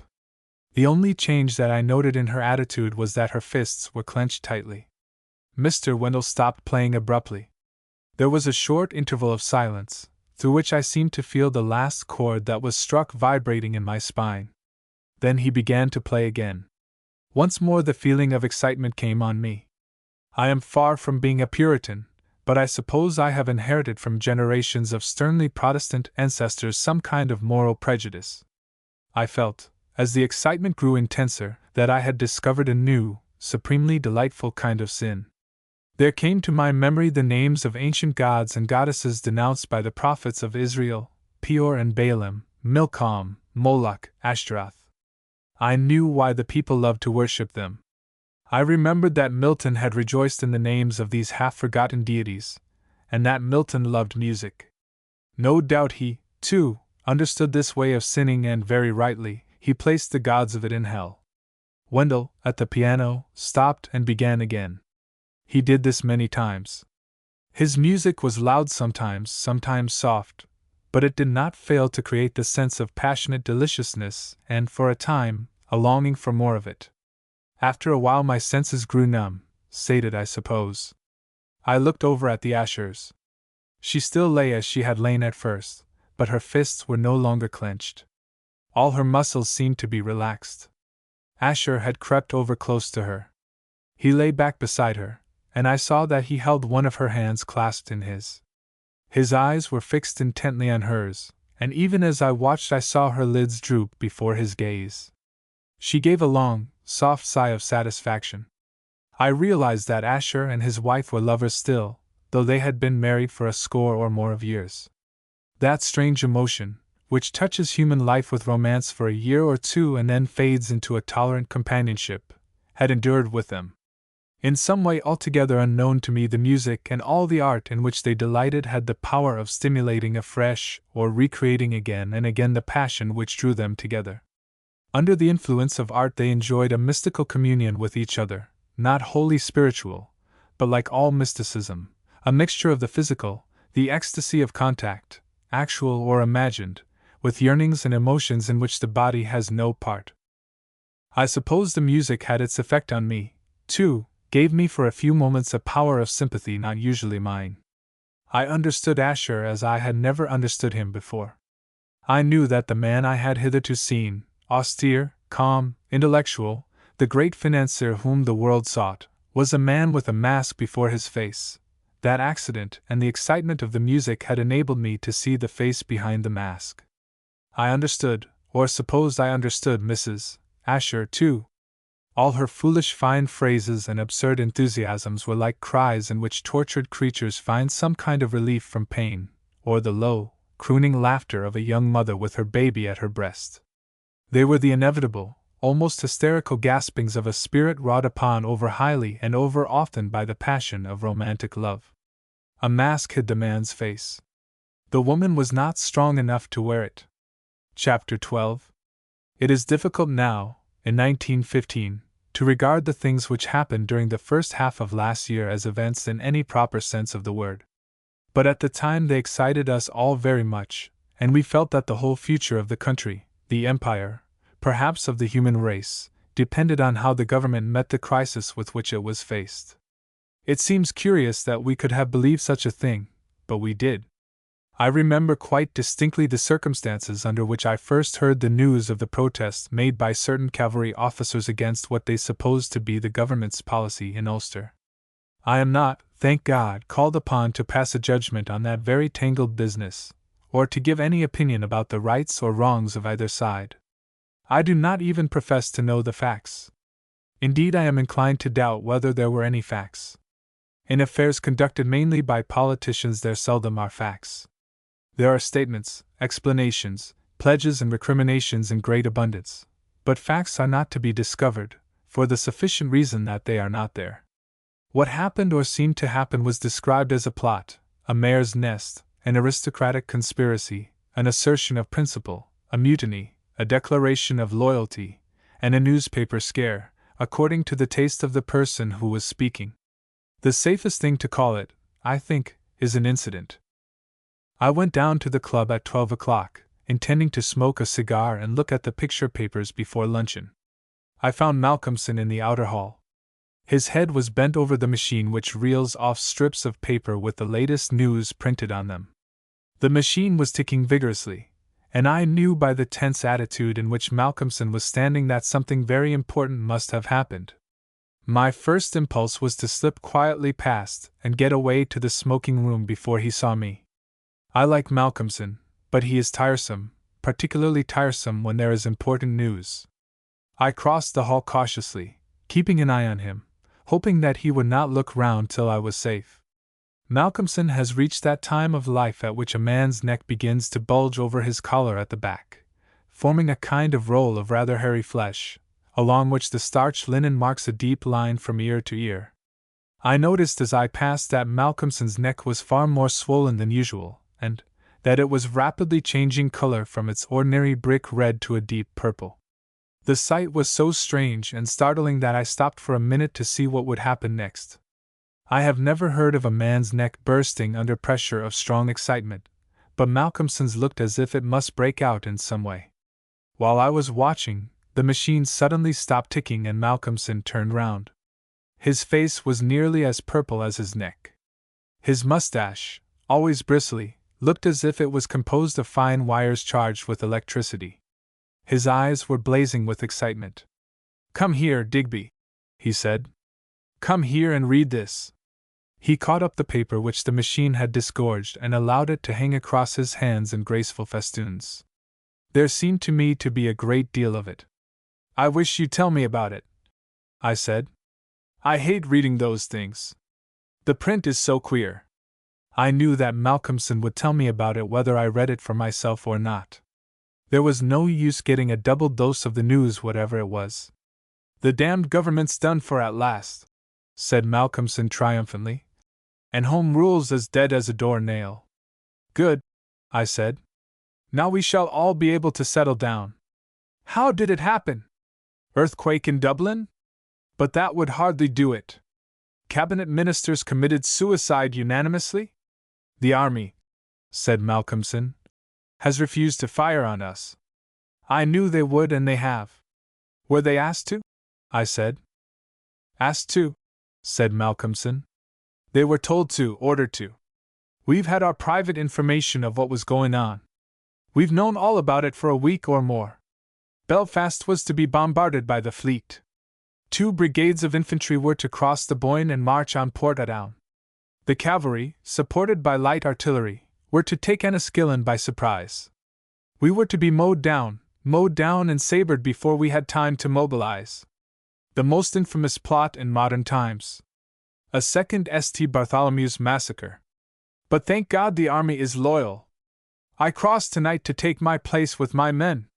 An ill-tempered, captious man might have suggested that Malcolmson ought to have taken his place with his men, a regiment of volunteers I suppose, a little sooner. According to his own account, the peril had been real a week before, but was over before he told me about it. The government which had planned the massacre was dead and damned. The army had refused to carry out the infamous plot. It seemed a mere piece of bravado, under the circumstances, to take up arms. But I knew Malcolmson better than to suppose that he wanted to swagger when swaggering was safe. His mind might be in a muddled state. Judging by the way he talked to me, it was very muddled indeed. But his heart was sound, and no risk would have daunted him. "Let's have a glass of sherry and a biscuit," I said. "You'll want something to steady your nerves." But Malcolmson, for once, for the only time since I have known him, was unwilling to sit down and talk. His train, supposing that he took the quickest route to Belfast, did not leave Euston till 8 or 9 o'clock at night, but he felt that he must be up and doing at once. He fussed out of the club, and for some time I saw no more of him. I waited until the hall porter had cut up the slips of paper which fell from the clicking machine and pinned the bits to the notice boards. Then I read the news for myself. These machines are singularly unintelligent. They mix up the items of news in a very irritating way. Sometimes a sheet begins with the assassination of a foreign prime minister, breaks off suddenly to announce the name of a winning horse, goes back to the prime minister, starts a divorce case abruptly, and then gives a few stock exchange quotations. I hate news which comes to me in this disjointed way, and never attempt to learn anything from the machine until the hall porter has edited the sheets. He cuts them up, gets all the racing news on one board, the stock exchange and the divorce court on another, and makes a continuous narrative of political news, assassinations, picturesque shipwrecks, and such matters on the largest and most prominent of the notice boards. I found when I did read that Malcolmson had built up a lofty structure on a very small foundation. Something had evidently happened among the soldiers stationed at the Curragh camp, but the first account telegraphed over from Ireland left me in grave doubt. It was a question whether the men had actually been told to shoot Malcolmson and refused to obey orders, or had been asked, politely, if they would like to shoot Malcolmson and said they would rather not. The one thing which emerged with any sort of clearness was that Malcolmson would not be shot. This made my mind easy. I went into the dining room and had some luncheon. Early in the afternoon I collected 6 evening papers, 3 belonging to each side. I found the Unionist writers unanimous on 2 points. The army had saved the empire and the government would be obliged to resign. The liberal scribes took another view of the situation. According to them, the army had been seduced from its loyalty by the intrigues of fascinating and fashionable Delilahs, but the will of the people must, nevertheless, prevail. Newspaper writers on the liberal side are far more intelligent than their opponents. It was a stupid thing, in the early part of 1914, to talk about saving the empire. No one at that time cared anything about the empire. Very few people believed that it existed. It was worse than stupid to suggest that the government would resign. The country was utterly weary of general elections and was planning its summer holiday. Public sympathy was hopelessly alienated by that kind of talk. On the other hand, the fashionable Delilah story was a brilliant invention. There is nothing dearer to the heart of the English middle classes and working men than the belief that every woman with a dress allowance of more than £200 a year is a courtesan. The suggestion that these immoral Phrynes were bartering their charms for power to thwart the will of the people was just the sort of thing to raise a tempest of enthusiasm. Almost anything might have happened if the government had had the courage to follow up its advantage. Fortunately, from Malcolmson's point of view, it did not venture to shut up all women of title, under 50 years of age, in houses of correction, a course which would have convinced the general public that Home Rule was a sound thing. It spent a fortnight or so contradicting everybody who said anything, including itself, and then apologized for being misunderstood. However, that anticlimax was still some way off. I stuffed the 3 liberal papers into my pocket and went to call on Lady Kingscourt. She is the only peeress I am intimate with who moves in really fashionable circles and is both rich and beautiful. It would have been interesting to hear what she said when I pointed out to her that she had been seducing subalterns. She was not at home when I reached her house. The butler told me that she had gone to a bazaar got up to raise funds for the Soldiers and Sailors Families Association, in itself a suspicious circumstance. If I were Lady Kingscourt and my character was attacked as hers was, I should keep clear of any charity with the word soldier in its name. I was sorry to miss her, though I scarcely expected that she would have tried to fascinate me. It is a good many years since I resigned my commission. The next person I thought of seeing was Gorman. It was nearly 5 o'clock, so I went to the House of Commons. Gorman, when I found him, seemed very much pleased to see me, and was in a hospitable mood.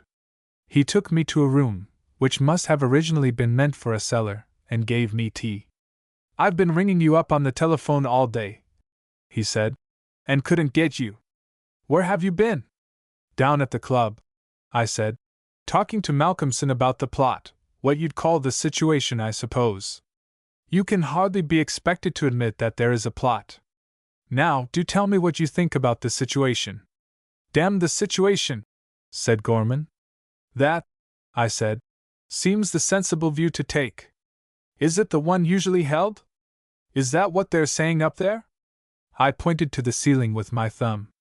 Somewhere above my head, it might be supposed, statesmen with furrowed brows were taking anxious counsel together for the safety of the nation, retiring now and then when utterly exhausted, to damn the situation in private rooms. Some of them are a bit fussed, said Gorman. Silly asses! But it isn't that wretched business that I wanted to speak to you about. Good gracious! Do you mean to say that you can talk of anything else? That you didn't ring me up to tell me what will happen?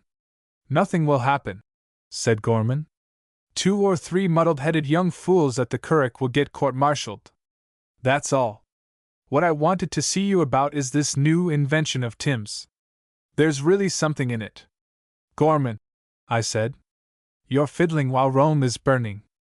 How can you reconcile it to your conscience to play with cinematographs when a horrible conspiracy is threatening life and liberty? Surely, said Gorman, you don't really believe that we plotted, as they call it, to murder people in Belfast?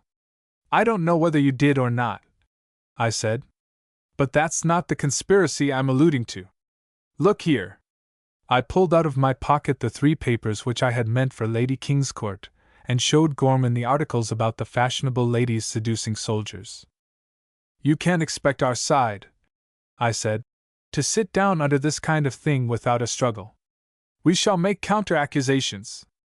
I shall do it myself if nobody else does.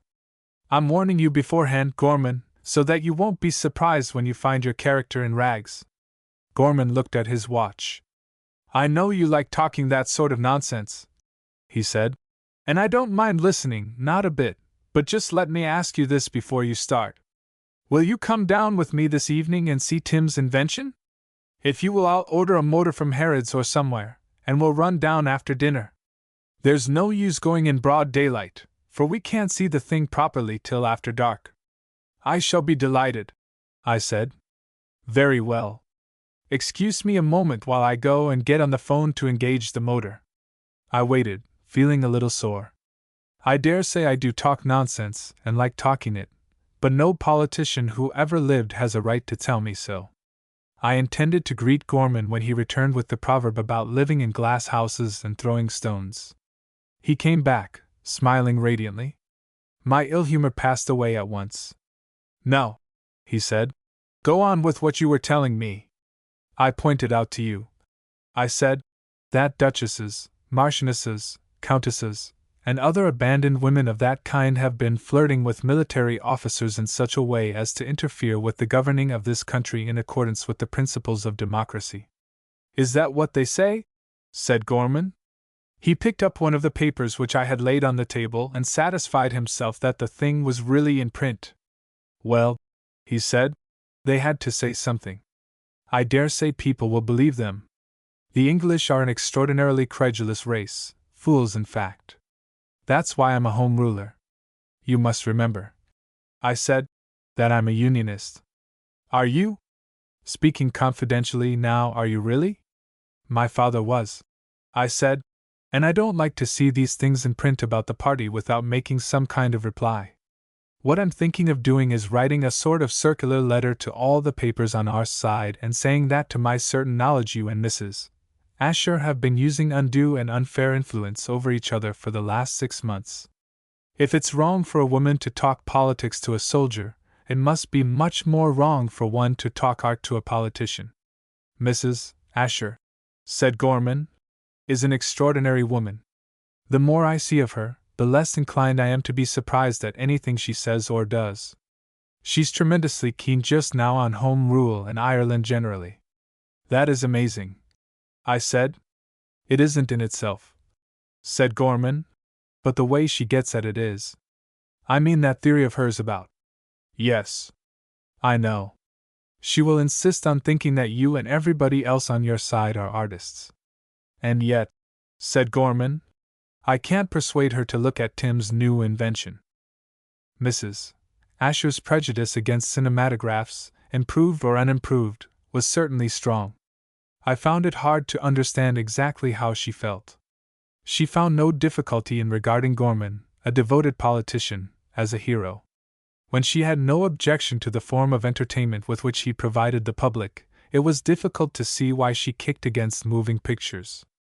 I should have thought that the performances at Westminster were considerably more vulgar, certainly far less original and striking, than the things shown on the cinematograph. Gorman and I dined at Scott's, chiefly on lobsters, at 7 o'clock, an uncomfortably early hour. We had a 25-mile drive before us to reach the farm, somewhere in the depths of Hertfordshire, where Tim was making his experiments. The drive was a very pleasant one. The first part of it lay along one of the great artery roads which lead from the centre of London to the north. The evening was fine and warm without being stuffy, one of those evenings which are the peculiar glory of the early English summer. It seemed to me that many thousands of people were passing along that road towards the country. Parties of laughing boys and girls pedaled northwards on bicycles, swerving in and out through the traffic.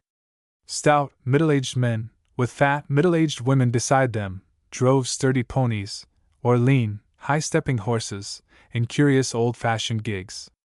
Motorcyclists, young men with outstretched chins and set faces, sped by us, outstripping our car.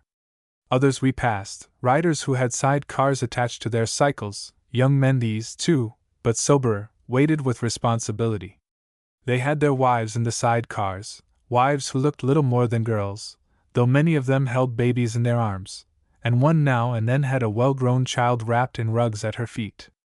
"Life," said Gorman, waving his cigar comprehensively towards the moving crowds. "Wonderful thing life. Keeps going on. Don't know why it should, but it does.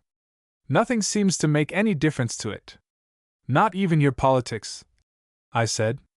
"Curious thing, isn't it, how little all that fuss of yours matters? It doesn't make any difference which of your parties is in power. All this goes on just the same.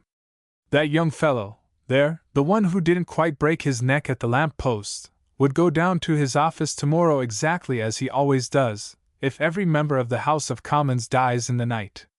You see that girl with the baby, the one on our left, she'd have had that baby just the same if the Long Parliament were still sitting. None of your laws could have made her have that baby, or stopped her.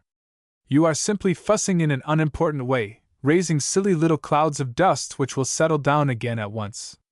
She's keeping the world going and she probably doesn't even know the name of the Prime Minister." "That's all very well," said Gorman, "but we're seeing that these people get their rights, their fair share of what's going. If it wasn't for us and the laws we pass, the rich would grow richer and richer while these men and women would gradually sink into the position of slaves. I'm not a socialist. I don't believe in that theory, but capitalists have had things far too much their own way in the past.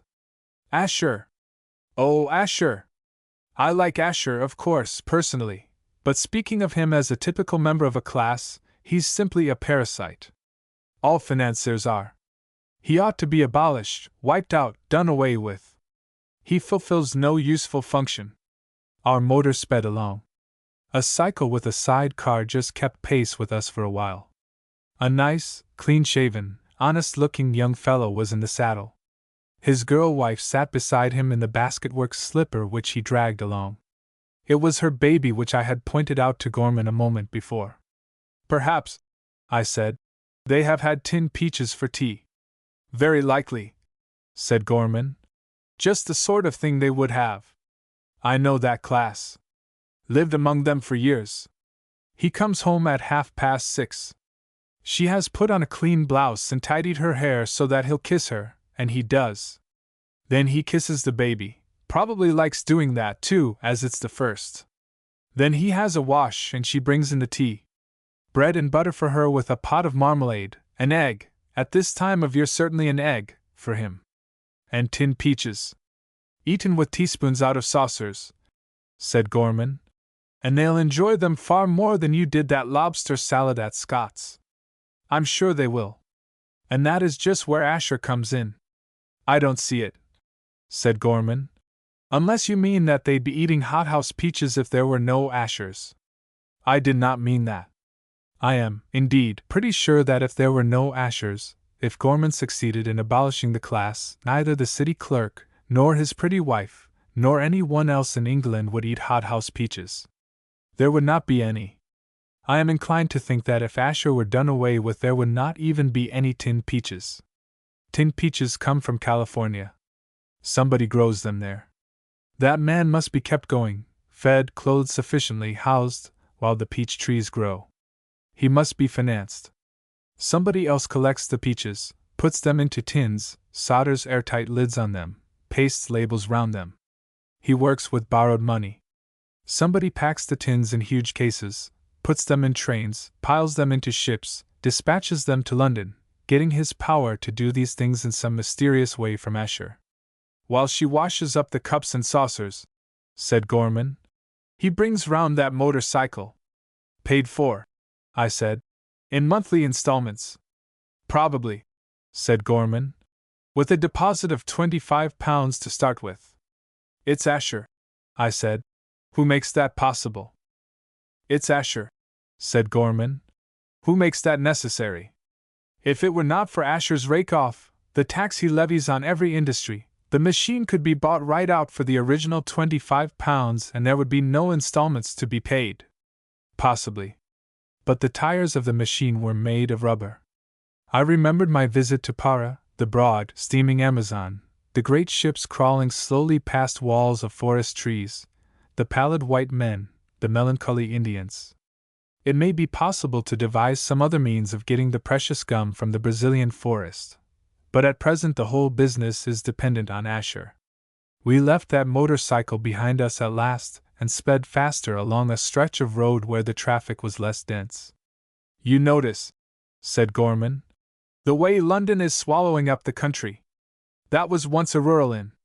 I had observed what Gorman pointed out to me. Here and there along the road, a mile or so apart from each other, we came on old buildings, a group of cottages, a farmhouse, an inn. These were solidly built after the good old fashion. It had seemed wasteful to pull them down. The waves of the advancing tide of London reached them, passed them, swept beyond them, left them standing. Quite a few years ago, said Gorman, those houses stood in the middle of fields, and the people who lived in them ate the food that grew at their doors. No tin peaches, I said, no bicycles. And no Asher, said Gorman. Well, I said, we can't go back. In Ireland, he said, we needn't go on. If we can only get clear of this cursed capitalistic civilization of England, that's what I mean by being a home ruler. You think, I said, that we should be too wise to accept the yoke of Asher, to barter our freedom for tin peaches. We'll get the tin peaches too. No, you won't. If you have civilization, and that includes a lot of things besides tin peaches, tobacco for instance, Gorman. If you want a cigar you'll have to put up with Asher. But I dare say you'd be better without it. Only I don't think I'll live in your Ireland, Gorman. We passed away from London in the end, got out beyond the last tentative reachings of the speculative builder, into country lane ways. There were hedges covered with hawthorn, and the scent of it reached us as we rushed past. Gorman threw away a half-smoked cigar. Perhaps he wanted to enjoy the country smells.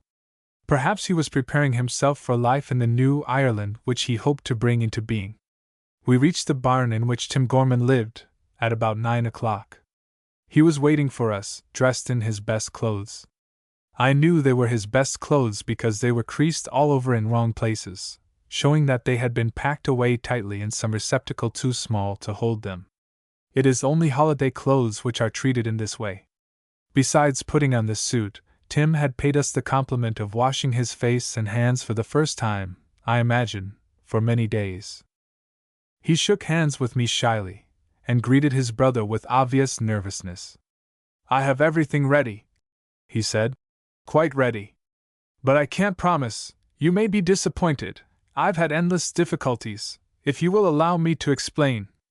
Not a bit of good explaining to us, said Gorman. All we're capable of judging is the results. Tim sighed and led us into the barn.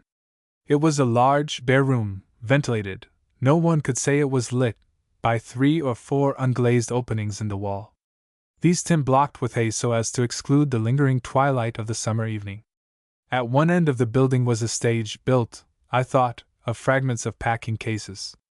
It was very hard to be sure about anything, for we had nothing except the light of 2 candles to see by, but the stage looked exceedingly frail. I should not have cared to walk across it. However, as it turned out, that did not matter. The stage was used only by ghosts, the phantoms which Tim created, and they weighed nothing. Tim himself, when it became necessary for him to adjust some part of his apparatus, crept about underneath the stage. At the other end of the barn was an optical lantern, fitted with the usual mechanism for the exhibition of films. Halfway down the room was a camp bedstead, covered with one brown blanket. Tim invited us to sit on it. "It doesn't often break down," he said. "If it breaks down at all," said Gorman, "I'll not risk it. I'd rather sit on the floor." Gorman is a heavy man. I think he was right to avoid the bed. I sat down cautiously on one end of it. The middle part looked more comfortable, but I felt more secure with the legs immediately underneath me. "It's all right," said Tim. "Quite all right. I fixed it just before you came in." That bed, a tin basin, and 2 very dirty towels were the only articles of household furniture in the place. I suppose Tim had his meals with the farmer who owned the barn. No inspired artist, toiling frenziedly with a masterpiece in a garret, ever lived a more Spartan life than Tim Gorman did in that barn. Whatever money he had was certainly not spent on his personal comfort. On the other hand, a good deal of money had been spent on tools and material of various kinds. Packing cases stood piled together against the walls. The straw in which their contents had been wrapped littered the floor. I discerned, as my eyes got used to the gloom, a quantity of carpenter's tools near the stage, and beside them, a confused heap of the mysterious implements of the plumber's trade. While I was looking round me and the elder Gorman was wriggling about on the floor, Tim worked the lantern behind our backs. The thing, or some part of it, hissed in an alarming way. Then it made a whirring noise and a bright beam of light shot across the room. A very curious thing happened to that light. Instead of splashing against the far wall of the barn, exhibiting the cracks and ridges of the masonry, it stopped at the stage and spread itself in a kind of irregular globe. We sat in the dark. Across the room stretched the shaft of intense light, making the dust particles visible. Then, just as when a child blows soap bubbles through a tube, the light became globular. "Put out the candles," said Tim. They stood, flaming feebly, on the floor between Gorman and me. I extinguished them. Tim's machine gave a sharp click. Figures appeared suddenly in the middle of the globe of light. A man, then 2 women, then a dog. I do not know, and at the time I did not care in the least, what the figures were supposed to be saying or doing. It was sufficient for me that they were there. I saw them, not as flat, sharply outlined silhouettes, but as if they had been solid bodies. I saw them with softened outlines, through 2 eyes instead of a monocle. I saw them surrounded by an atmosphere. "Pretty good, isn't it?" said Gorman. "Tim, turn on that running girl. I want Sir James to see how you get the effect of her going further and further away." The running girl was the best thing accomplished by the old cinematograph. I never witnessed her race without a certain feeling of breathlessness. But Tim's girl ran far better. She was amazingly real. When she had finished her course, Gorman struck a match and lit the candles again. "That'll do, Tim," he said. "We've seen enough. I'd like to show you the horses," said Tim. "I think the horses galloping are the best thing I've got." "We'll take your word for the horses," said Gorman. "Shut off that light of yours and stop the whizzing noise. I want to talk." He turned to me. "Well? It's marvelous," I said. "There's money in it," said Gorman. "Piles and piles of money. The only question is who's to get it." "Tim," I said, "is the one who deserves it. Tim will get his share whatever happens. The real question is, how are we to prevent Asher grabbing all the rest?" Tim had finished quieting his machine and came over to us. "Michael," he said, "I want £100. "What for?" "I want more mirrors. The ones I'm using aren't perfect. I must have others." "The ones you have," said Gorman, "are good enough for the present. When we get a bit further on and see how this business is going to be managed, we may get you other mirrors." "Very well," said Tim. "I'll ask Asher for the money. He'll give it to me. I'd have asked him a week ago, only you made me promise not to take any more money from him without telling you." "If you take money from Asher," said Gorman, "he'll simply collar your whole invention. You'll find in the end that it will be his, not yours." He'll get every penny that's made out of it, and then he'll tell you that you owe him more than you can pay. I've told you all along that that's what will happen if you go borrowing from Asher. I don't care, said Tim. So long as I get it perfected, I don't care what happens. Damn, said Gorman. There was some excuse for him. Tim's attitude was hopelessly unpractical. Don't you see, said Tim, that this is a wonderful thing? It's one of the greatest things that anyone has done for a long time. It's a new thing. The note of weak obstinacy which was in his voice when he first spoke had died out of it. He was pleading with his brother as a child might beg for something from a grown-up man. That's exactly what I do see, said Gorman. Then why won't you let me perfect it? It doesn't matter. Sure, you know yourself, Michael, that it doesn't matter what happens if only I get it right. I thought for a moment that the boy was going to cry.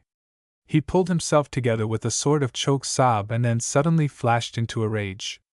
I will ask Asher for the money, he said. I will. Damn you, Michael! I'll give it all to Asher, everything I have. Everything I ever invent. I'll tell him all I've found out. I'll make it his. Then with another swift change of mood the boy turned to me and began to plead again. Tell him to give me the money, he said. Or make him let me ask Asher for it. He'll do it if you speak to him. I don't want to quarrel with Michael. I don't want to do anything he says is wrong. But I must have that money. Don't you see I must? I can't get on without it. Listen to me, Tim, I said. If I give you the £100 you want, I could manage with £100, said Tim. But it would be much better if I had £150. 100, I said, and no more. If I give it to you, will you promise to bring that apparatus of yours up to London and exhibit your results to a few friends of mine there? Yes, I will. Of course I will. May I order the new mirrors tomorrow and say that you'll pay for them? You may. But remember. Oh, that will be all right, said Tim. As soon as ever it is perfected. Perfect or imperfect, I said. You've promised to show it off when I ask you to. Gorman and I drove home together. At first he would do nothing except grumble about his brother's childish obstinacy. Can't understand, he said, how any man with brains can be such a fool. Then when he had worked off the fine edge of his irritation he began to thank me. It was good of you, very, he said, to put down the money. I'd have done it myself, if I could have laid my hand on the amount he wanted. But just at this moment I can't. All the same, I don't see what good that £100 is going to do. The thing's perfect enough for all practical purposes already. I saw nothing wrong with it. Nor did I. Then what the devil does he want to do with it?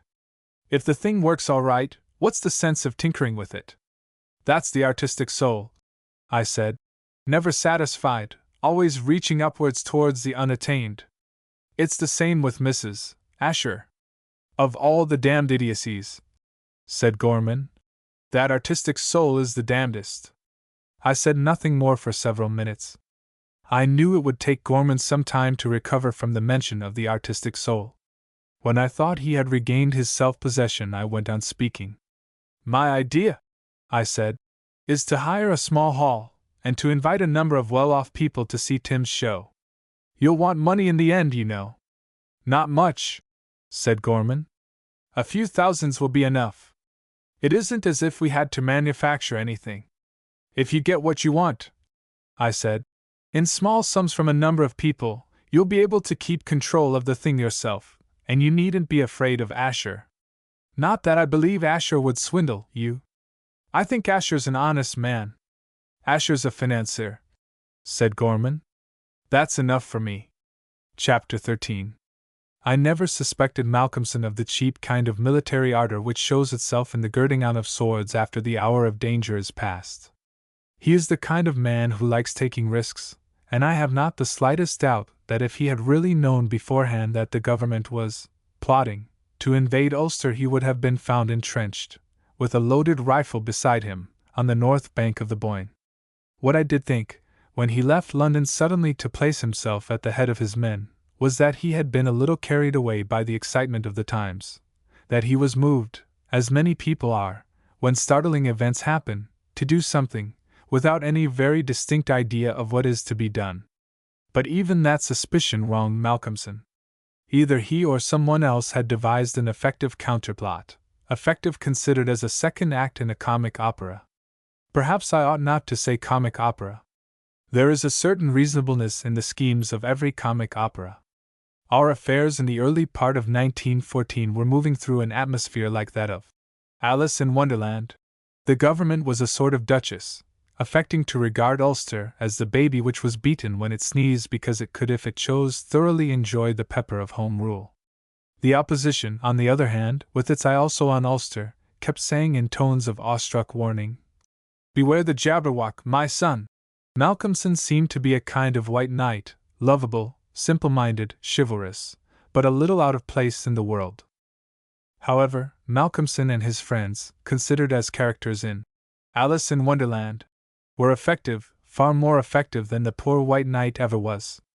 They bought a lot of guns somewhere, perhaps in Hamburg. They hired a ship and loaded her with the guns. They sailed her into Larne harbor and said to the government, "Now come on if you dare." The government, having previously issued a solemn proclamation forbidding the importation of arms into Ireland, took up the attitude of Mr. Winkle and said it was just going to begin. It rolled up its sleeves and clenched its fists, and said for the second time and with considerable emphasis that it was just going to begin. Malcolmson danced about, coat off, battle light and eye, and kept shouting, "Come on!" The government, taking off its collar and tie, said, "Just you wait till I get at you." Gorman took a sane, though I think incorrect, view of the situation. "The English people," he said, "are hopeless fools. It's almost impossible to deal with them. They are actually beginning to believe that Ulster is in earnest." "Well," I said, "that's only fair. They've been believing that you're in earnest for quite a long time now. Ulster ought to have its turn." Gorman, though a politician, is essentially a just man. He admitted the truth of what I had said. He went further. He admitted that Malcolmson's coup was exceedingly well conceived. "It's just the sort of thing," he said, "which appeals to Englishmen. Reason is wasted on them." "Don't be too hard on the English," I said. "It's the same everywhere in the world. Government through the people, of the people, by, with, from, to, and for the people, is always unreasonable. It's the theatrical which pays," said Gorman. I didn't think those fellows in Belfast had brains enough to grasp that fact, but apparently they have. I must say that this gun-running performance of theirs is good. It has the quality which Americans describe as punch. It has stirred the popular imagination. It has got right across the footlights. It has fetched the audience. "Awkward situation for you," I said. "We'll have to do something," said Gorman. "Arrest the ringleaders? Imprison Malcolmson? Lord, no, we may be fools, but we're not such fools as that." "Still," I said, "he's broken the law. After all, a party like yours in close alliance with the government of the country must do something to maintain the majesty of the law." "Law be damned," said Gorman. "What the devil does law matter to us or the government either? What we've got to consider is popular opinion. And that," I said, "seems to be setting against you. According to the theory of democracy as I understand it, you're bound to go the way popular opinion is blowing you. You can't, without gross inconsistency, start beating to windward against it." "Winds sometimes change," said Gorman. "They do. This one has. It was all in your favor a fortnight ago. Now, what with your plot and this really striking little episode in Larne?" "The art of government," said Gorman, "consists in manipulating the wind, making it blow the way it's wanted to. What we've got to do is to go one better than the Ulster men." "Ah," I said, "they imported rifles. You might land a shipload of large cannons." "Is that the idea? They needn't necessarily be real cannons. I don't think our funds would run to real cannons. Besides, what good would they be when we had them? But you've got the main idea all right.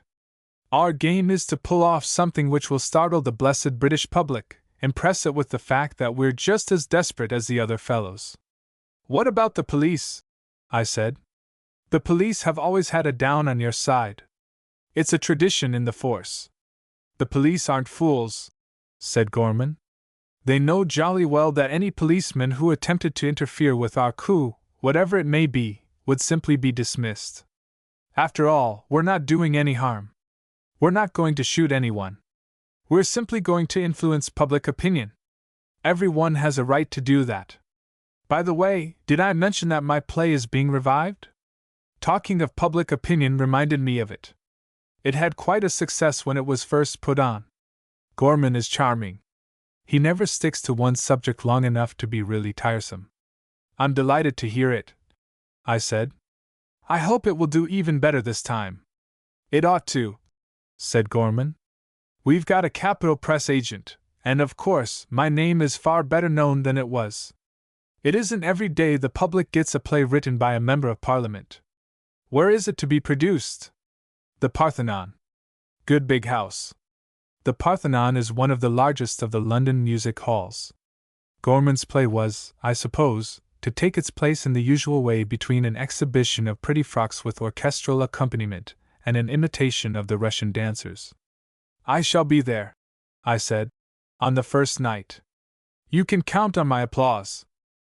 It occurred to me after Gorman left me that the revival of his play offered me an excellent opportunity of entertaining the Ashers. Asher had been exceedingly kind to me in giving me letters of introduction to all the leading bankers in South America. Mrs. Asher had been steadily friendly to me. I owed them something and had some difficulty about the best way of paying the debt. I did not care to ask them to dinner in my rooms in Clarges Street. My landlord keeps a fairly good cook, and I could, I dare say, have bought some wine which Asher would have drunk. But I could not have managed any kind of entertainment afterwards. I did not like to give them dinner at a restaurant without taking them on to the theatre, and the Ashers are rather superior to most plays. I had no way of knowing which they would regard as real drama. The revival of Gorman's play solved my difficulty. I knew that Mrs. Asher regarded him as an artist and that Asher had the highest respect for his brilliant and paradoxical Irish mind. After luncheon I took a taxi and drove out to Hampstead. I owed a call at the house in any case, and if Mrs. Asher happened to be at home, I could arrange the whole matter with her in the way that would suit her best. Mrs. Asher was at home. She was in the studio, a large bare room at the back of the house. Gorman was with her. I saw at once that Mrs. Asher was in a highly emotional condition. I suspected that Gorman had been talking to her about the latest wrong that had been done to Ireland, his Ireland, by the other part of Ireland which neither he nor Mrs. Asher considered as Ireland at all. On the table in the middle of the room there was a little group on which Mrs. Asher had been at work earlier in the day. A female figure stood with its right foot on the neck of a very disagreeable beast, something like a pig, but prick-eared and hairy. It had one horn in the middle of its forehead. The female figure was rather well conceived. It was appealing, with a sort of triumphant confidence, to some power above, heaven perhaps. The prick-eared pig looked sulky. Emblematic, said Gorman. Symbolical. The Irish party, I said, trampling on Belfast. The spirit of poetry in Ireland, said Mrs. Asher, defying materialism. That, I said, is a far nicer way of putting it. I took another look at the spirit of poetry. Mrs. Asher was evidently beginning to understand Ireland. Instead of being nude, or nearly nude, as spirits generally are, this one was draped from head to foot. In Ireland we are very particular about decency, and we like everything to have on lots of clothes. But now, said Mrs. Asher, tragically, the brief dream is over. Materialism is triumphant, is armed, is mighty. I looked at Gorman for some sort of explanation. I've just been telling Mrs. Asher, he said, about the gun running at Larne. The mailed fist, said Mrs. Asher, will beat into the dust the tender shoots of poesy and all high imaginings, will crush the soul of Ireland, and why? Oh, why? Perhaps it won't, I said. My own idea is that Malcolmson doesn't mean to use those guns aggressively. He'll keep quite quiet unless the soul of poetry in Ireland goes for him in some way. We can make no such compromise, said Mrs. Asher. Art must be all or nothing, must be utterly triumphant or else perish with uncontaminated soul. The exclusion of Ulster from the scope of the bill, said Gorman, is the latest proposition, but we won't agree to it. Well, I said, it's your affair, not mine. I mean to stay in London and keep safe, but I warn you that if the spirit of poesy attempts to triumph utterly over Malcolmson, he'll shoot at it. I know him and you don't. You think he's a long-eared pig, but that ought to make you all the more careful. Pigs are noted for their obstinacy. What we've got to do, said Gorman, is devise some way of countering this new move. Something picturesque, something that newspapers will splash with big headlines. I do not think that Mrs. Asher heard this. She was looking at the upper part of the window with a sort of rapt, Joan of Arc expression of face. I felt that she was meditating lofty things, probably trying to hit on some appropriate form of self-sacrifice. I shall go among the people, she said. Your people, my people, for I am spiritually one of them. I shall go from cottage to cottage, from village to village, walking barefooted along the mountain roads, dressed in a peasant woman's petticoat. They will take me for one of themselves, and I shall sing war songs to them, the great inspiring chants of the heroes of old. I shall awake them to a sense of their high destiny. I shall set the young men's feet marching, thousands and thousands of them. I shall fill the women's hearts with pride. Then, for the first and only time since I have known him, Gorman's patience gave way. I do not blame him. The thought of Mrs. Asher as an Irish peasant, singing street ballads outside public houses, would have upset the temper of Job. That's all very well, he said, but the other people have the guns. We must have guns too, said Mrs. Asher, and shining swords and long spears tipped with light. By guns. With a really impressive gesture she dragged the rings from the fingers, first of one hand, then of the other, and flung them on the ground at Gorman's feet. Even when working in her studio, Mrs.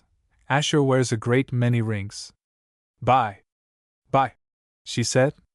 She unclasped the necklace which she wore and flung it down beside the rings.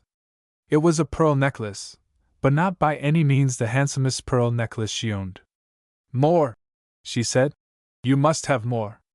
She pranced out of the room, stepping high, like an actress taking a part in one of Shakespeare's plays or a well-bred carriage horse. Gorman, I said, you're not going to take her wedding ring, are you?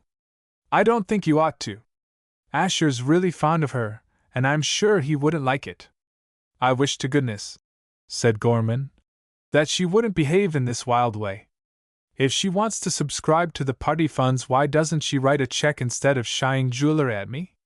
I should certainly be arrested on suspicion if I went to try and pawn those things. Nobody would believe that she gave them to me. He picked up the rings as he spoke and laid them in a row on the table. If we don't get her stopped, he said, she'll have everybody laughing at us. Laughing at you, Gorman, not at me. I've nothing to do with the poetic soul of Ireland. It's your property. The English have no real sense of humor, said Gorman. They've got quite enough to see this joke, I said. An owl would giggle if it saw Mrs. Asher going barefoot about Ireland and you following her round carrying a long spear tipped with light in your hand. We must stop her, said Gorman. Oh, damn! Here she is again. Mrs. Asher came in carrying a large morocco leather-covered box, her jewel case, I suppose. She was a little calmer than when she left us, but still very determined. Take this, she said. Take all there is in it. I give it gladly, to Ireland. Gorman looked at the jewel case, and then pulled himself together with an effort. Mrs. Asher, he said, your gift is princely, but I give it freely, said Mrs. Asher. And I shall receive it, said Gorman. Receive it as the gift of a queen, given with queenly generosity. I shall receive it when the hour comes, but the time is not yet. Gorman rising to an occasion is a sight which fills me with admiration. That promise of a time to come was masterly. I should never have thought of it, but of course it came more easily to Gorman than it would to me. He is a politician and accustomed to draw checks on rather distant futures. Our people, said Gorman, are as yet unprepared, not ready to face the crisis of their destiny. Keep these. Gorman laid his hand on the jewel box as if giving it a sort of benediction, consecrating its contents to the service of Ireland. Keep these as a sacred trust until the hour is upon us. I very nearly applauded. Mrs. Asher seemed a little disappointed. Why not now? She said. Why should we delay any longer? We must trust our leaders, said Gorman. They will tell us when the time for action comes.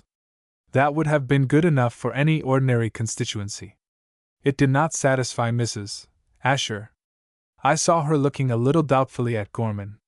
She is a curious woman. She uses the very finest kind of language herself, but she always gets suspicious when anyone else talks about sacred trusts and things of that kind. The fact is, I suppose, that she means what she says, lives, as well as talks finely. Gorman and I do not, quite. I felt that Gorman needed and deserved a little help. He had done well enough so far, but he scarcely understood how near to the edge of Mrs. Asher's credulity he had gone. What Mr. Gorman means, I said, is that you must have men, organized, you know, and drilled, before you can give them guns. Just at present there are very few volunteers in Mr. Gorman's part of Ireland. He's going to enroll a lot more. When he has them, he'll ask you for a subscription for the gun fund. I did not think that Mrs. Asher was really satisfied. In the light of subsequent events, I found out that she certainly was not. But she said no more at the moment, and made no further effort to press her jewel case on Gorman.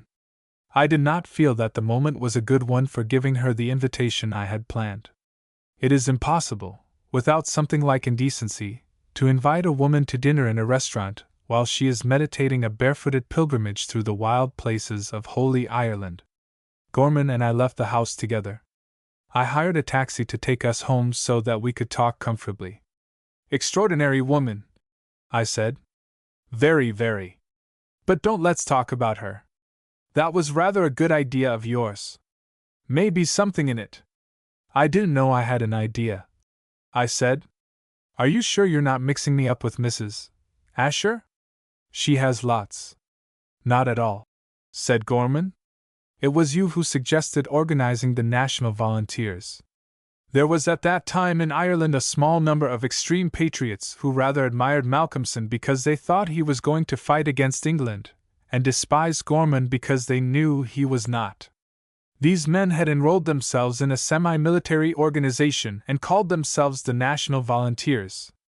Gorman and his friends did their best to suppress them and kept all mention of their existence out of the English papers as far as possible. It surprised me to hear him speak in a casual way of organizing these declared enemies of his. You can't do that, I said. Those fellows hate you like poison, worse than Malcolmson does. Well, I should call them rebels.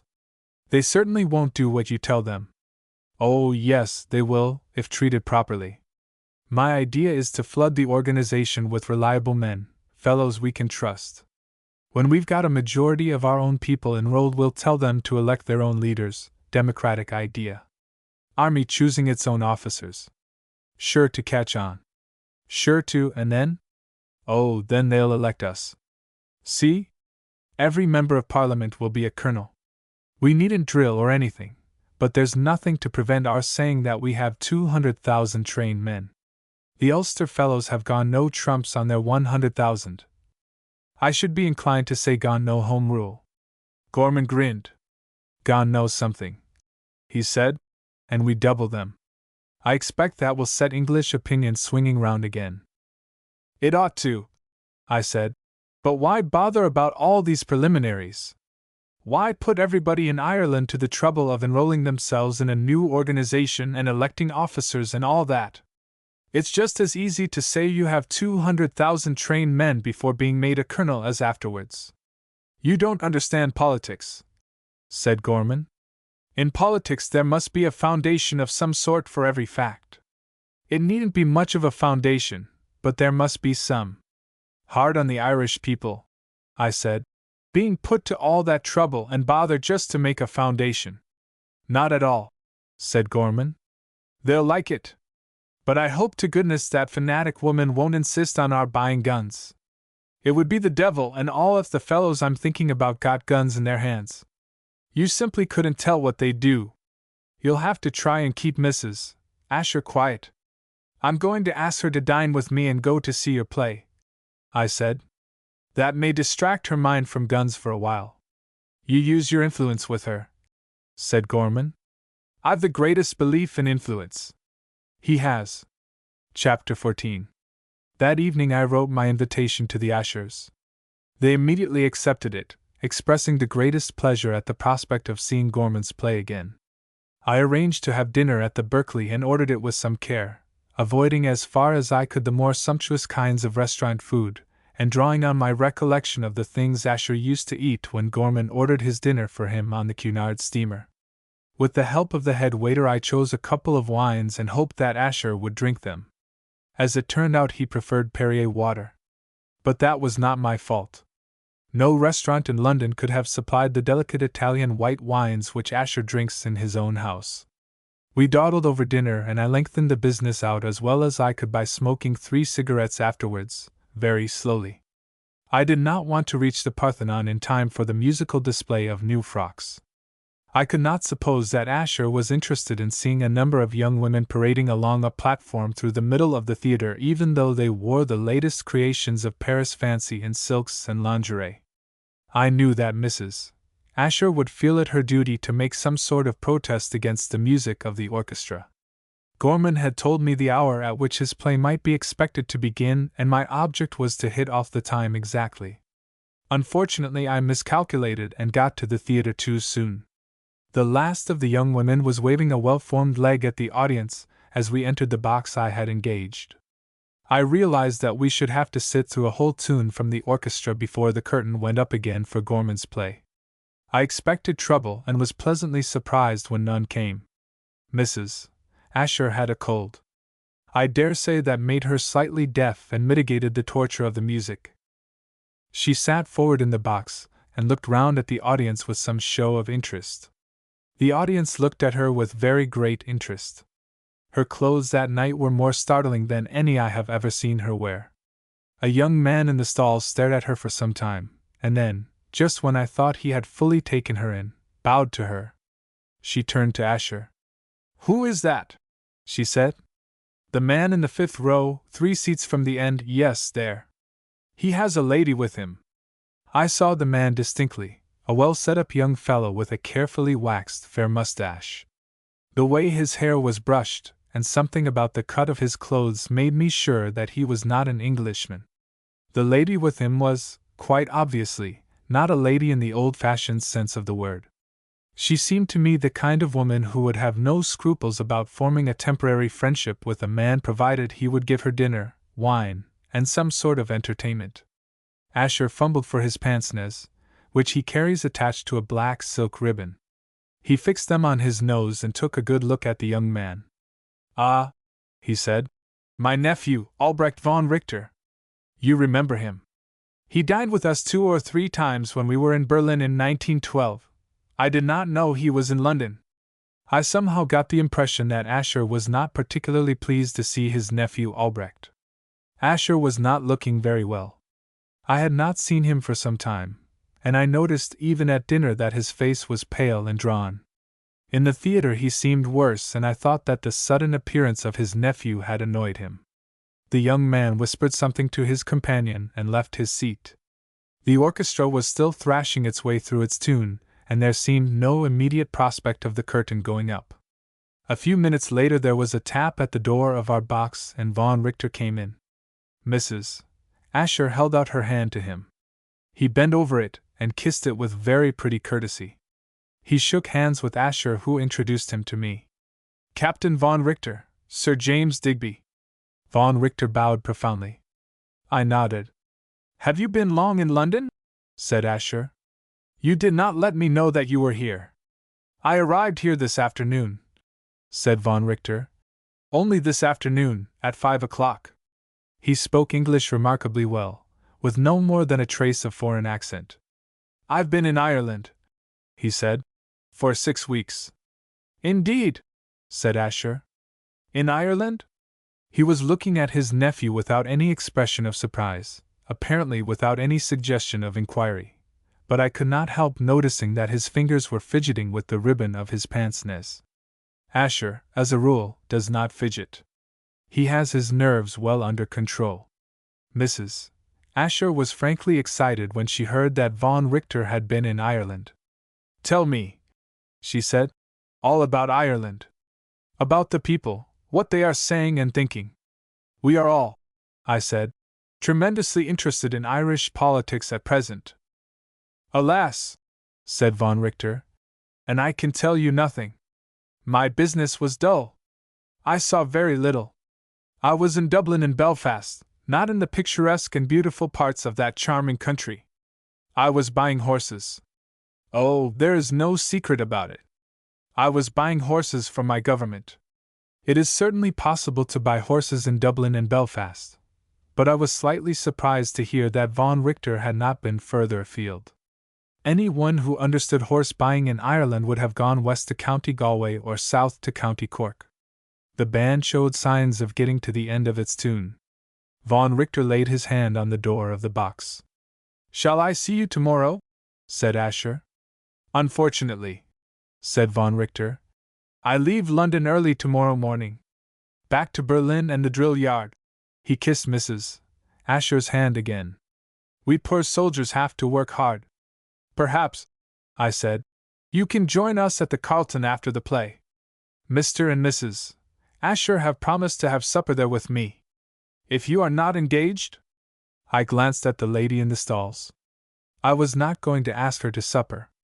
I shall be delighted, said Von Richter. I have no engagement of any importance. The lady in the stalls was evidently the sort of lady who could be dismissed without trouble. Good, I said. We leave directly this play is over, but you may want to see the rest of the performance. The dancing is good, I am told. Join us at the Carlton as soon as you're tired of this entertainment. Von Richter slipped away. The curtain went up almost immediately. Gorman came in to receive our congratulations as soon as his play was over. I asked him to join our supper party, but he had an engagement of his own, a supper at the Savoy. I do not blame him. The lady who acted the principal part in his play had been very charming. She deserved any supper that Gorman could give her. We reached the Carlton very early, long before the rush of supper parties began. Von Richter joined us as we sat down at the table. He was an intelligent, agreeable young man with plenty of tact. He listened and was apparently interested while Mrs. Asher poured out her hopes and fears for Ireland's future. When she came, as she did in the end, to her own plan of buying guns for the Nationalist volunteers, Von Richter became almost enthusiastic. You Americans, he said, you are always on the side of the oppressed. Alone among the nations of the earth you have a pat for the head of the bottom dog. Von Richter's English is not only correct, it is highly idiomatic. Mrs. Asher bridled with pleasure. It pleased her to think that she was patting the bottom dog's head. I did not remind her that in the group which she had just modeled the spirit of Irish poetry, for whose benefit she intended to buy guns, had got its foot firmly planted on the pig. That animal, and I still believed it to represent Belfast, was the one which a tender-hearted American ought to have patted. Perhaps I may be able to assist you, said Von Richter. I know something of rifles. That is my trade, you know. If I can be of any help, there is a firm in Hamburg. He was glancing at Asher as he spoke. He wondered, I suppose, how far Asher was committed to the scheme of arming Gorman's constituents. But Asher did not appear to be listening to him.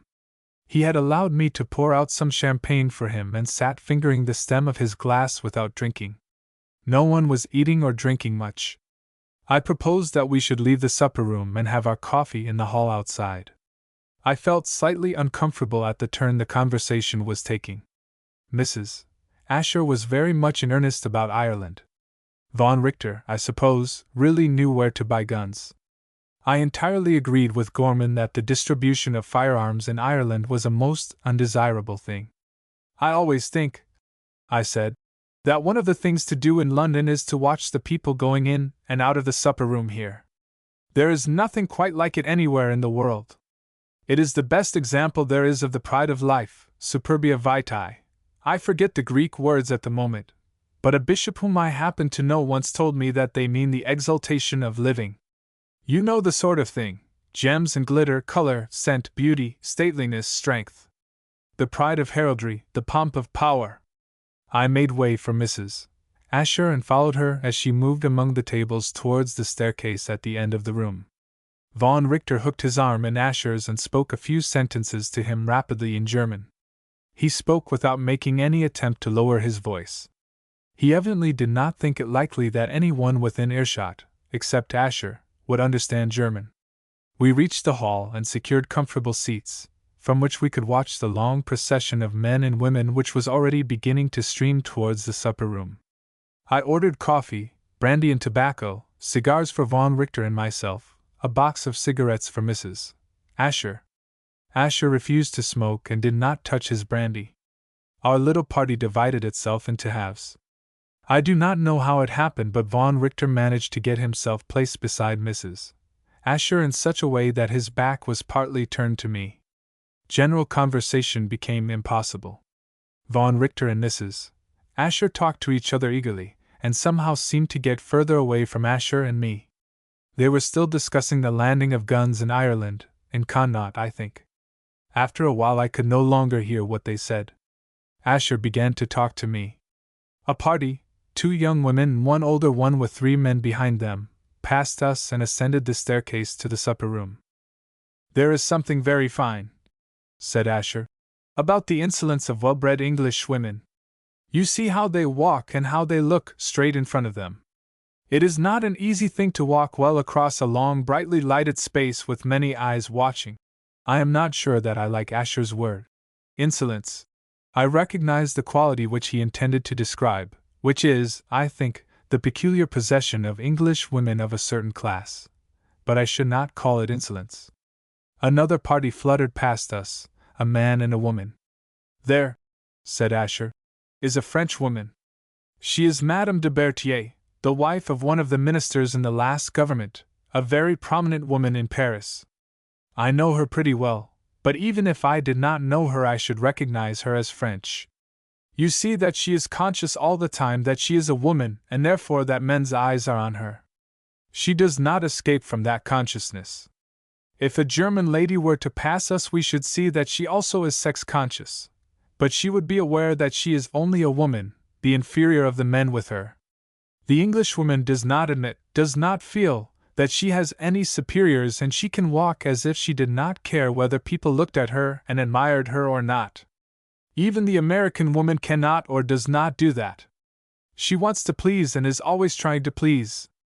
The Englishwoman is not indifferent to admiration, and she tries to please if she thinks it worthwhile. But she has learned to bear herself as if she does not care, as if the world and all that is in it were hers of right. 2 men, one of them almost 40 years of age, the other much younger, walked slowly up the hall looking to right and left of them. They failed to find the friends whom they sought. The elder spoke a few words and they sat down opposite to us, probably to wait until the rest of their party should arrive. "The men of your English upper classes," said Asher, "are physically very splendid. The sons of the women we have been looking at are sure to be that. They possess a curious code of honor, very limited, very irrational, but certainly very fine as far as it goes. And I think they are probably true to it." "I should have said," I replied, "that the idea of honor had almost disappeared, what used to be called the honor of a gentleman." "You do not really think that," said Asher. "Or perhaps you may. In a certain sense honor has disappeared among your upper classes. It is no longer displayed. To the outsider it is scarcely noticeable. It is covered up by affectation of cynicism, of greed, of selfishness. To pose as cynical and selfish is for the moment fashionable. But the sense of honor, of that singular arbitrary English honor, is behind the pose, is the reality. Look at those 2 men opposite us. They are probably, but perhaps I offend you in talking this way. You yourself belong to the same class as those men." "You do not offend me in the least," I said. "I'm not an Englishman for one thing." Gorman won't let me call myself Irish, but I stick to it that I'm not English. Please go on with what you were saying. Those men, said Asher slowly, are probably self-indulgent. Their morality, sex morality, is most likely very low. We may suppose that they have many prejudices and very few ideas. I do not know those two personally. I take them simply as types of their class. They are wholly indifferent to, even a little contemptuous of art and literature. But if it happened that a duty claimed them, a duty which they recognized, they would not fail to obey the call. I can believe, for instance, that they would fight, would suffer the incredible hardships of a soldier's life, would endure pain and would die, without any heroics or fuss or shouting. Men of my class and my training could not do those things without great effort. Those men would do them simply, naturally. Asher, I said, I have a confession to make to you. I understand German. I happen to know the language, learned it as a boy. Asher looked at me curiously for a moment. I do not think that he was much surprised at what I said or that my confession made him uneasy. Ah, you are thinking of what my nephew said to me as we left the supper room.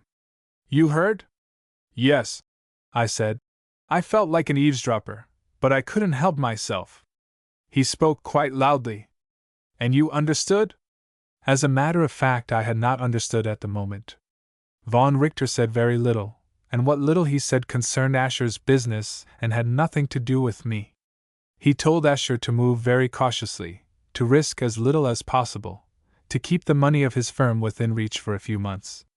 That, as well as I can remember, was all he said, but he repeated it. Your money should be realizable at a moment's notice. You understood? Said Asher, patiently persistent. I don't understand yet, I said, but what you have just said about Englishmen being capable of fighting has put thoughts into my mind. Did Captain von Richter mean? He meant to warn me, said Asher, that what I have always looked forward to with horror and dread is imminent, a great war. You remember a talk we had long ago in New York, the night we were at the circus and saw the trapeze swingers. Well, if my nephew is right, the whole delicate balance of that performance is going to be upset. There will be a crash, inevitably. And you? Asher smiled faintly.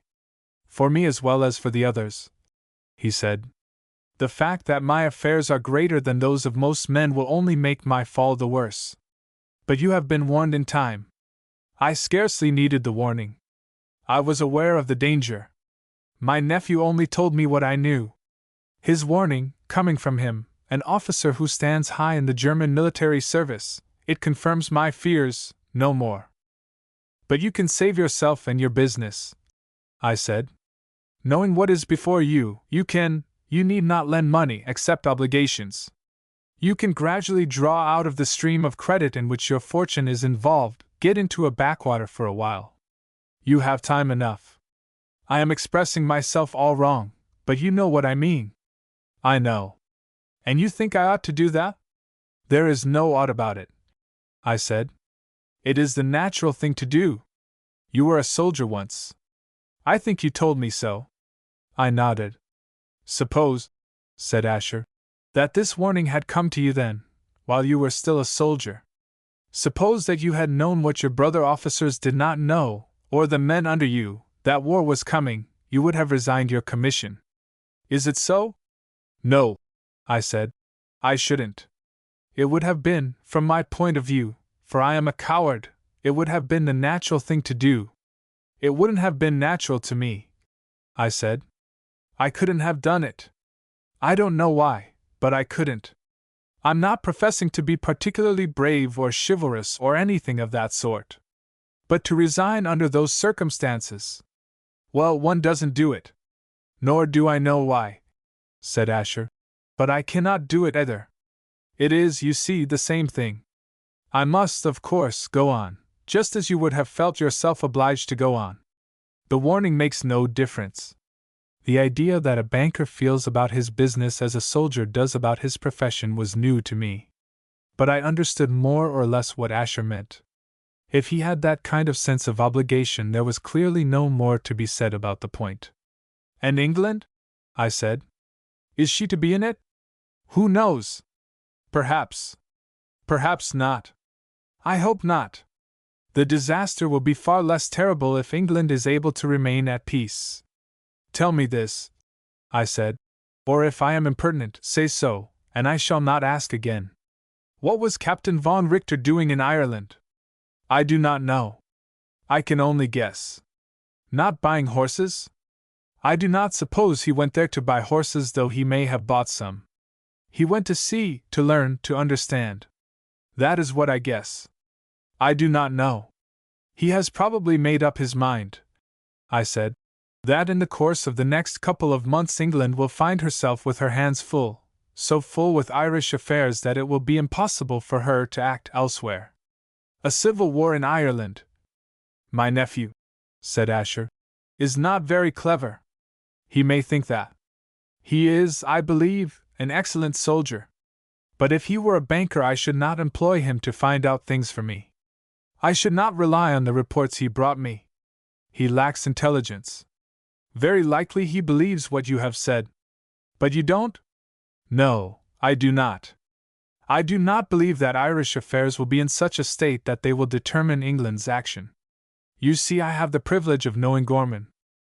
You don't know Malcolmson, I said, and he's a most important factor in the problem. He's like your nephew, an excellent soldier, but lacking in intelligence. You don't realize what Malcolmson is capable of. I do not know Colonel Malcolmson personally, said Asher. I am right, am I not, in styling him Colonel Malcolmson? Yes. He retired some years ago as colonel of my old regiment. Does a man retire from his loyalty? Said Asher. When he retires from his regiment? Will your friend give up his honor because he has given up his command? Will he aid the enemies of England? Of course, I said. If you put it to Malcolmson in that way, he's a positive fanatic on the subject of loyalty. But he doesn't know, he doesn't understand. He hasn't had the warning that your nephew has just given you. You are an Irishman, said Asher, and you ought to know your countrymen better than I do. But it will surprise me very much if England finds herself hampered by Ireland when the crisis comes. It was von Richter who broke up our party. He pleaded the necessity for early rising next morning as his excuse for going away before the hour at which the law obliges people to stop eating supper in restaurants. I wondered whether he and Mrs. Asher had made a satisfactory plan for running guns into Galway. According to Asher, it did not make much difference whether the Irish peasants had rifles in their hands or not. It was soothing, though humbling, to feel that, guns or no guns, volunteers or no volunteers, Ireland would not matter in the least. Chapter 15. Gorman's play achieved a second success. The Parthenon was crammed every night, and it was the play, not the pretty dresses or the dancing, which filled the house. Gorman made money, considerable sums of money. I know this because he called on me one morning in the middle of July and told me so. He did more. He offered me a very substantial and quite unanswerable proof that he felt rich. If you don't mind, he said, I'd like to pay you whatever you've spent on this new invention of Tim's. I haven't spent anything, I said. I've invested a little. I believe in Tim's new cinematograph. I expect to get back every penny I've advanced to him and more. This did not satisfy Gorman. He got out his check-book and a fountain pen. There was the £100 you gave him to buy looking glasses, he said. You didn't give him more than that, did you? Not so much, I said. The bill for those mirrors was only £98-7-6, and I made the man knock off the 7 and 6pence as discount for cash. I'm learning to be a businessman by degrees. Gorman wrote down £98 on the cover of his checkbook. And the hire of the hall? He said. What will that come to? I had hired a small hall for the exhibition of Tim's moving picture ghosts. I had invited about 100 people to witness the show. Gorman himself, a brother of the inventor, had promised to preside over the gathering and to make a few introductory remarks on the progress of science, or anything else that occurred to him as appropriate to such an occasion. But I could not possibly allow him to pay for the entertainment. My dear Gorman, I said, it's my party. The people are my friends. At least some of them are. The invitations have gone out in my name. You might just as well propose to pay for the tea I mean to offer them to drink as for the hire of the room in which I am going to receive them. Will £150 cover the whole show? Said Gorman. If you insist on heaping insults on my head, I said, I shall retire into a nursing home and cancel all the invitations. You're an obstinate man, said Gorman. Very. In matters of this kind. All the same, said Gorman, I'll get rid of that money. I don't consider it's mine. I ought to have paid for Tim, and I would, only that I hadn't a penny at the time. If you like to give £150 to a charity, I said, that's your affair. That, said Gorman, would be waste. I rather think I'll give a party myself. He slipped his checkbook back into his pocket. Invite me to meet the lady who acts in your play, I said. Miss Gibson? Said Gorman. Right. Who else shall we have? Why have anybody else? There are difficulties, said Gorman, about the rest of the party. You wouldn't care to meet my friends? Oh, yes, I would. No, you wouldn't. I know you. You don't consider Irish nationalists fit to associate with. We're not respectable. That was putting it too strongly, but it is a fact that I do not know, or particularly want to know, any of Gorman's political associates. And your friends, said Gorman, wouldn't know me. Again Gorman was guilty of overstatement, but my friends are, for the most part, of conservative and slightly military tastes. They would not get on well with Gorman. I'll think it over, said Gorman, and let you know. 2 days later I got my invitation. Gorman, in the excitement of sudden great possessions, had devised an expensive kind of party. The invited guests were Mr. and Mrs. Asher, Miss Gibson, Tim and myself. We were to voyage off from Southampton in a motor yacht, hired by Gorman, to see the Naval Review at Spithead. We were to start at 10 o'clock from Waterloo Station in a saloon carriage reserved for our party. We have to be back in time for Miss Gibson to go to the theatre, Gorman wrote. So we must start early. I believe the show is to be worth seeing. British Navy at its best. King there. Royal salutes from dreadnoughts. Rank, fashion and beauty in abundance. The week was to be one of exciting festivities. Gorman had fixed his party for the day before my exhibition of Tim's new invention. I was shaving, shortly after 8 o'clock on the morning of Gorman's party, when my servant came into my room. I beg pardon, sir, he said, but there's a young man waiting in the hall, says that he wants to see you. It seemed odd that anyone should want to see me at that hour. Who is he? I said. Don't know, sir. Gives his name as Gorman. But he's not our Mr. Gorman. It may be Tim, I said. Does he look as if he had an artistic soul? Couldn't say, sir. Might have, sir. Artists is very various. Doesn't seem to me, sir, as if his man looked after his clothes proper.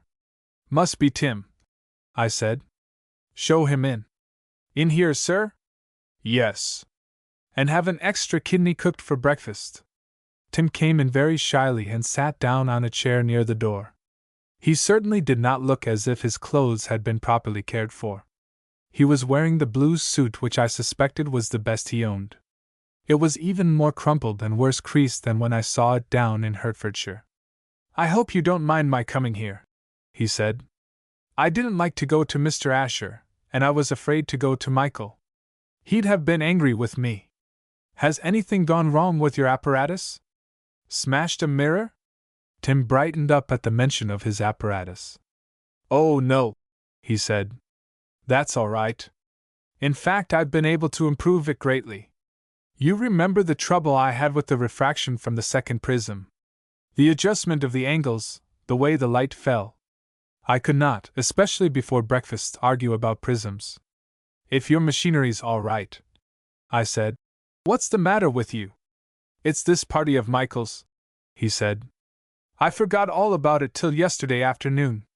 Well, you remembered it then. If you'd forgotten it till this afternoon, it would have been a much more serious matter. But, said Tim, Michael told me to get some new clothes. He said he'd pay for them, which was very kind of him. But when I got up to London, the shops were shut. I hurried as much as I could, but there were 1 or 2 things I had to do before I started. And now I'm afraid Michael will be angry. He said most particularly that I must be well dressed because there are ladies coming. Stand up, I said, and let me have a look at you. Poor Tim stood up, looking as if he expected me to box his ears. There was no disguising the fact that his costume fell some way short of the standard maintained by Cowes yachtsmen. Tim surveyed himself with a rueful air. He was certainly aware of the condition of his clothes. If I could even have got a ready-made suit, he said, it might have fitted. But I couldn't do that. I didn't get to London till nearly 10 o'clock. There was a train at 4. I wish now that I'd caught it. It was only a few minutes after 3 when I remembered about the party, and I might have caught that train. But I didn't want to leave just then. There were some things that I had to do. Perhaps now I'd better not go to the party. Michael will be angry if I don't, but I expect he'll be angrier if I go in these clothes. I think I'd better not go at all. He looked at me wistfully. He was hoping, I am sure, that I might decide that he was too disreputable to appear. No, I said. You can't get out of it that way. You'll have to come. But can I? You know better than I do. I did brush my trousers a lot this morning, really. I brushed them for quite half an hour, but there are some marks. He held out his right leg and looked at it hopelessly. Stains, I suppose, he said. You'd be better, I said, if you had a tie. Tim put his hand up to his neck and felt about helplessly. I must have forgotten to put it on, he said. I have one, I know. But it's very hard to remember ties. They are such small things. Take one of mine, I said, and put it on before you forget again. Anything else? Said Tim. I don't think, I said, that there's anything else we can do. My clothes wouldn't fit you. I might lend you a pair of boots, but I doubt if you'd get them on. I'll tell you what we'll do. We'll get yours cleaned. Take them off. I do not think that my servant liked cleaning Tim's boots. But he did it, and I dare say it was good for him. I was a little anxious about the meeting between Mrs. Asher and Tim. When they parted in New York, she was deeply vexed with him, and I could not think it likely that a woman as devout as she is would readily forgive a man who had been guilty of blasphemy. On the other hand, she had very graciously accepted my invitation to be present when the new invention was shown off.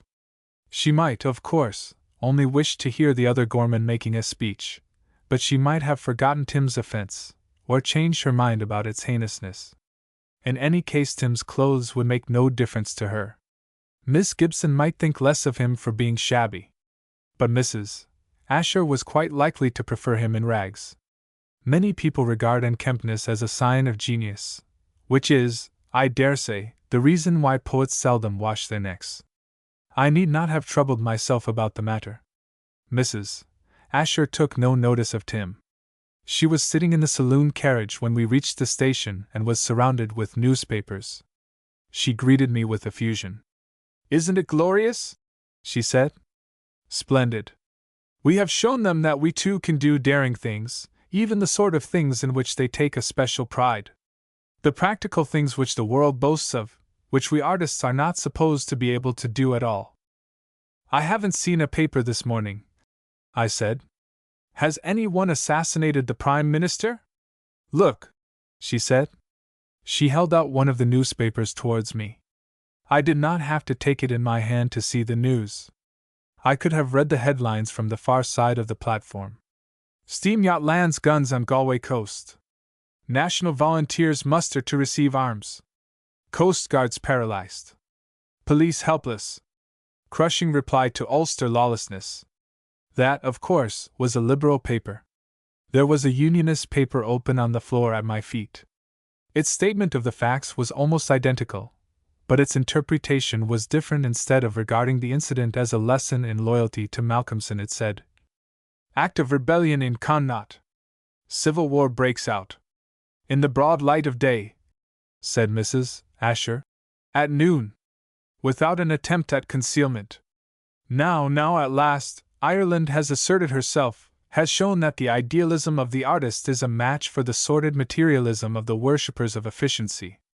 I looked round for Gorman. I wanted to see how he was taking the news. He was on the platform, talking seriously, I fear sternly, to Tim, no doubt about his clothes.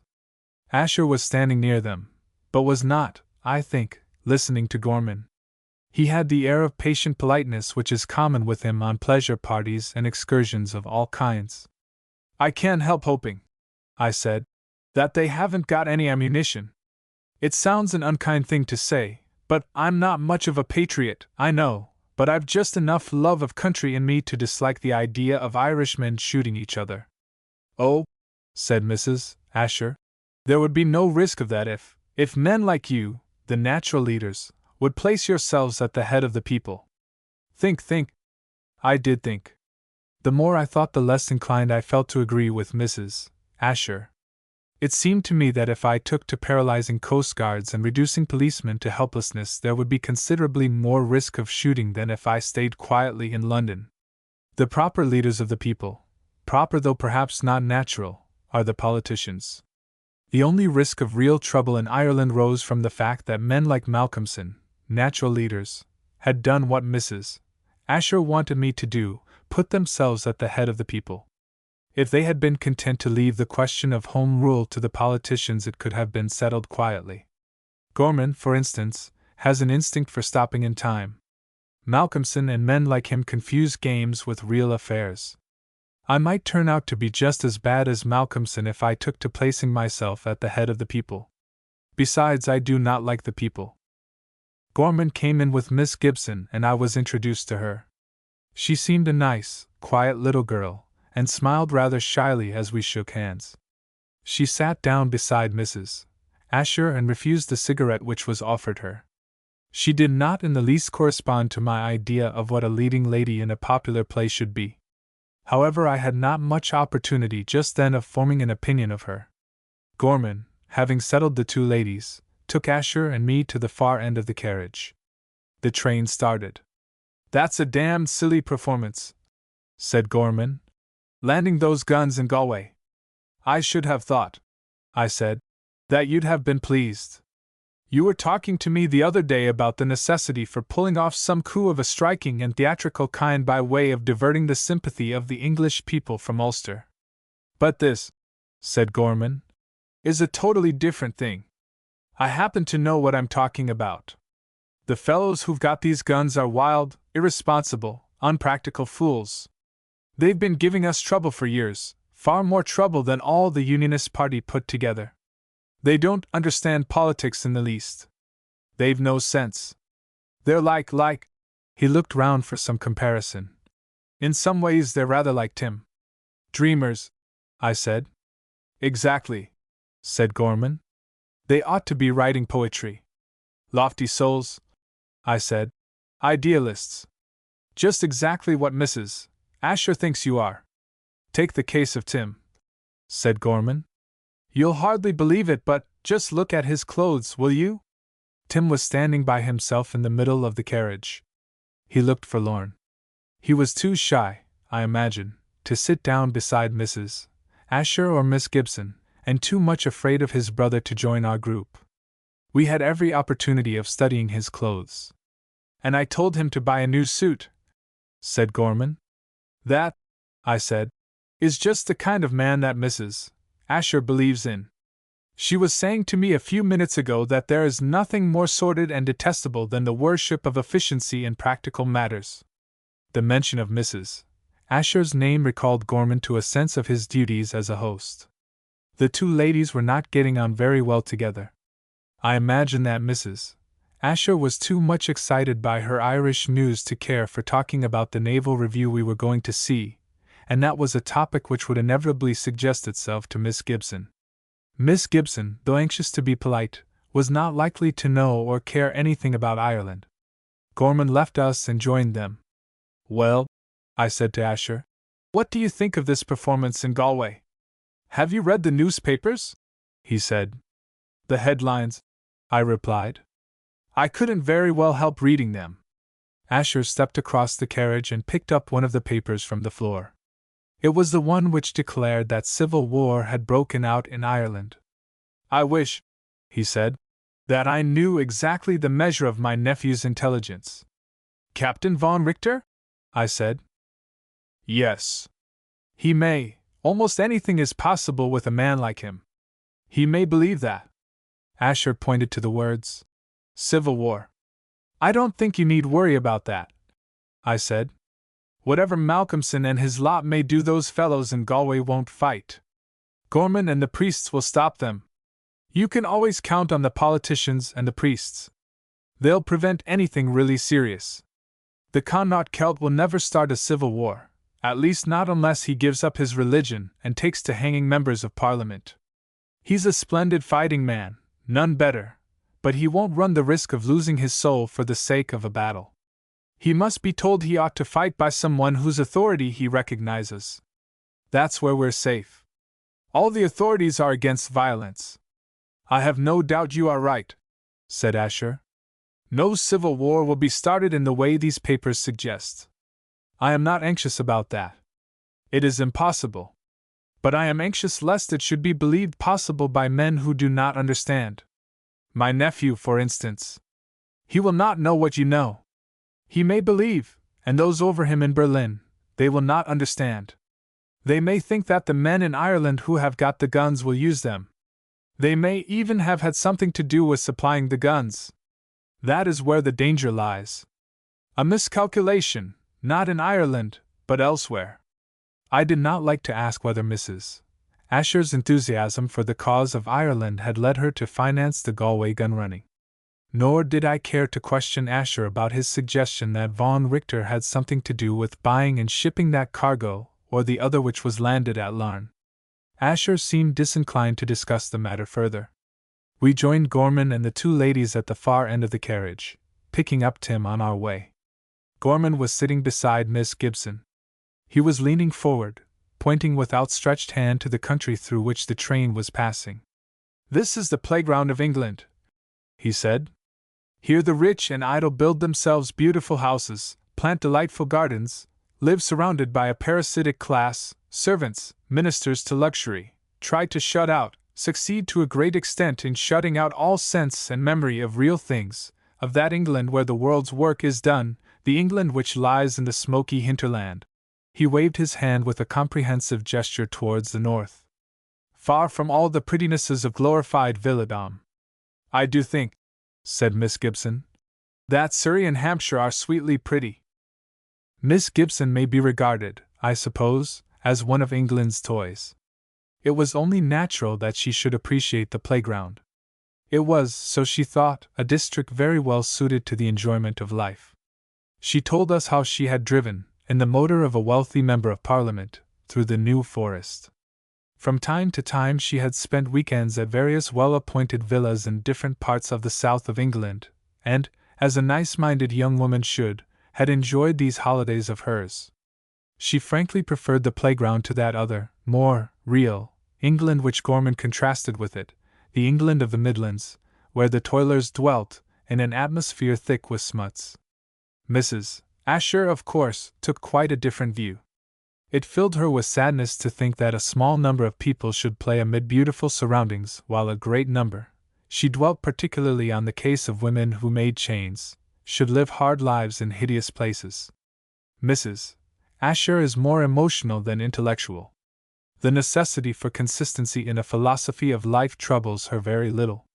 As a devout worshipper of art, she ought to have realized that her goddess can only be fitly honored by people wealthy enough to buy leisure, that the toiling millions want bread much more than they want beauty. I have no quarrel with the description of the life of Birmingham as more real. Both Gorman and Mrs. Asher kept using the word, than the life of the Isle of Wight. Nor should I want to argue with any one who said that beauty and art are the only true realities, and that the struggle of the manufacturing classes for wealth is a striving after wind. But I felt slightly irritated with Mrs. Asher for not seeing that she cannot have it both ways. Gorman, of course, was simply trying to be agreeable. I pointed out, when I succeeded in seizing a place in the conversation, That if Gorman's theory were applied to Ireland, Belfast would come out as a reality, while Cork, Limerick, and other places like them would be as despicable as Dorsetshire. Wicklow, I said, is the playground of Ireland, and it returns nothing but nationalist members to Parliament. You ought not to go back on your own side, Gorman. Mrs. Asher shuddered at the mention of Belfast, and would not admit that it could be as real as Manchester or Leeds. Miss Gibson broke in with a reminiscence of her own. She told us that she had been in Belfast once with a touring company, and thought it was duller on Sunday than any other city in the British Isles. Gorman, after winking at me, appealed to Asher on the subject of Belfast's prosperity. In his opinion, the apparent wealth of that city is built up on an insecure foundation of credit. There is no solidity about it. The farmers of the south and west of Ireland, on the other hand, have real wealth, actual savings stored up in the post office banks, or placed on deposit in other banks, or hoarded in stockings. Asher was most unwilling to join in the discussion. He noticed, as I did, that Miss Gibson's attention was wandering. In the end, goaded by Gorman, he said that someone ought to teach the Irish farmers to invest their savings in high-class international stocks and bonds. He added that £1 notes kept in drawers and desks are not wealth but merely frozen potentialities of credit. After that, conversation, as might be expected, became impossible for some time, although Asher apologized humbly. Gorman restored us to cheerfulness by opening a parcel and handing round 2 enormous boxes of chocolates. One box was settled on the seat between Miss Gibson and Tim. They ate with healthy appetites and obvious delight. When we reached Southampton, that box was nearly empty, and neither of them seemed any the worse. The other box lay on Mrs. Asher's knee. She and I and Gorman did our best, but we did not get through the top layer. Asher only took one small chocolate, and, when he thought no one was looking, dropped it out of the window. The motor yacht which Gorman had hired for us turned out to be a swift and well-found ship with a small cabin and possibilities of comfort in a large cockpit aft. We sped down Southampton Water, one of a whole fleet of pleasure vessels large and small. A racing cutter stooped under the pressure of a fresh westerly breeze, to leeward of us. We slipped close past a little brown-sailed yawl, steered by a man in white flannels. 2 laughing girls in bright red caps sat on the coach roof cabin top. An arrogant white steam yacht, flying the ensign of the Royal Yacht Squadron, sliced her silent way through the water behind us. Shabby boats with stained, discolored sails and chipped paint bore a large party seaward. The stiff front of Netley Hospital shone white in the sun. The conical buoy at the entrance of Hamley River bent its head shorewards as the strong tide swept past it. From the low point beneath Calshot Castle a flying machine rose suddenly, circled round in a wide sweep and then sped swiftly eastwards towards Spithead. In the roads off Cowes we could discern many yachts at anchor. One of the Hamburg American lines crept cautiously up the Solent. A belated cruiser, four-funneled, black and grim, on her way to join the fleet, followed the huge German steamer. The waters of the Solent tumbled in irregular white-topped waves, tide and wind opposed to each other, struggling for mastery. Gorman hauled luncheon baskets from the cabin. He set Tim and me to open them. The look of the ham which Tim thoughtlessly asked her to hold while he unpacked the dish belonging to it, finished Mrs. Asher. Our boat was rolling quite appreciably. She retired to the cabin. Even the glass of champagne with which Gorman hurriedly provided her failed to enable her to eat. Miss Gibson fortunately was unaffected. She ate everything that was offered to her and in the course of the afternoon finished Mrs. Asher's box of chocolates. Before we stopped eating we caught our first sight of the fleet. The ships lay in 3 long, straight lines off Spithead: battleships, cruisers, lean destroyers, submarines. A hydroplane raced past us, flinging showers of spray and foam high on each side of her. 2 naval aeroplanes, their canoe-shaped floats plainly visible, hovered and circled overhead. Pleasure boats were everywhere, moving in and out among the motionless ironclads.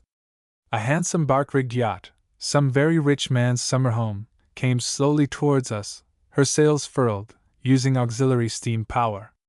We swiftly approached the fleet. Already the vast bulk of the battleships oppressed our spirits.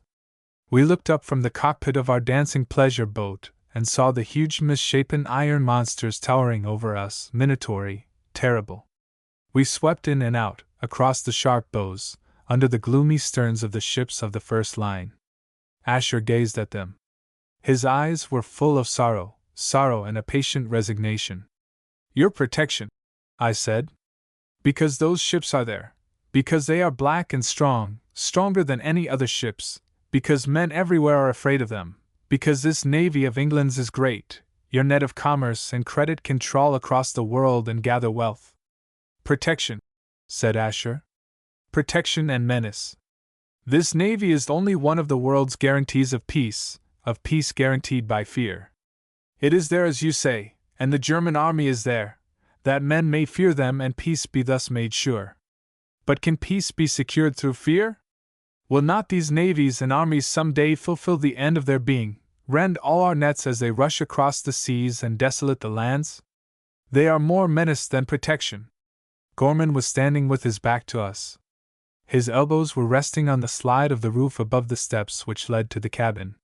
His chin was on his hands, and he was staring at the ships. Suddenly he turned. The world's great delusion, he said. Hypnotized by the governing classes, the workers are everywhere bearing intolerable burdens in order to provide statesmen and kings with these dangerous toys.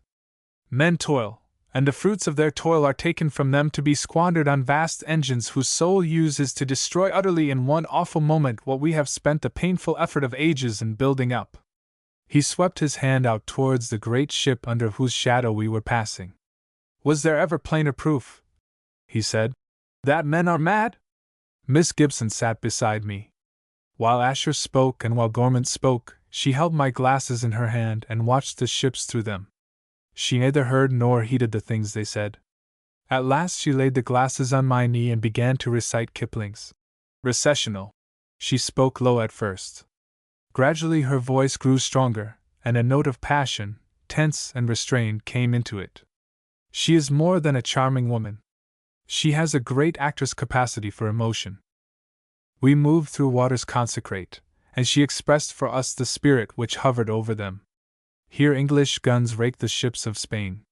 Here, staggering homewards, shot-riddled, came the frigates and privateers of later centuries, their shattered prizes under their lee. Through these waters men have sailed away to fight and conquer and rule in India and in many distant lands. Back through these waters, some of them have come again, generation after generation of them, their duty done, their adventuring over, asking no more than to lay their bones at last in quiet churchyards, under the shadow of the cross, near the grey walls of some English church. Miss Gibson's voice, resonant, passionate, devout, lingered on the last syllables of the poem. The imperial idea, I said. After all, Gorman, it has its greatness. Then Tim spoke shyly, eagerly. I wonder, he said, if they would let us go on board one of the submarines. I should like to see, there are a lot of things I should like to see in any of those ships. They must be nearly perfect, I mean mechanically. The steering gear, for instance. His voice trailed off into silence. What a pity, said Miss Gibson, that the king can't be here. I suppose now there'll be no royal salutes fired and we shan't see his yacht. All Mr. Gorman's fault, I said. If he had not nagged on in the way he has about Home Rule, the king would be here with the rest of us. As it is, he has to stay in London while politicians abuse each other in Buckingham Palace. That conference, said Gorman, is an unconstitutional maneuver of the Tory party. What's it all about? Said Miss Gibson. The dispute at present, I said, centers round two parishes in County Tyrone, and because of them a public holiday is being spoiled. All Mr. Gorman's fault. Chapter 16. It must have been the novelty of the thing which brought people flocking to the hall I hired for the exhibition of Tim Gorman's new cinematograph.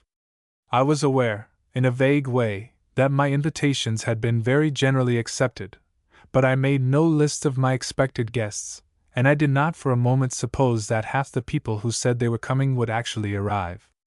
I have some experience of social life, and I have always found that it is far easier to accept invitations than to invent plausible excuses for refusing them. I do not consider that I am in any way bound by my acceptance in most cases. Dinners are exceptional. It is not fair to say that you will dine at a house unless you really mean to do it. But the givers of miscellaneous entertainments, of dances, receptions, private concerts, and such things are best dealt with by accepting their invitations and then consulting one's own convenience. That is what I thought people were doing to me. I had no reason to expect any other treatment. I was not offering food or wine in large quantities or of fine kind. I was not a prominent figure in London society. My party was of no importance from a political or a financial point of view, and I could scarcely expect the scientific world to take a cinematograph seriously. Yet I found myself the host of a number of very distinguished guests, many of whom I did not even know by sight. 3 cabinet ministers arrived, looking, as men immersed in great affairs ought to look, slightly absent-minded and rather surprised to find themselves where they were. They were cabinet ministers of a minor kind, not men in the first flight. I owed their presence to Gorman's exertions in the House of Commons. He told me that he intended to interest the government in Tim's invention on the ground that it promised an opportunity of popularizing and improving national education. I had a seat kept for Asher beside the cabinet ministers. I did not suppose that he would particularly want to talk to them, but I was sure that they would like to spend the evening in the company of one of our greatest financiers. No less than 5 members of the Royal Society came, bringing their wives and a numerous flock of daughters. They were men of high scientific attainments. One of them was engaged in some experiments with pigs, experiments which were supposed to lead to important discoveries in the science of eugenics. I cannot even imagine why he came to see a cinematograph. Another of them had written a book to expound a new theory of crystallization. I have never studied crystallization, but I believe it is a process by which particles of solid matter, temporarily separated by some liquid medium, draw together and coalesce. My scientists and their families afforded a good example of the process. They arrived at different times, went at first to different parts of the hall, got mixed up with all sorts of other people, but long before the entertainment began they had drawn together and formed a solid block among my guests. 2 Royal Academicians, one of them a well-known portrait painter, arrived a little late. They were men whom I knew pretty well and liked. They have urbane and pleasant manners, and are refreshingly free from affectations and fads. In my opinion they both paint very good pictures. I introduced them to Mrs. Asher, but this, as I should have known if I had stopped to think, was a mistake. Mrs. Asher regards the Royal Academy as the home of an artistic antichrist and academicians as the deadliest foes of art. Not even the suave courtesy of my 2 friends saved them from the unpleasant experience of hearing the truth about themselves. Mrs. Asher was not, of course, bluntly rude to them, and did not speak with offensive directness. She poked the truth at them edgeways, the truth that is, as she saw it. The church did not support me very well. I distinctly remember inviting 6 bishops. Only one came, and he was Irish. However, he wore silk stockings and a violet coat of aggressively ecclesiastical cut, so he looked quite as well as if he had had a seat in the House of Lords. I introduced him to the eugenic pig breeder, but they did not seem to hit it off together. After a few remarks, probably about the weather, they separated. The eugenist is rather a shaggy man to look at. That may have prejudiced the bishop against him. I imagine that most bishops feel shagginess to be embarrassing. Lady Kingscourt brought a large party, chiefly women in very splendid attire. There were, I think, 8 of them altogether, and they had only one man with them, a subaltern in a guards regiment. He slipped away almost at once, telling me as he passed out that he wanted to telephone to a friend and that he would be back in a few minutes. I do not think he came back at all. He probably went to his club. I do not know what was said to him the next day by the ladies he deserted. I thanked Lady Kingscourt for coming. I really think it was very good of her to come. She had fair warning that Gorman was going to make a speech, and she knew that all Gorman's political friends, probably Gorman himself, regarded her as an abandoned woman who played fast and loose with the morals of military officers and undermined their naturally enthusiastic loyalty to liberal governments. By way of acknowledgement of my quite sincere thanks, Lady Kingscourt squeezed my hand. I always make a point, she said, of encouraging any movement for the good of the masses. They are such deserving dear things, aren't they? It is impossible to guess at what Lady Kingscourt thought we were doing, but her heart was warm and kind. If ever class hatred comes to play an important part in English life, it will not be the fault of the aristocracy. I doubt whether any labourer would sacrifice his evening's leisure to encourage a movement for the good of Lady Kingscourt. Nor would the kindliest socialists speak of women of the upper classes as deserving dear things. The nicest term used by progressive people to describe these ladies is parasites, and they often, as we had just been learning, call them worse names than that. Lady Kingscourt and her party represented the highest layer of fashionable life. I had, besides her, a large number of women of slightly dimmer glory who were yet quite as finely dressed as Lady Kingscourt, and were, I am sure, equally eager for the good of the masses. My hall, not a very large one, was well filled before 9 o'clock.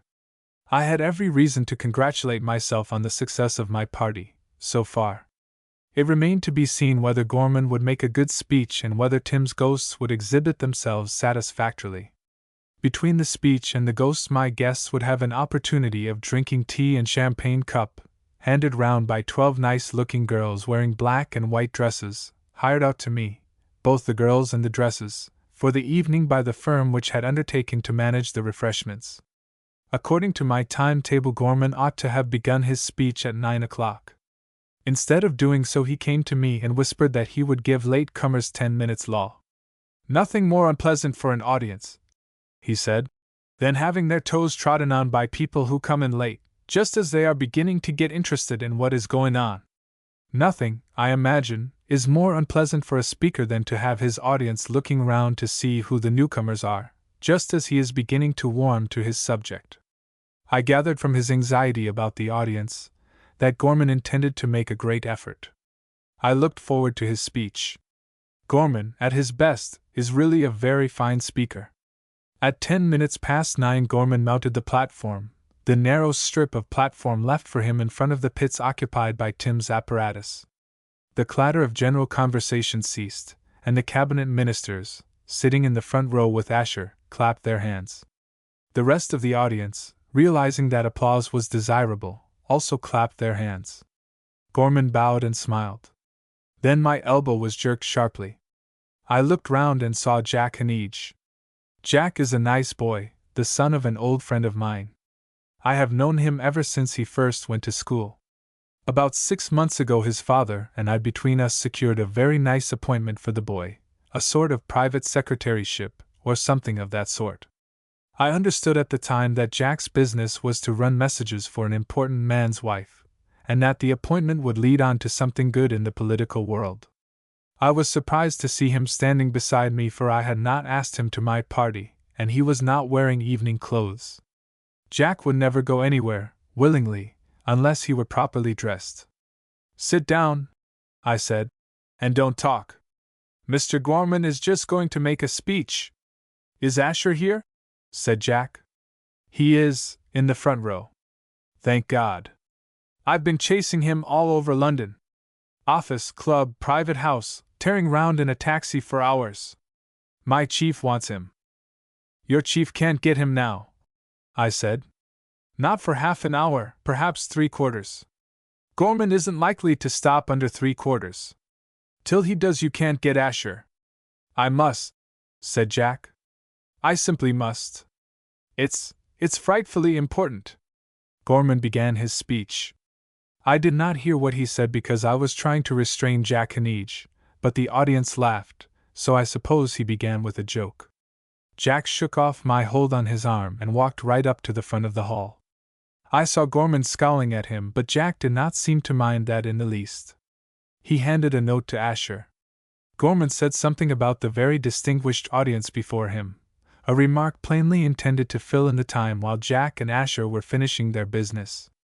Asher read the note, rose from his seat and came towards me. Everybody looked at him, and at Jack, who was following him. Gorman repeated what he had said about the distinguished audience. "I find," Asher said to me, "that I am obliged to leave you. I am very sorry." "I have a taxi outside," said Jack, pushing Asher towards the door. Asher lingered, looking at me wistfully. I may not be able to return, he said. If I cannot, will you bring my wife home? The car will be here and can drive you back to your rooms afterwards. I was a little surprised at the request. Mrs. Asher is, I should think, pretty well able to take care of herself. I think we ought to start, sir, said Jack Hanege, taking Asher by the arm. Perhaps, said Asher to me, if you are kind enough to see my wife home, you will wait in my house till I get back. I may have something to say to you. It is possible that I shall reach the house before you do, but I may be late. I do not know. Will you wait for me? Won't you come on, sir? Said Jack. I noticed then that Jack was excited and nervous. I do not ever remember having seen him excited or nervous before, not even when he went in second wicket down in the Eton and Harrow match with 70 runs to make and an hour left to play. I held Asher's coat for him and watched them get into the taxi together. When I got back to the hall, Gorman was well into his speech and had captured the attention of his audience. I was able to pick up the thread of what he was saying almost at once. He was discoursing on the arts of peace, contrasting them with the arts of war. In past ages, so Gorman said, the human intellect had occupied itself mainly in devising means for destroying life and had been indifferent to the task of preserving it. Gunpowder was invented long before the antitoxin for diphtheria was discovered. Steel was used for swords ages before anyone thought of making it into motor cars. These were Gorman's illustrations. I should not have thought that motor cars actually preserve life, but Gorman is a good orator and a master in the art of concealing the weak points of his argument.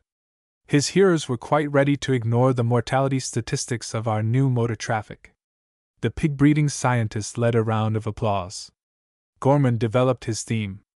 The intellect of the modern world, he said, was not only occupied with the problems of preserving life, but was bent on making life more convenient and happier, especially the life of the toiling masses of our people. The medieval world built cathedrals, fine castles, doges' palaces, and such things. We have supplied mankind with penny postage stamps. Which, Gorman asked, is the greater achievement, to house a doge or two in a building too big for them, or to enable countless mothers, sorrowing and lonely women, to communicate by letter with the children who had left the maternal home? After dwelling for some time on the conveniences, Gorman passed on to speak of the pleasures of modern life. He said that pleasures were more important than work, because without pleasures no work could be really well done. When he reached that point, I began to see how he meant to work up to the cinematograph and Tim's invention. I tried to get a glimpse of Mrs. Asher's face. I wanted to find out how she was taking this glorification of Tim's blasphemy against art. Unfortunately, I could only see the back of her head. I moved along the side of the hall as much as I dared in the hope of getting a sight of her face from some angle. I failed. To this day I do not know whether Mrs. Asher admired Gorman's art as an orator enough to make her forgive the vile purpose for which it was used. When I began to listen to the speech again, Gorman had reached his peroration. The arts of war, he said, were the natural fruits of the human intellect in a society organized on an aristocratic basis. The development of the arts of peace and pleasure followed the birth of democracy. Tyrants and robber barons in old days loved to fight and lived to kill. The common, kindly men and women of our time, the now at length sovereign people, lived to love and desire peace above all things. The spirit of democracy, said Gorman, is moving through the world. Its coming is like the coming of the spring, gentle, kindly, gradual. We see it not, but in the fields and hedgerows of the world past which it moves, we see the green buds bursting into leaf, the myriad-tinted flowers opening their petals to the sunlight. We see the lives of humble men made glad, and our hearts are established with strong faith in the Spirit whose beneficence we recognize, the Spirit which at last is guiding the whole wide world into the way of peace. I gathered from these concluding remarks that all danger of war had passed from the horizon of humanity since the Liberal government muzzled the House of Lords. Gorman did not mention this great feat in plain words. He suggested it in such a way that the cabinet ministers in front of him understood what he meant, while Lady Kingscourt and her friends thought he was referring to a revolution in China or Portugal, or the establishment of some kind of representative government in Thibet. Thus every one was pleased, and Gorman climbed down from the platform amid a burst of applause. Lady Kingscourt clapped her pretty hands as loudly as any one. Her husband is a territorial magnate. Her brothers are soldiers. But she is prepared to welcome democracy and universal peace as warmly as any of us. Perhaps what attracted her in Gorman's program was the prospect of a great increase in the pleasures of life. We drank tea, ate sandwiches, cheered our hearts with champagne cup, chattered loudly, and the men of the party stretched our legs for half an hour. Then we settled down again to gape at Tim's moving figures. The new mirrors were well worth the money I spent on them. The thing worked better, far better than when I saw it in the barn. I think the audience was greatly pleased. Everybody said so to me when the time came for escape from the hall. Mrs. Asher and I drove back to Hampstead together. I told her how Asher had left the hall and that it might be late before he got home. She sat silent beside me, and I thought that she was wondering what had happened to her husband. Just before we reached the house she spoke, and I discovered that she had all the time been thinking of something else, not Asher's absence. "I was wrong," she said, "in condemning the cinematograph and this new invention.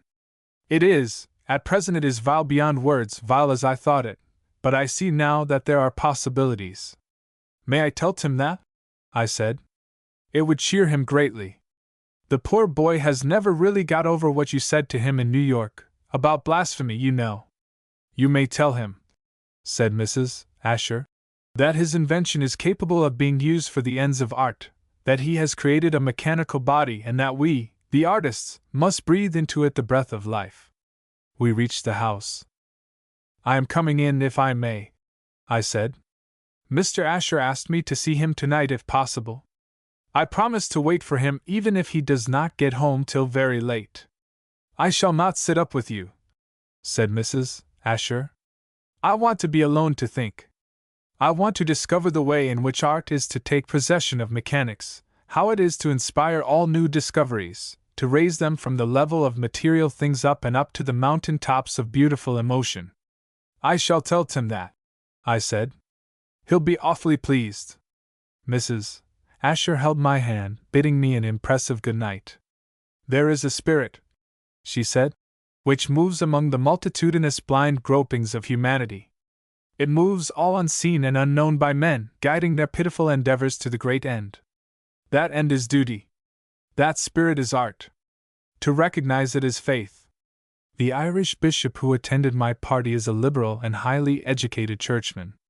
He once told me about a spirit which moves very much as Mrs. Asher's does. Its aim was goodness, and the bishop called it God. His definition of faith was, except for the different object, precisely Mrs. Asher's. Gorman propounds a somewhat similar philosophy of life, and occasionally talks about faith in the same rapt way. I do not suppose that he actually holds the faith he preaches, certainly not as Mrs. Asher and the bishop hold theirs. No Irishman is, or ever can be, a liberal after the English fashion, but Gorman does talk about the spirit of democracy, and says he looks forward to its guiding humanity to a great end, universal peace. I made my way into Asher's study, wondering how long I should have to wait for him. I wondered where he was and what he was doing. Who sent Jack Heneage to search for Asher? I could not remember whose private secretary Jack was.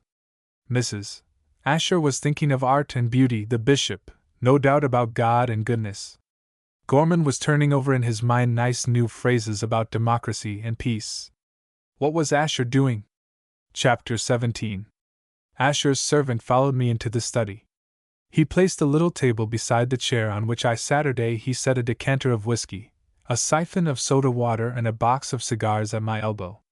He brought a reading lamp and put it behind me, switching on the electric current so that the light fell brightly over my shoulder.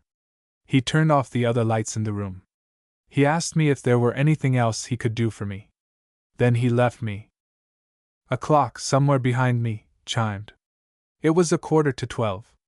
I poured out some whiskey and lit a cigar. I sat wondering what Asher was doing.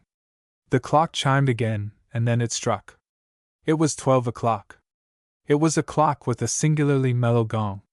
The sounds it made were soft and unaggressive. There was no rude challenge in its assertion that time was passing on, but the very gentleness of its warnings, a gentleness deeply tinged with melancholy, infected me with a strange restlessness. When for the third time its chiming broke the heavy silence of the room, I rose from my chair. The gloom which surrounded the circle of light in which I sat weighed on my spirits. I touched a switch and set the lights above the fireplace shining. Over the mantelpiece hung a picture, a landscape painting. A flock of sheep wandered through a misty valley. There were great mountains in the background, their slopes and tops dimly discernible through a haze. The haze and the mist wreaths would certainly soon clear away. Dispersed by a rising Sunday, the whole scene would be stripped of its mystery. The mountain sides, the valley stream, and the grazing sheep would be seen clear and bare in the merciless light of a summer morning. The painter had chosen the moment, while the mystery of dawn endured. I felt that he feared the passing of it, that he shrank from the inevitable coming of the hour when everything would be clear and all the outlines sharp, when the searching sun would tear away the compassionate coverings, when nature would appear less beautiful than his heart hoped it was. It was with this picture, with this and one other, that Asher chose to live. I moved round the room, turning on yet other lights. Over Asher's writing desk hung a full-length portrait of a woman, of Mrs. Asher, but painted many years ago. I have no idea who the artist was, but he had seen his sitter in no common way. The girl, she was no more than a girl when the picture was painted, stood facing me from the canvas. She was dressed in a long, trailing, pale green robe. Her hands were folded in front of her. Her head was a little thrown back, so that her neck was visible. Her skin, even then in the early days of her womanhood, was almost colorless. The red color of her hair saved the picture from deathly coldness, contrasting sharply with the mass of pale green drapery and the pallid skin. I have never thought of Mrs. Asher as a beautiful woman or one who at any time of her life could have been beautiful. But the artist, whoever he was, had seen in her a singular alluring charm. I cannot imagine that I could ever have been affected by her even if I had seen her as the artist did, as no doubt Asher did. I like normal people and common things. I should have been afraid of the woman in the picture. I am in no way like Keats' Knight at Arms. I should simply have run away from the Belle Dame sans merci, and no amount of fairy songs or Manadou would have enabled her to have me in thrall. But I could understand how Asher, who evidently has a taste for that kind of thing, might have been fascinated by the morbid beauty of the girl in the picture.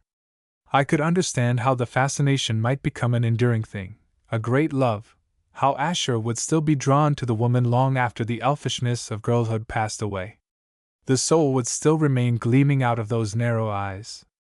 The clock chimed close beside me. It was 1:15. I sat down again, poured out more whiskey and lit a fresh cigar.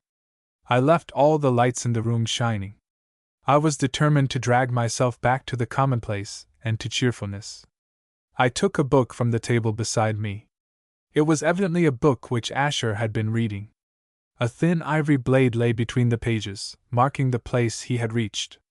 The book was a prophetic forecast of the state of the future, a record of one of those dreams of better, calmer times, which haunt the spirits of brave and good men, to which cowards turn when they are made faint by the contemplation of present evil things. I read a page or two in one part of the book and a page or two in another. I read in one place a whole chapter. I discerned in the author an underlying faith in the natural goodness of man. He believed, his whole argument was based on the belief, that all men, but especially common men, the manual workers, would gladly turn away from greed and lust and envy, would live in beauty and peace, naturally, without effort, if only they were set free from the pressure of want and the threat of hunger. The evil which troubles us, so this dreamer seemed to hold, is not in ourselves or of our nature. It is the result of the conditions in which we live, conditions created by our mistakes, not by our vices. I wondered if Asher, with his wide knowledge of the world, believed in such a creed or even cherished a hope that it might be true. Do men, in fact, become saints straightway when their bellies are full? It is strange how childish memories awaken in us suddenly. As I laid down Asher's book, there came to me a picture of a scene in my old home. We were at prayers in the dining room. My father sat at a little table with a great heavy Bible before him. Ranged along the wall in front of him was the long line of servants, the butler a little apart from the others as befitted the chief of the staff. My governess and I sat together in a corner near the fire. My father read, in a flat, unemotional voice, read words which he absolutely believed to be the words of God. Except a man be born again, he cannot see the kingdom of God. Well, that is a different creed. To me it seems more consonant with the facts of life. Man as he is can neither enter into nor create a great society nor enjoy peace which comes of love. Hitherto the new birth of the Spirit, which bloweth where it listeth, has been for a few in every generation. The hour of rebirth for the mass of men still lingers. Will it ever come, the time when all the young men see visions and all the old men dream dreams? I stirred uneasily in my chair and looked up. I had not heard him enter the room, but Asher stood beside me. "I am glad you are here," he said. "I hoped you would be, but I am very late." "Yes," I said, "you are very late. It is long after midnight. Where have you been? What have you been doing?" Asher sat down opposite to me, and for some time he did not speak. I made no attempt to press my questions.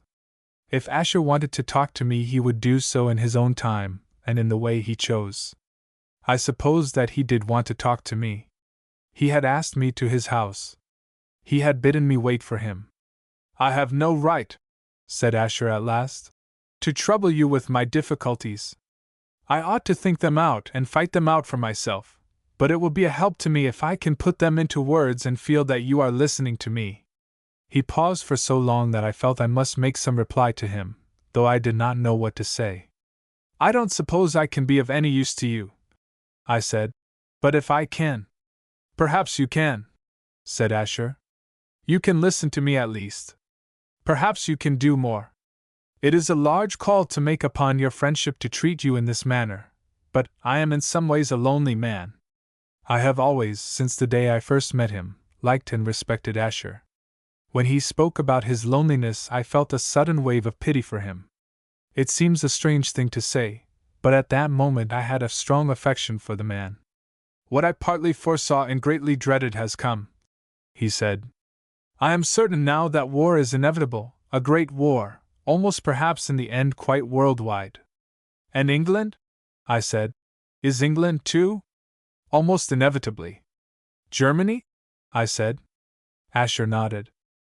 I was throbbing with excitement. For the moment I felt nothing but a sense of exultation, strangely out of harmony with the grave melancholy with which Asher spoke. I suppose the soldier instinct survives in me, an inheritance from generations of my forefathers, all of whom have worn swords, many of whom have fought. We have done our part in building up the British Empire, we Irish gentlemen, fighting, as Virgil's bees worked, ourselves in our own persons, but not for our own gain. There is surely not one battlefield of all where the flag of England has flown on which we have not led men, willing to fall at the head of them. It seems strange now, looking back on it, that such an emotion should have been possible, but at the moment I felt an overmastering sense of awful joy at Asher's news. "I cannot tell you where I have been tonight," said Asher, "nor with whom I have been talking. Still less must I repeat what I have heard, but this much I think I may say. I was sent for to give my advice on certain matters connected with finance, to express an opinion about what will happen, what dangers threaten in that world, my world, the world of money. There'll be an infernal flurry on the stock exchange," I said. "Prices will come tumbling down about men's ears. Fellows will go smash in every direction. There will be much more than that," said Asher. "The declaration of war will not simply mean the ruin of a few speculators here and there. You know enough about the modern system of credit to realize something of what we have to face. There will be a sudden paralysis of the nerves and muscles of the whole worldwide body of commercial and industrial life. The heart will stop beating for a short time, only for a short time I hope, and no blood will go through the veins and arteries." Asher spoke very gravely. Yet, though I had spent months watching the workings of his machine, I could not at the moment share his mood. The war fever was in my blood. "I should change my metaphor," said Asher. It is not a case of a body where the heart pumps blood into the arteries, but of springs which make brooks, brooks which flow into streams, which in their turn feed great rivers. Now those springs will be frozen. In a million places of which you and I do not even know the names, credit will be frozen suddenly. There will be no water in the brooks and streams. The rivers will run dry. Asher had asked for my sympathy. I did my best to give it. It's a tremendous responsibility for you, I said, and men like you. But you'll pull through. The whole thing can't collapse, simply can't. It's too big. Perhaps, said Asher, perhaps. But it is not that side of the matter which I wish to speak to you about. You will forgive me if I say that you can hardly understand or appreciate it. What I want to say to you is something more personal. I want, Asher smiled wanly, to talk about myself. You stand to lose heavily, I said. I see that. I do not know, said Asher, whether at the end of a week I shall own one single penny in the world. I may very well have lost everything. But if that were all, I should not trouble much. Merely to lose money, but… He stopped speaking, and for a long while sat silent. The clock behind me chimed again. It was 2:30. I suppose, said Asher, that you have always thought of me as an Englishman. To tell you the truth, I said, I've never thought whether you are an Englishman or not. I wasn't interested. I suppose I took it for granted that you were English. I am a German, said Asher. I was born in Hamburg, of German parents. All my relations are Germans. I came over to England as a young man and went into business here.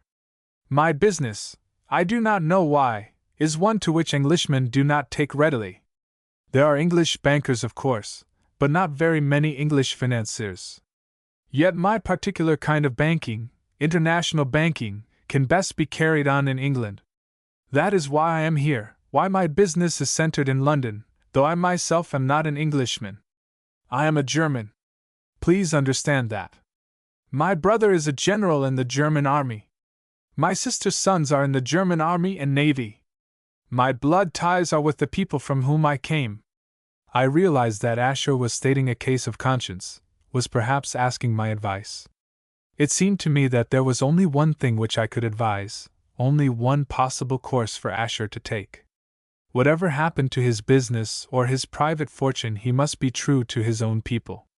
I was about to say this when Asher raised his hand slightly and stopped me. I want you to understand, he said. My blood ties are with the people from whom I came, but I am now wholly English in my sympathies. I see things from the English point of view, not from the German.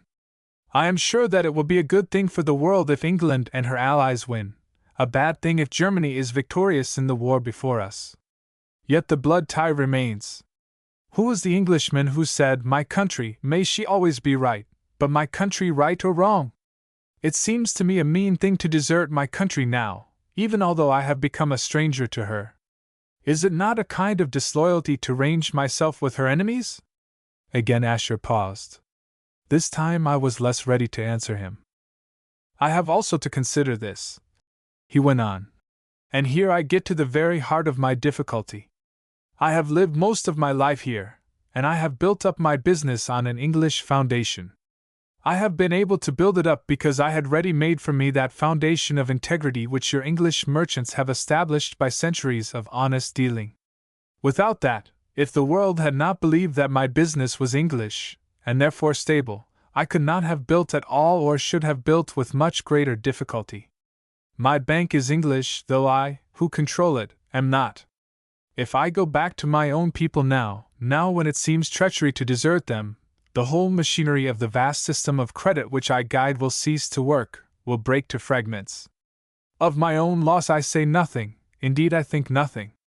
But what of the other men, thousands of them who are involved with me, whose affairs are inextricably mixed with mine, who have trusted not me, but my bank, trusted it because it is an English institution. And it is English. Have I the right to ruin them and to break up my bank, which belongs to your nation, of which in a sense I am no more than a trustee for England? You understand, do you not? My bank is just as certainly of English birth as I am of German birth. Yet it and I are one. We cannot be divided. What am I to do? Asher was asking questions, but I did not think that he was asking them of me. I felt that it was my part to listen, not to answer. Besides, what could I answer? Asher had given me a glimpse of one of those intolerable dilemmas from which there is no way of escape. The choice between right and wrong, when the nobler and baser parts of our nature are in conflict, is often very difficult and painful. But there are times, this was one of them, when two of the nobler, two of the very noblest of our instincts, are set against each other. When we can only do right by doing wrong at the same time, when to be loyal we must turn traitors. When Asher spoke again, he seemed to have drifted away from the subject of the coming war, the financial catastrophe, and his own trouble. I did not, for some time, guess where his words were leading. "I have been a very careful observer of English life," he said, "ever since I first came to this country, and no class in your nation has interested me more than you minor gentry, the second grade of your aristocracy. Often spoken of as the squirearchy," I said. "It is generally supposed to be the most useless and the least intelligent part of the community. It is rapidly disappearing, which, I dare say, is a fortunate thing." "Your greater nobility," said Asher, "is modernized, is necessarily more or less cosmopolitan. It has international interests and is occupied with great affairs. It has been forced to accept the standard of ethics in accordance with which great affairs are managed. Your merchants and manufacturers have their own code, by no means a low one, and their theory of right and wrong. Between these two classes come the men with lesser titles or no titles at all, families which spring from roots centuries deep in the soil of England, men of some wealth, but not of great riches. They have their own standard, their code, their peculiar touchstone for distinguishing fine conduct from its imitation, their ethic." "Yes," I said, "I can understand your being interested in that. It is a survival of a certain antiquarian value. It is the quaintest standard of conduct imaginable, totally unreasonable and inconsistent. But it exists. There are some things which a gentleman of that class will not do." "Exactly. These men, may I say you, for it is you I am thinking of. You have your sense of honor." I never was more surprised in my life than I was when Asher said that to me. Nothing that I have ever said or done in his company could possibly have led him to suppose that I am a victim of that outworn superstition known as the honor of a gentleman. "You have an instinct," said Asher, "inherited through many generations, a highly specialized sense, now nearly infallible, for knowing what is honorable and what is base. I do not know that any of my countrymen have that sense. I am sure that the class to which I belong has not. We look at things in a different way." "A much better way," I said. "More practical." "Yes, more practical. Better perhaps in the sense of being wiser. But I have a wish, an odd fancy if you like, to see things your way, to guide my conduct according to your standard of honor." As well as I could make out, Asher was asking me to decide for him on which horn of his infernal dilemma he was to impale himself, and to base my decision on a perfectly absurd and arbitrary set of rules for conduct, none of which could by any possibility be made to apply to a situation like his. "My dear Asher," I said, "I can't possibly judge for you." "You could judge if it were your own case," he said. "You could certainly judge then. Have you ever in your life been in the smallest doubt, even for a moment, about the way of honor, which it is?" "That is all very well," I said. "I quite admit I do know that. I generally do the other thing, but I know what I ought to do according to the ridiculous standard of my class. But I don't know what you ought to do. That's a different thing altogether." "Because I am not of your class? Not a gentleman?" "Don't talk nonsense," I said. "There aren't any gentlemen left. The species is extinct. The very name of it is vulgarist. You're as near being one as anybody I know. And that has nothing to do with it. Gentleman or not, you've got to decide for yourself. No man living can do it for you. Your class would decide for me if I belonged to it," said Asher. "The collective wisdom of your class, the class instinct. It would make me certain, leave me in no doubt at all, if only I belonged to it, were one of you. The choice I have to make." Asher paused. It's a nasty choice to have to make. You've got to be disloyal either way you go. That's what it comes to. There is no other way, said Asher sadly. No third way. Not that I can see. There was, in fact, a third way, though I did not see it at the time. Mrs. Asher discovered it. I heard of it 2 days later. Chapter 18. No one has greater respect and admiration for Asher than I have. I respect his ability. I admire his cool detachment of mind and his unfailing feeling for justice. I recognize in him a magnanimity, a certain knightliness which is very rare. But it is vain to pretend that I can ever regard Asher as an intimate friend. I am never quite comfortable in his company. He lacks something essential. He lacks a sense of humor. No one in England, no one I suppose in Europe, wanted to make jokes during that critical week which followed my interview with Asher. The most abandoned buffoon shrank from jesting when every morning brought a fresh declaration of war by one great power on another. But even under such circumstances the sense of the ridiculous survives, a thing to be carefully concealed, in those who are fortunate enough to possess it.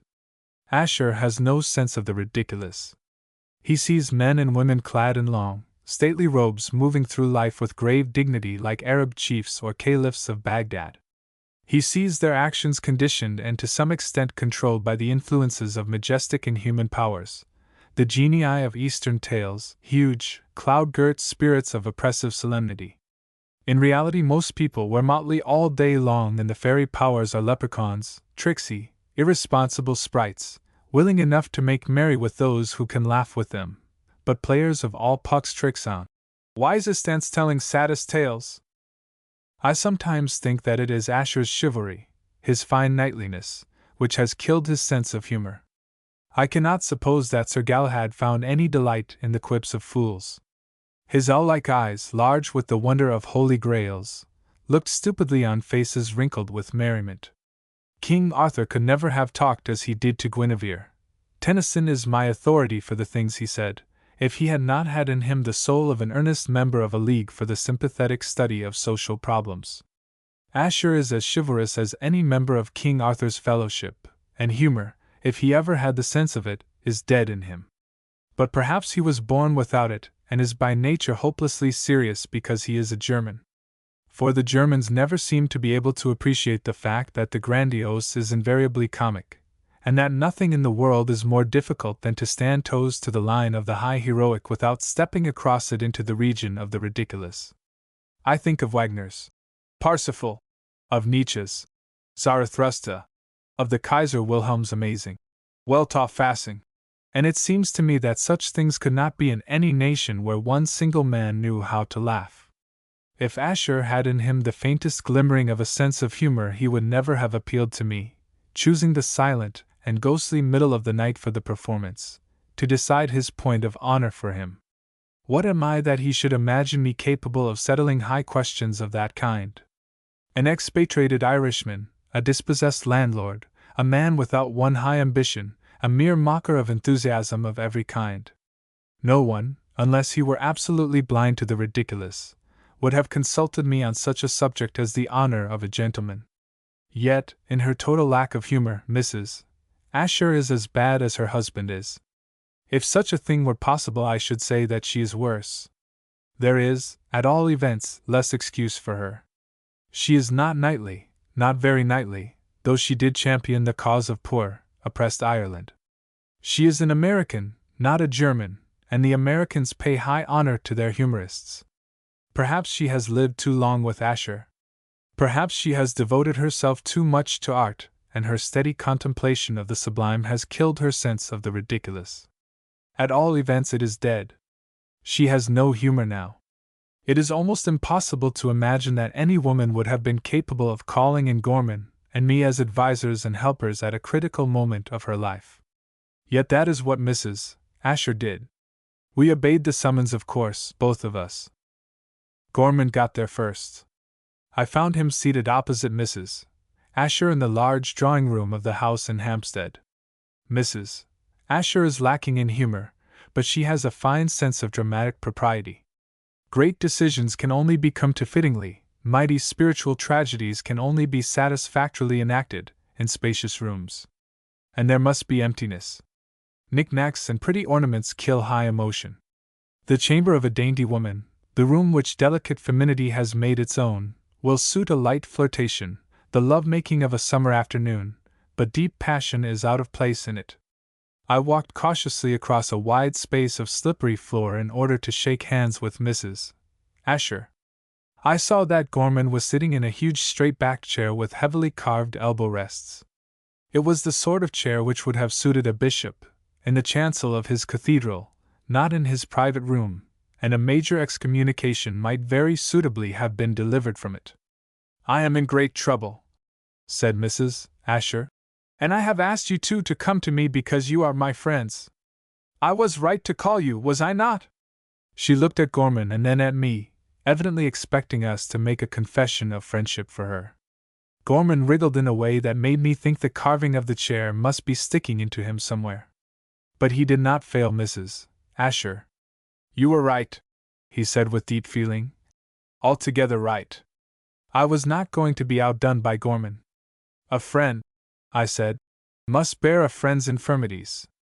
The quotation was not wholly happy, but Mrs. Asher seemed to like it. She smiled gratefully. "My husband," she said. I knew it must be her husband's affairs which were troubling her. "He is in a very difficult position," I said. "I had a long talk with him the other night. It seems to me that he has to choose between—" Gorman interrupted me. "He's in an infernally awkward hole," he said. "The English people will lose their tempers to a certainty, not at first perhaps, but as soon as anything goes against them. When they do, they'll make things damnably unpleasant for any one who's suspected of being German, or even remotely connected with Germany. That's the sort of people the English are. And Asher is just the man they'll fasten on at once. They'll hunt him down." Mrs. Asher looked at Gorman while he spoke. Her face expressed a quiet dignity. "That is not the difficulty," she said. "What people say or think of us or do to us does not matter. We live our own lives. We can always live them, apart from, above the bitter voices of the crowd." "All the same," said Gorman, "it will be unpleasant. It will be a great deal worse than merely unpleasant. If I were Asher, I should get on the safe side at once. I should give a thumping big subscription, £50,000 or something that will attract attention, to some popular fund. I should offer to present the War Office with half a dozen aeroplanes to be called the Asher Flying Fleet, or a first-rate cannon of the largest size. A good deal can be done to shut people's mouths in that sort of way." "You do not understand," said Mrs. Asher. She turned to me, evidently hoping that I would explain Asher's real difficulty to Gorman. I hesitated for a moment. It was plain to me that though Gorman did not appreciate the reality of the spiritual crisis, he did understand something which had escaped me and, so far as I knew, had escaped Asher also. I had a vivid recollection of the unenviable position of men suspected of lukewarm patriotism during the Boer War. In the struggle we were then entering upon, popular passion would be far more highly excited. The position of the Ashers in England might become impossible. Gorman, with his highly developed faculty for gauging the force and direction of popular opinion, understood at once and thoroughly the difficulties that lay before Asher. What he did not understand was the peculiar difficulty which Asher felt. I responded to Mrs. Asher's glance of appeal and tried to explain things to Gorman. "Asher," I said, "is pulled two ways. His country is pulling him. That's the call of patriotism. You ought to understand that, Gorman. You're a tremendous patriot yourself. But if he goes back to his country now, he absolutely ruins his business. That means a lot more than merely losing his money. It means more even than losing other people's money, the money of the men who trusted him. It means that he must be false to his commercial honor. You see that, don't you, Gorman? And there doesn't seem any way out of the dilemma. He has got to go back on his patriotism or on his honor. There is no other course." I looked at Mrs. Asher for approval. I had stated her husband's dilemma clearly, I believed fairly. Gorman could hardly fail to understand. I thought Mrs. Asher would have been pleased with me. To my amazement, she acknowledged my efforts with a burst of indignation. "Oh," she cried, "you do not understand, either of you. You do not even begin to understand. I suppose you cannot, because you are men and not women. You men! All of you, my husband too, though he is far above the rest of you, but even he! You concern yourselves about things which are nothing. You argue about phantoms and discuss them as if they were realities. And all the time you miss the things which are. You think," she spoke directly to Gorman and her voice expressed the utmost scorn. "You think about reputation, the way men babble about each other and will babble about us. Why should we care? Even if we were afraid of what men say, there are places in the world to which the voices of Europe cannot reach. There are islands in the sea where the sun shines and palm trees grow, to which the talk of men who dwell in cities never comes." I recollected the desire which Mrs. Asher had once expressed to me of getting far, far away from everywhere. She evidently hoped to be able to try that experiment. She turned from Gorman and faced me. "You talk," she said, "about honor and patriotism. What are they? Words, just words. It is only you men, slaves of your own conventions, who take them for realities. We women know better. You go about life imagining that your limbs are bound with fetters. They are bound with delusions. We women know. Love and beauty are real. Nothing else is. All your fine words are like the flags under which your dupes go out to die, fluttering rags to us whose eyes are open. You talk, oh, so finely you talk, about the shadows your own imaginings cast, and you end in being afraid of them. You dare to talk to me of money." This was a totally unjust accusation. I had not talked about money. I had more sense than to mention money to a woman in Mrs. Asher's frame of mind. "I have money enough of my own," she said. "He and I want very little. What do we care for except just to love each other and to see beautiful things and to escape from all this nightmare of blood and hate and horror and hideousness?" I felt helpless. Mrs. Asher had undoubtedly hit on a new solution of the problem. She proposed that Asher should impale himself not on one or other, but on both horns of the dilemma, be false to every kind of honor and loyalty. It was, I suppose, possible for Asher to pack a bag and take to flight, simply to disappear, leaving everything behind him. He and she might go to some valley in the Rocky Mountains, to some unknown creek on the Californian coast, to some island in the South Pacific. If she were right about honor and faithfulness and patriotism, if these are, after all, only idols of the tribe, then she and Asher might be very happy. They would have all that either of them required. I looked at Gorman. He shrugged his shoulders, helpless as I was. Mrs. Asher began to plead with us in a way that was very strange to listen to. "Life is so short," she said. "Already most of it is gone from us. We have only a few years more, he and I. Why should we be miserable? There is happiness waiting for us. There is nothing between us and happiness except words, honor, patriotism, right, wrong. These are words, only words. They are gossamer threads which we break as we go, break without feeling them if only we go boldly. Will you not help me? Tell him that what I say is true.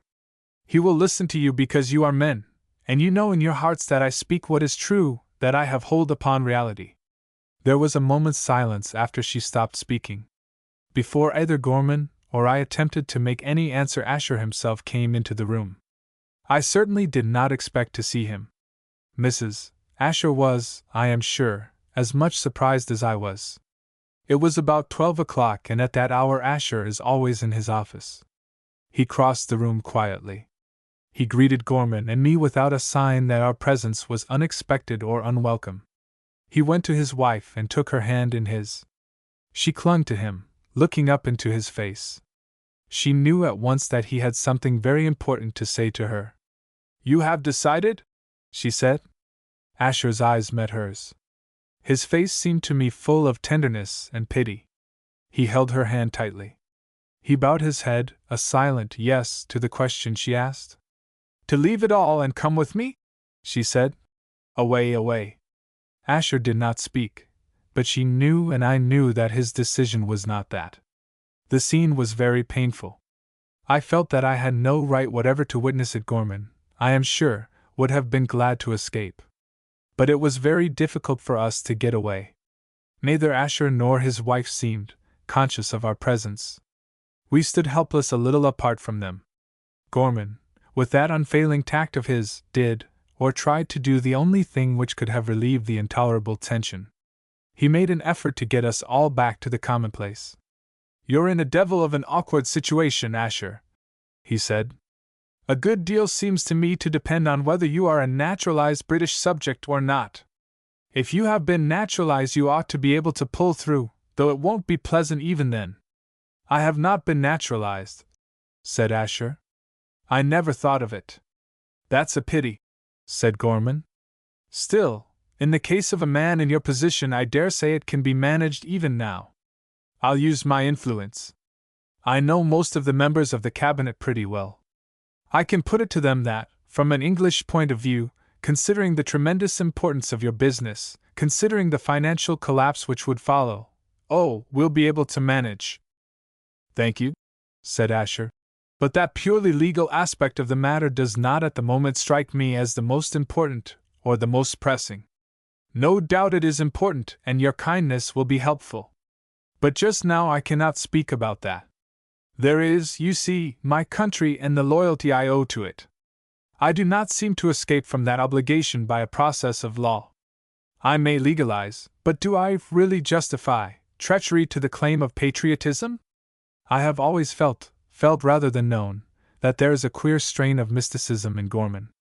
His arid common sense, his politics, his rhetoric, his tricky money-making, are the outside, visible things about him. Behind them, deep down, seldom seen, is his strange, emotional love for his country. When Asher spoke as he did about the claim of patriotism, Gorman understood. The innermost part of the man was reached. Without hesitating for an instant, without consideration or debate, Gorman leaped to a solution of the problem. "Loyalty to your country comes first," he said. "It must. Everything else goes by the board. I did not know you felt that way about Germany, but since you do, there is no more to be said. Go back to your own country, of course. You can't help yourself." I have no doubt that Gorman meant exactly what he said. If he had been in Asher's position, if once the issue became quite plain to him and the tangle of political alliances were swept away, he would have thrown all his interests, and every other kind of honor, to the wind. He would have sacrificed his business, would if necessary have parted with his wife. He would have been loyal to the land of his birth, entirely contemptuous of any other call or any claim. Mrs. Asher clung tightly to her husband's arm. "Words," she said.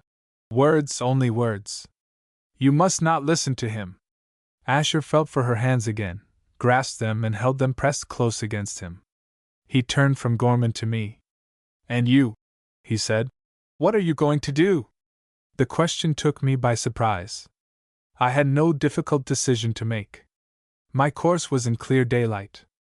Besides, it did not matter to anyone what I did. "You yourself," said Asher again. "What are you going to do?" "Oh," I said, "I'm going back to my regiment. I suppose they'll take me. Anyhow, I shall offer myself." "And fight?" said Asher. "Well, yes. I suppose I shall fight. This war won't be over in a week. I'm pretty sure to get my turn. Yes, I shall almost certainly fight." "Why?" said Asher. "What will you fight for?" It was Gorman who answered the question. He had recovered from his brief outburst, and had become the normal Gorman again. "The war," he said, "is for the liberation of Europe. It is a vast struggle, an Armageddon in which the forces of reaction, absolutism, tyranny, a military caste are ranged against democracy. It is their last appearance upon the stage of history. Vindicated now, the principles of democracy." "If you think," I said, "that I'm going out to fight for the principles of democracy, you're making a big mistake. There's nothing in the world I dislike more than that absurd democracy of yours." "Then why?" said Asher, mildly persistent. "Why are you going to fight?" "Well," I said, I don't want to say anything offensive about your people, Asher. The Germans have a lot of fine qualities, but if they were to win this war, if they were to succeed in imposing their civilization and their mentality on us all, if they were to Germanize the world, the sense of humor would perish from among men. Nobody would any longer be able to laugh. We should find ourselves taking governments and officials seriously. Just imagine! To live under a bureaucracy and not to see that it was funny! Surely it's worthwhile fighting for the right to laugh. You Irish, said Asher. Even in times like this, your love of paradox. Don't say it, I said. If you can possibly help it, don't say that. I admit that I brought it on myself and deserve it. I apologize. That is not my real reason for going back to my regiment. I only gave it to you because I don't know what my real reason is. It's not patriotism. I haven't got any country to be patriotic about. It's not any silly belief in liberty or democracy. I don't know why I'm doing it. I just have to. That's all. Noblesse oblige, said Asher. Your honor as a gentleman. I shuddered. Asher, there is no other way of putting it, is grossly indecent. A woman has a sense of modesty about her body. It would be considered an outrage to strip her and leave her stark naked in the middle of the room. I cannot see why a man should not be credited with some feeling of modesty about his soul. I detest having my last garments plucked from me in public.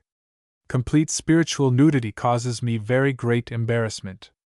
You can put it that way if you like, I said. The plain fact is I can't help myself. I must go back to my regiment. I have no choice. I have come to see, said Asher, that I have no choice either.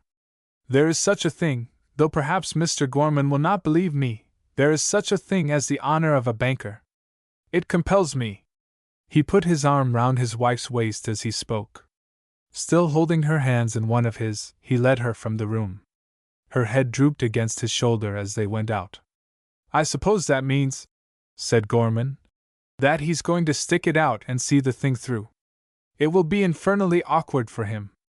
I don't think he realizes how nasty it will be. He hasn't considered that side of it. A man doesn't consider that side of things, I said, when he's up against it as Asher is. Well, I'll do my best about the naturalization papers. That'll be some help. It's very hard to be sure, I said, but I'm inclined to think that Asher is right. He's utterly wrong, said Gorman.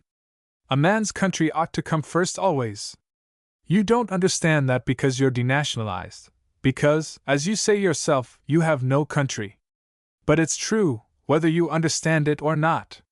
When I think of that business of his, I said, the immense complexity of it, the confidence of thousands of men in each other, all resting at last on a faith in the integrity of one man, or rather of a firm, the existence of such a business, worldwide, international, entirely independent of all ties of race, nationality, language, religion, in a certain sense wider than any of these, it's a great, human affair, not English nor German. Not the white man's nor the yellow man's, not Christian nor Buddhist nor Mohammedan, just human. Asher owes some kind of loyalty to a thing like that. It's a frightfully complicated question, but on the whole I think he is right. Gorman was not listening to me.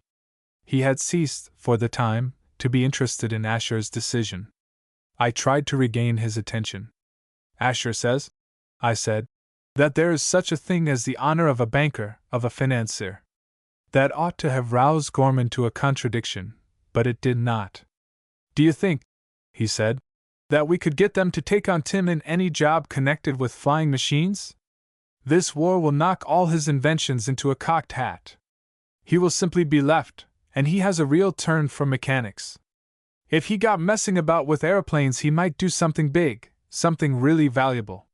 But I don't know how to go about getting that sort of job for him. I'm not in with military people. Look here, you've a lot of influence with the War Office. No, I said. None. Nonsense. You must have. A word from you, I'll tell you what we'll do. I'll work Asher's naturalization papers for him, and you get Tim taken on by the Army Flying Corps people. Perhaps, I said, you'd like me to get you a staff appointment while I'm at it.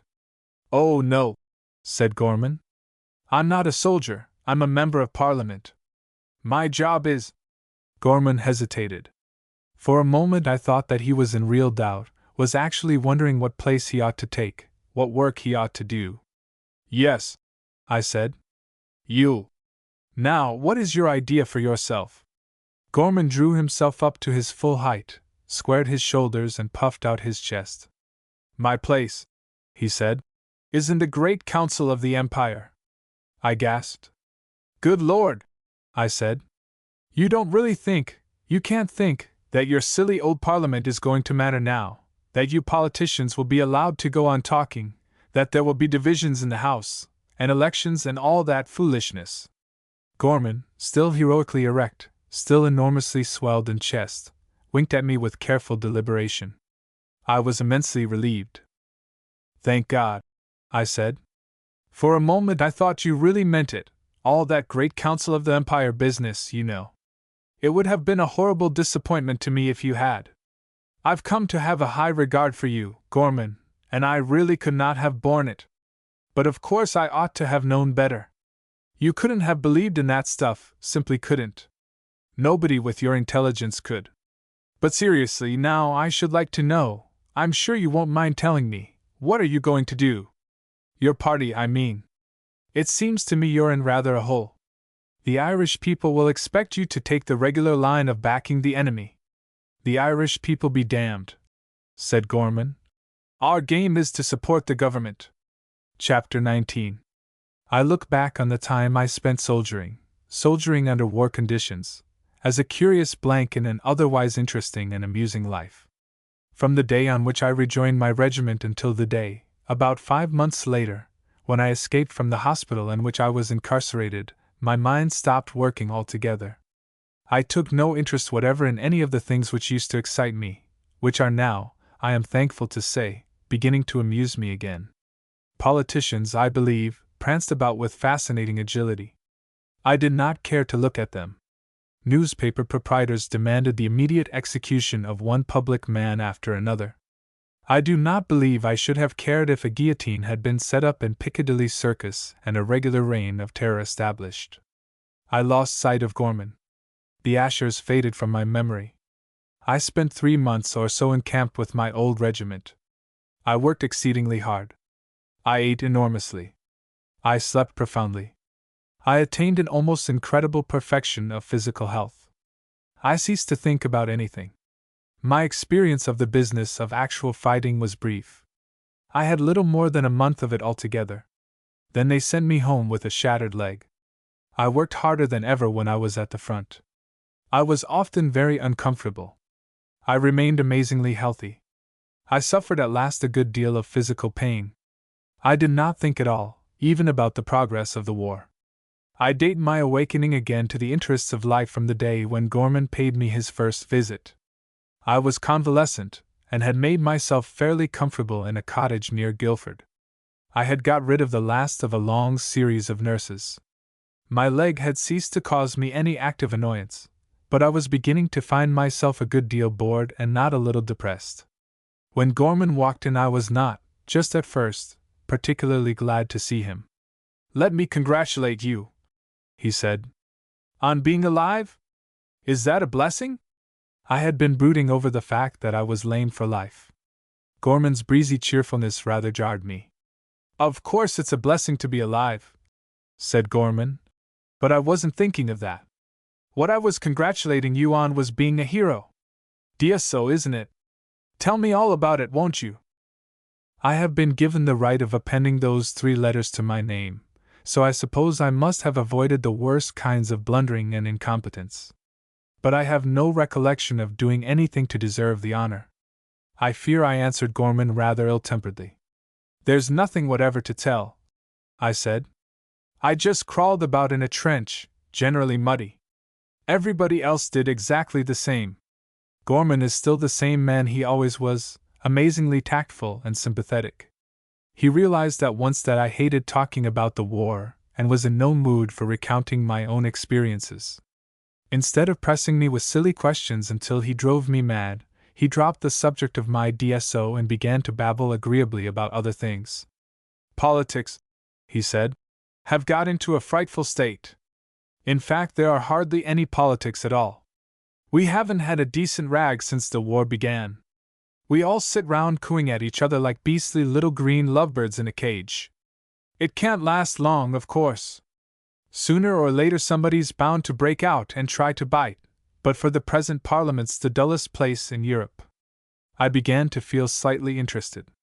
I remember hearing, I said, that you nationalists promised not to cheer for the Germans. We did more than that, said Gorman. We rallied to the Empire at the very start, and have kept on rallying ever since. It felt odd at first, but you get used to anything in time, even to being loyal. You'd have been surprised if you'd heard me singing God Save the King in Dublin last week. Did you really? Twice, said Gorman. On 2 consecutive days. A world in which such things could happen might, I began to feel, be worth living in after all. I smiled feebly at Gorman. He responded with a delicious wink. What's happened to Home Rule? I said. For the present it's hung up, a case of suspended animation. Our idea is that if we're thoroughly loyal now, the English people will be so grateful to us. But they'll be just as grateful to the Ulstermen, I said. They're loyal too, I suppose. That's the difficulty, of course, said Gorman. But what else could we do? If we'd allowed the Orangemen to make a corner in loyalty at the present crisis. Crisis, I said. How that word brings it all back to me. Are we still going through a crisis? Fancy the word surviving. It's about the only part of our old political system which does survive. The rest's gone, hopelessly. Gorman sighed, and I began to feel depressed again. But Gorman is not the man to sorrow long, even over the decay of the British Constitution. He dropped the unpleasant subject and started fresh. Tim, he said, has been rather a disappointment to me. He hasn't invented a single thing since the war began. I should have thought, I said, that this would have been his opportunity. So it is. The country's simply crying out for inventions. Aerial torpedoes, traps for submarines, wireless methods of exploding the enemy's ammunition, heaps of things of that sort. Tim might scoop up an immense fortune and be made a baronet. But instead of inventing, and he could if he chose, the young fool is flying about somewhere and dropping bombs on German railways. I'm inclined to think it was a mistake putting Tim into the flying corps at all. I wonder if we could get him out again. Do you know anyone you could write to about him? No, I said. Not a soul. Pity, said Gorman. A little personal influence helps a lot in things of this sort, and a letter from you. I thought it time to change the subject. The Ashers? I said. Ever see them now? I met her in the park on Sunday. She's Red Crossing. Had on the most elaborate costume you ever saw. Imagine a nurse's uniform brought up to the standard of the highest art, or perhaps I ought to say an artistic dress with the Red Cross for motif. She told me that she expects to go to the front next week. Thank God she didn't go sooner. She might have nursed me if she'd been there in time. She'd have done it all right, said Gorman. I hear she's a splendid organizer in spite of her clothes. Always was a remarkable woman, though you didn't care for her. There's been a lot of trouble about Asher. Did he go bankrupt? Oh dear no, quite the contrary. All that financial part of the business was well managed and there wasn't any serious smash-up. They say that Asher helped a lot, in fact that it was very largely his advice which the government took. All the same, a lot of people turned on him afterwards, in spite of all I did to get him naturalized. They wanted to imprison him, but that was absurd. It's all very well to round up ordinary Germans, barbers, waiters and people of that sort, and put them in concentration camps. But you can't imprison a man who's worth millions. That sort of thing isn't done in any civilized state. Besides, I said, Asher didn't deserve it. Of course not. But that wouldn't have saved him. In fact, that has nothing whatever to do with the matter. Popular opinion ran very strongly against Germans, whether naturalized or not. And things were beginning to look very nasty for Asher. However, we managed all right. How? Oh, said Gorman. In the usual way. Diverted it. Gorman, I said, I'm afraid I'm getting stupid. Fighting must have muddled my brain. I don't quite follow you. What did you divert? Popular opinion, said Gorman. We turned it away from Asher, started everybody hunting a fresh hare. It wouldn't have done to imprison Asher, really wouldn't, for a lot of reasons, so we all began making speeches about beer. Temperance, you know, I made one myself. Then everybody forgot about Asher and things settled down. Politics aren't as dead as you said they were, Gorman. You politicians. It's all very well sneering at politicians, and I don't mind your doing it, not a bit, especially as you're wounded. But if it hadn't been for us politicians, tell me this now, is there anybody else in the country who can divert popular opinion from an awkward subject? I do not suppose there is. But I did not care to argue about it. Do you think, I said, that Asher ever regretted his decision? What decision? Oh, to stay in England? No, I don't think he ever has. He's done pretty well for himself in spite of any little trouble there's been. I should say he's no worse off than he was. I wasn't thinking of the matter from a business point of view, I said. From every other point of view, said Gorman. He was wrong. A man ought not to go back on his country under any circumstances whatever. I don't agree with you, I said. His conscience, said Gorman. If financiers have consciences, which I doubt. Some day, I said, when I'm a bit stronger, we'll argue the whole thing out. We have argued it out, since then, 20 times at least. We are no nearer reaching a conclusion than we were.